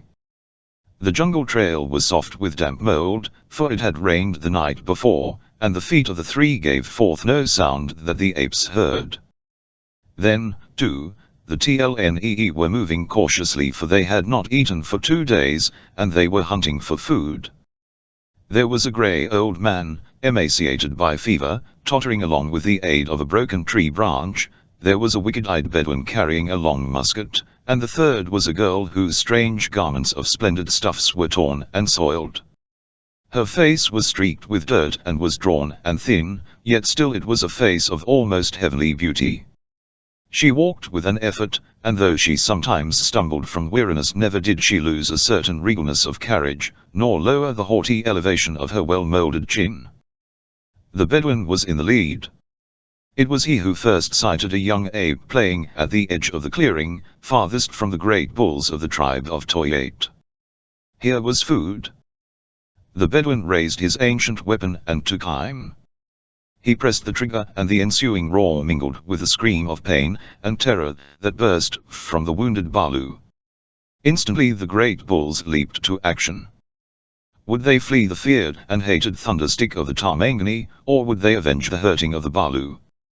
Who might know? Today they might do the one, tomorrow, under identical circumstances, the other. Today they chose vengeance. Led by Toyate, growling hideously, the bulls lumbered forward to investigate. It was this sight that met the horrified gaze of the three as they followed up Fard's shot to learn if at last they were to eat or if they must plod on hopelessly, weakened by the hunger gnawing at their vitals. Fard and Stimble turned and bolted back down the trail, the Arab, in his cowardly haste, pushing Ginaldar to one side and hurling her to the ground. The leading bull, seeing the girl, leaped upon her and was about to sink his teeth into her neck, when Toyate seized him and dragged him from her, for Toyate had recognized her for what she was. The king ape had once seen another Tarmangani she and had decided that he would like to have one as a wife. The other ape, a huge bull, seeing that Toyate wanted the prey, and angered by the bullying manner of the king, immediately decided to contest Toyate's right to what he had first claimed. Baring his fangs, he advanced menacingly toward Toyate, who had dragged the girl back into the clearing. Toyate snarled back at him. "Go away," said Toyate. "This is Toyate's she." "It is Goyard's," replied the other, advancing. Toyate turned back. "I kill," he screamed. Goyard came on, and suddenly Toyate seized Ginaldar in his hairy arms, and fled into the jungle. Behind him, bellowing and screaming, pursued Goyard. The Princess Ginaldar, wide-eyed with horror, fought to free herself from the hideous, hairy creature that was bearing her off. She had never seen nor even heard of such a thing as a great ape, and she thought them now some hideous, low inhabitant of that outer world that she had always been taught consisted of encircling armies of Saracens, and beyond and at a great distance a wonderful country known as England. What else was there she had not even tried to guess, but evidently it was a horrid place peopled by hideous creatures, including dragons. Toyate had run no great distance when he realized that he could not escape while burdened with a she, and as he had no mind to give her up, he turned suddenly and faced the roaring Goyard. Goyard did not stop. He came on frothing at the mouth, bristling, snarling, a picture of bestial savagery, power, and frenzied rage. Toyate, relinquishing his hold upon the girl, advanced to meet the charge of his rebellious subject, while Ginaldar, weakened by unaccustomed exertion and lack of nourishment, appalled by the hideous circumstances of her plight, sank panting to the ground. Toyate and Goyard, immersed in the prospect of battle, were oblivious to all else. Could Ginaldar have taken advantage of this temporary forgetfulness of her, she might have escaped, but she was too stunned, too exhausted to take advantage of her opportunity. Spellbound, fascinated by the horror of it, she watched these terrifying, primordial man-beasts preparing to do battle for possession of her. Nor was Ginaldar the sole witness of these savage preliminaries. From the concealment of a low bush behind which he lay, another watched the scene with steady, interested eyes. Absorbed by their own passion, neither Toyate nor Goyard noted the occasional movement of the outer leaves of the bush behind which this other watcher lay, a movement imparted by the body of the watcher with each breath, and with each slightest change of position. Perhaps the watcher discovered no sporting interest in the impending duel, for just as the two apes were about to engage, he arose and stepped into the open, a great black-maned lion, whose yellow coat gleamed golden in the sunlight. Toyate saw him first and with a growl of rage turned and fled, leaving his adversary and their prize to whatever fate Providence might hold in store for them. Goyard, thinking his rival had abandoned the field through fear of him, beat loudly upon his breast, and roared forth the victory cry of the bull ape. Then, swaggering as became a victor and a champion, he turned to claim the prize. Between himself and the girl he saw the lion standing, gazing with serious mien straight into his eyes. Goyard halted. Who would not have? The lion was within springing distance, but he was not crouched. Goyard backed away, snarling, and when the lion made no move to follow, the great ape suddenly turned and lumbered off into the jungle, casting many a backward glance in the direction of the great cat until intervening foliage shut him from his view. Then the lion turned toward the girl. Poor little princess. Hopeless, resigned, she lay upon the ground staring, wide-eyed, at this new engine of torture and destruction. The king of beasts surveyed her for a moment, and then walked toward her. Ginaldar clasped her hands and prayed not for life, for hope of that she had long since resigned, but for death, speedy and painless. The Tarvny beast came close. Ginaldar closed her eyes to shut out the fearsome sight. She felt hot breath upon her cheek, its fetid odor assailed her nostrils. The lion sniffed about her. God! Why did he not end it? Tortured nerves could endure no more, and Ginaldar swooned. Merciful surcease of her suffering. Chapter 23 Jadbalja, nerve shaken, the remnants of Ibn Jad's company turned toward the west, and hastened by forced marches to escape the hideous forest of the Jinn. Abd el-Aziz and those who had accompanied him from the wood of the leopards toward Nimr had not rejoined them. Nor ever would they, for upon the plain below the treasure city of the Bedouins dreaming the knights of Garbred had discovered them, and, despite the thundering havoc of the ancient matchlocks, the Iron Knights of Nimr had couched their spears against the Saracens, and once again the victorious cri de guerre of the Crusaders had rung out after 7 centuries of silence to announce a new engagement in the hoary war for the possession of the Holy Land, the war that is without end. From the north a mailed knight rode down through the forest of Galaland. A blue and silver pennon fluttered from his lance. The housings of his great charger were rich with gold and silver from the treasure vaults of Wildred of the Saphir. Wide-eyed Gala warriors viewed this solitary anachro from afar, and fled. Tarzan of the Apes, ranging westward, came upon the spoor of Fard and Stimble and Ginaldar, and followed it toward the south.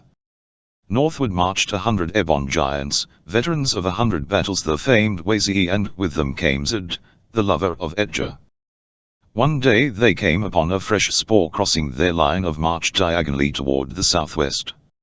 It was the spoor of Arab sandals, those of 2 men and a woman, and when the Wazi pointed them out to Zid, the young Bedouin swore that he recognized those of the woman as belonging to Edgar, for who knew better the shape and size of her little foot, or the style of the sandals she fabricated.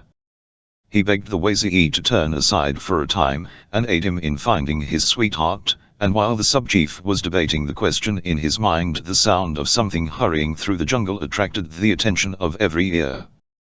While they listened, a man staggered into view. It was Fard. Zid recognized him instantly, and as immediately became doubly positive that the footprints of the woman had been made by Edgar. Zid approached Fard menacingly. "Where is Edgar?" he demanded. "How should I know? I have not seen her for days," replied Fard, truthfully enough. "Thou liest," cried Zid, and pointed at the ground. "Here are her own footprints beside thine." A cunning expression came into the eyes of Fard. Here he saw an opportunity to cause suffering to the man he hated. He shrugged his shoulders.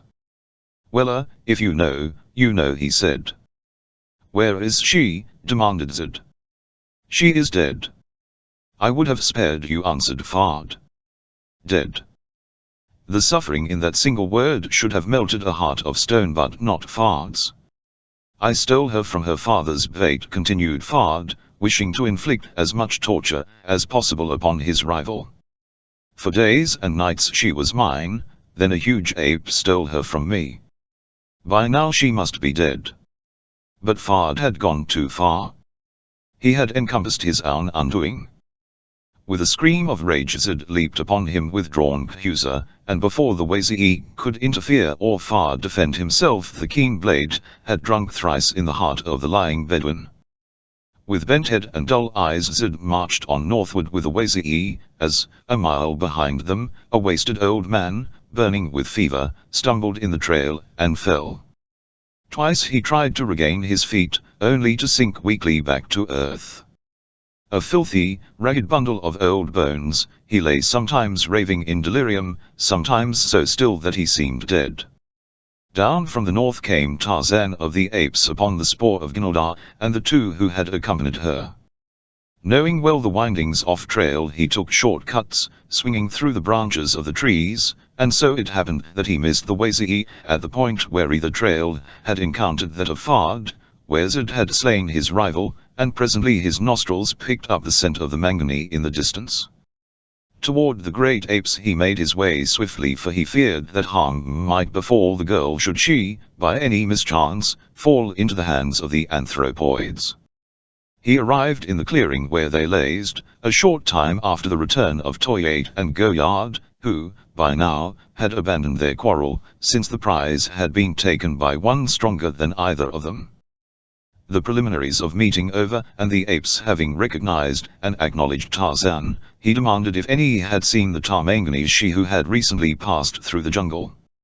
Mwalad pointed at Toyate, and Tarzan turned toward the king. You have seen the she? Demanded Tarzan, fearful, for he did not like the manner of the king ape.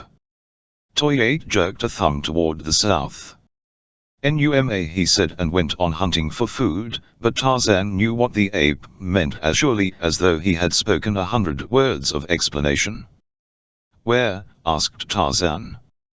Toyate pointed straight to where he had abandoned Ginaldar to the lion, and the ape-man, moving straight through the jungle along the line indicated by the king ape, went sadly to investigate, although he already guessed what he would find. At least he could drive Numa from his kill, and give decent burial to the unfortunate girl. Slowly consciousness returned to Ginaldar. She did not open her eyes, but lay very quiet, wondering if this was death. She felt no pain. Presently a sickly sweet and pungent odor assailed her nostrils, and something moved very close to her, so close that she felt it against her body, pressing gently, and where it pressed she felt heat, as from another body. Fearfully she opened her eyes, and the horror of her predicament again swept over her, for she saw that the lion had lain down almost against her. His back was toward her, his noble head was lifted, his black mane almost brushed her face. He was looking off, intently, toward the north. Ginaldar lay very quiet. Presently she felt, rather than heard, a low rumbling growl that seemed to have its origin deep in the cavernous chest of the carnivore. Something was coming. Even Ginaldar sensed that, but it could not be succor, for what could succor her from this hideous beast? There was a rustling among the branches of the trees 100 feet away, and suddenly the giant figure of a demigod dropped to the ground. The lion rose and faced the man. The two stood thus, eyeing one another for a brief moment.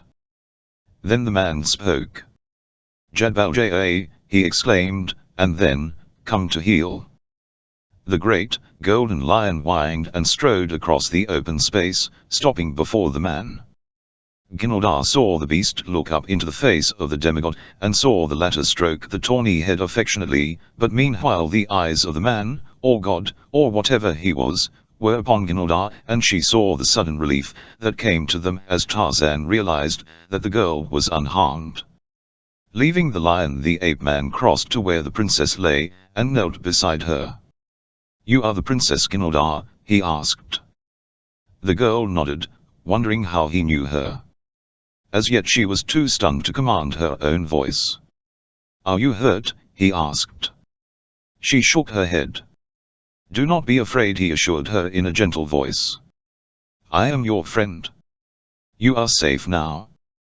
There was something in the way he said it that filled Gilda with such a sense of safety as all the mailed knights of her father's realm had scarce imparted. "I am not afraid any more," she said simply. "Where are your companions?" he asked. She told him all that had happened. "You are well rid of them," said the ape-man, "and we shall not attempt to find them. The jungle will account for them in its own way, and in its own good time." "Who art thou?" asked the girl. "I am Tarzan." "How didst thou know my name?" she queried. "I am a friend of one whom you know as Sir James," he explained. "He and I were searching for you." "Thou art his friend?" she cried. "Oh, sweet sir, then thou art mine," as the ape-man smiled. "Always," he said. "Why did the lion not kill thee, Sir Tarzan?" she demanded, thinking him a simple knight, for in her land there were only these beside the members of her princely house, and the pseudo-king of the city of the Sepulcher. For in the original company that had been wrecked upon the coast of Africa at the time of the Third Crusade there were only knights, except one bastard son of Hemi XI, who had been the original Prince Garbred. Never having been in contact with an English king since they parted from Richard at Cyprus, Garbred had assumed the right to issue patents of nobility to his followers, solely the prerogative of the king. "Why did the lion not kill me?" repeated Tarzan.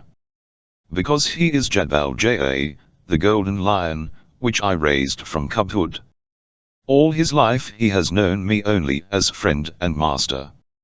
He would not harm me, and it was because of his lifelong association with human beings that he did not harm you, though I was fearful when I saw him beside you that he had a lion is always a lion." "Thou dwellest nearby?" asked the girl. "Far away," said Tarzan, "but there must be some of me people nearby, else Jadbalja would not be here. I sent for my warriors, and doubtless he has accompanied them."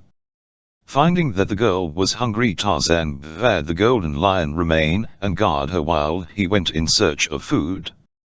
"Do not fear him," he told her, "and remember that you could not have a protector more competent than he to discourage the approach of enemies." "And well mayst I believe it," admitted Gilda. Tarzan returned with food, and then, as the day was not done, he started back toward Nimr with the rescued girl, carrying her, as she was now too weak to walk, and beside them strode the great, black-maned lion of gold. During that journey Tarzan learned much of Nimr, and also discovered that Blake's love for his princess was apparently fully reciprocated by the girl, for she seemed never so content as when talking about her Sir James, and asking questions concerning his far country, and his past life, of which, unfortunately, Tarzan could tell her nothing. Upon the second day the three came to the great cross, and here Tarzan hailed the warders, and bade them come and take their princess. She urged the ape-man to accompany her to the castle, and receive the thanks of her father and mother, but he told her that he must leave at once to search for Blake, and at that she ceased her urging. "And thou findst him," she said, "tell him that the gates of Nimr be always open to him, and that the Princess Gilda awaits his return." Down from the cross went Tarzan and Jadbalja, and before she turned back to enter the tunnel that led to her father's castle, the Princess Gilda stood watching them until a turn in the trail hid them from her view. "May our Lord Jesus bless thee, sweet Sir Knight," she murmured, "and watch o'er thee and fetch thee back once more with my beloved." Chapter 20. Our where trails met down through the forest rode Blake, searching for some clue to the whereabouts of the Arabs, ranging this way and that, following trails and abandoning them. Late one day he came suddenly into a large clearing where once a native village had stood.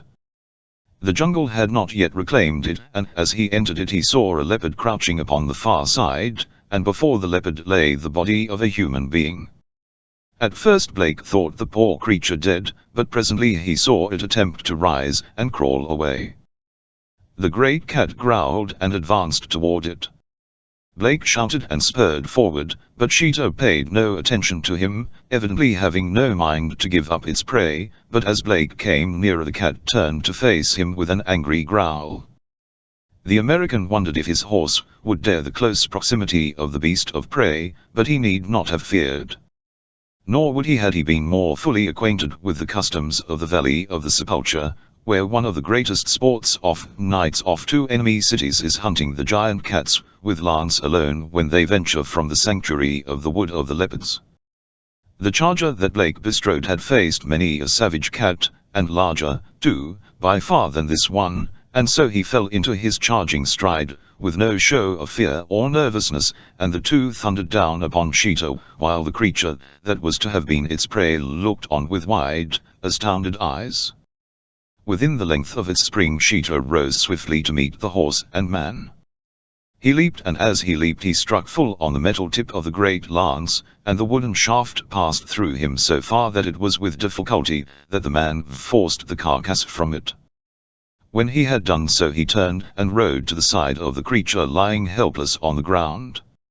"My God," he cried as his eyes rested on the face below him. "Stimble. Blake." The younger man dismounted. "I'm dying," Blake whispered Stimble. "Before I go I want to tell you that I'm sorry. I acted like a cad. I guess I've got what was coming to me." "Never mind that," Stimble said Blake. "You're not dead yet. The first thing is to get you where there are food and water." He stooped and lifted the emaciated form, and placed the man in his saddle. "I passed a small native village a few miles back. They all ran when they saw me, but we'll try there for food." "What are you doing here?" asked Stimble. "And in the name of King Arthur, where did you get the outfit?" "I'll tell you about it when we get to the village," said Blake. "It's a long story. I'm looking for a girl that was stolen by the Arabs a few days ago." "God," ejaculated Stimble. "You know something about her?" demanded Blake. "I was with the man that stole her," said Stimble, "or at least who stole her from the other Arabs." "Where is she?" "She's dead, Blake." "Dead? A bunch of those big anthropoid apes got her. The poor child must have been killed immediately." Blake was silent for a long time, walking with bowed head as, weighted down by heavy armor, he led the horse along the trail. "Did the Arabs harm her?" he asked presently. "No," said Stimble. "The sheikh stole her either for ransom or to sell her in the north, but Fard stole her for himself. He took me along because I had promised him a lot of money if he'd save me, and I kept him from harming the girl by telling him that he'd never get a cent from me if he did. I felt sorry for the poor child, and I made up my mind that I was going to save her if I could." When Blake and Stimble approached the village, the blacks fled, leaving the white men in full possession of the place. It did not take Blake long to find food for them both. Making Stimble as comfortable as possible, Blake found fodder for his horse, and presently returned to the old man. He was engaged in narrating his experiences, when he was suddenly aware of the approach of many people. He could hear voices and the pad of naked feet. Evidently the villagers were returning. Blake prepared to meet them with friendly overtures, but the first glimpse he had of the approaching party gave him a distinct shock, for these were not the frightened villagers he had seen scurrying into the jungle a short time before. With white plumes waving about their heads, a company of stalwart warriors came swinging down the trail. Great oval shields were upon their backs, long war spears in their hands. "Well," said Blake, "I guess we're in for it. The villagers have sent for their big brothers." The warriors entered the village, and when they saw Blake they halted in evident wonder. One of their number approached him, and to Blake's surprise addressed him in fairly good English. "We are the Wazee of Tarzan," he said. "We search for our chief and master. Have you seen him, Bana?" The Wazee. Blake could have hugged them.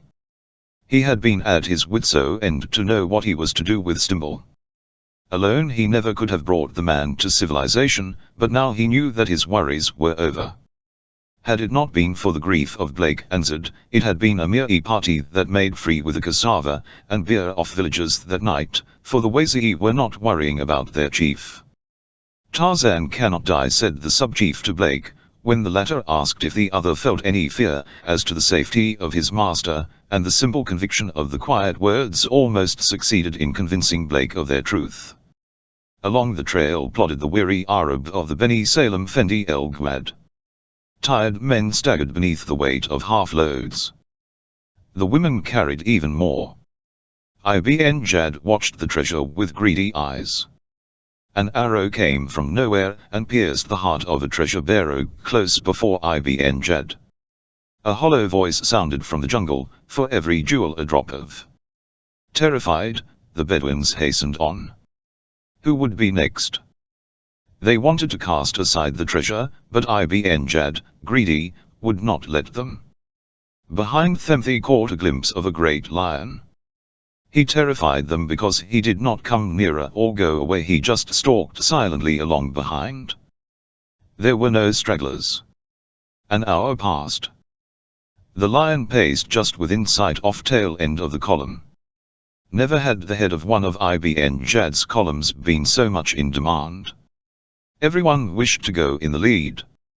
A scream burst from another treasure carrier. An arrow had passed through his lungs. For every jewel a drop of blood. The men threw down the treasure. We will not carry the accursed thing more, they cried, and again the voice spoke. Take up the treasure, Ibn Jad, it said. Take up the treasure. It is thou who murdered to acquire it. Pick it up, thief and murderer, and caney it thyself. Why, together the Arab made the treasure into one load, and lifted it to Ibn Jad's back. The old sheikh staggered beneath the weight. I cannot carry it, he cried aloud. I am old and I am not strong. Thou canst carry it, or die, boomed the hollow voice, while the lion stood in the trail behind them, his eyes glaring fixedly at them. Ibn Jad staggered on beneath the great load. He could not now travel as fast as the others, and so he was left behind with only the lion as company, but only for a short time. Edja saw his predicament, and came back to his side, bearing a musket in her hands. Fear not, she said, I am not the son thou didst crave, but yet I shall protect thee even as a son. It was almost dusk when the leaders of Bedouin company stumbled upon a village. They were in it and surrounded by 100 warriors before they realized that they were in the midst of the one tribe of all others they most feared and dreaded, the Wazee of Tarzan. The sub-chief disarmed them at once. Where is Ibn Jad? Demanded Zed. He cometh, said one. They looked back along the trail, and presently Zed saw two figures approaching. One was a man bent beneath a great load, and the other was that of a young girl. What he did not see was the figure of a great lion in the shadows behind them. Zed held his breath because, for an instant, his heart had stopped beating. Edja, he cried and ran forward to meet her and clasp her in his arms. Ibn Jad staggered into the village. He took one look at the stern visages of the dread Wazee, and sank weakly to the ground, the treasure almost burying him as it fell upon his head and shoulders. Herfa voiced a sudden scream as she pointed back along the trail, and as every eye turned in that direction, a great golden lion stepped into the circle of the firelight in the village, and at its side strode Tarzan, Lord of Jungle. As Tarzan entered the village, Blake came forward and grasped his hand. We were too late, said the American sadly. What do you mean? Asked the ape-man. The Princess Kinaldar is dead. Nonsense, exclaimed Tarzan. I left her this morning at the entrance to the city of Nimr. A dozen times Tarzan was forced to assure Blake that he was not playing a cruel joke upon him. A dozen times Tarzan had to repeat Kinaldar's message, and thou findst him tell him that the gates of Nimr be always open to him and that the Princess Kinaldar awaits his return. Later in the evening Stimble, through Blake, begged Tarzan to come to the hut in which he lay. Thank God, exclaimed the old man fervently. I thought that I had killed you. It has preyed on my mind, and now I know that it was not you. I believe that I can recover. You will be taken care of properly, Stimble, said the ape-man, and as soon as you are well enough you will be taken to the coast. Then he walked away. He would do his duty by the man who had disobeyed him and tried to kill him, but he would not feign a friendship he did not feel. The following morning they prepared to leave the village. Ibn Jad and his Arabs, with the exception of Zid and Etja, who had asked to come and serve Tarzan in his home, were being sent to the nearest Gala village under escort of a dozen Wazii.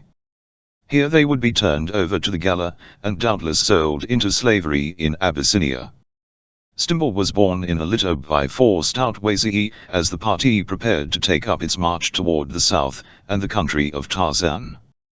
4 others carried the treasure of the city of the Sepulcher. Blake, dressed again in his iron mail, bestrode his great charger as the column started out of the village, and down the trail into the south. Tarzan and the Golden Lion stood beside him. Blake reached down and extended his band to the ape-man. "Goodbye, sir," he said. "Goodbye," demanded Tarzan. "Aren't you coming home with us?" Blake shook his head. "No," he said, "I'm going back into the Middle Ages, with the woman Tarzan," and Jadbal Jaz stood in the trail watching as Sir James rode out toward the city of Nimr, the blue and silver of his pennon fluttering bravely from the iron tip of his great lance. The end.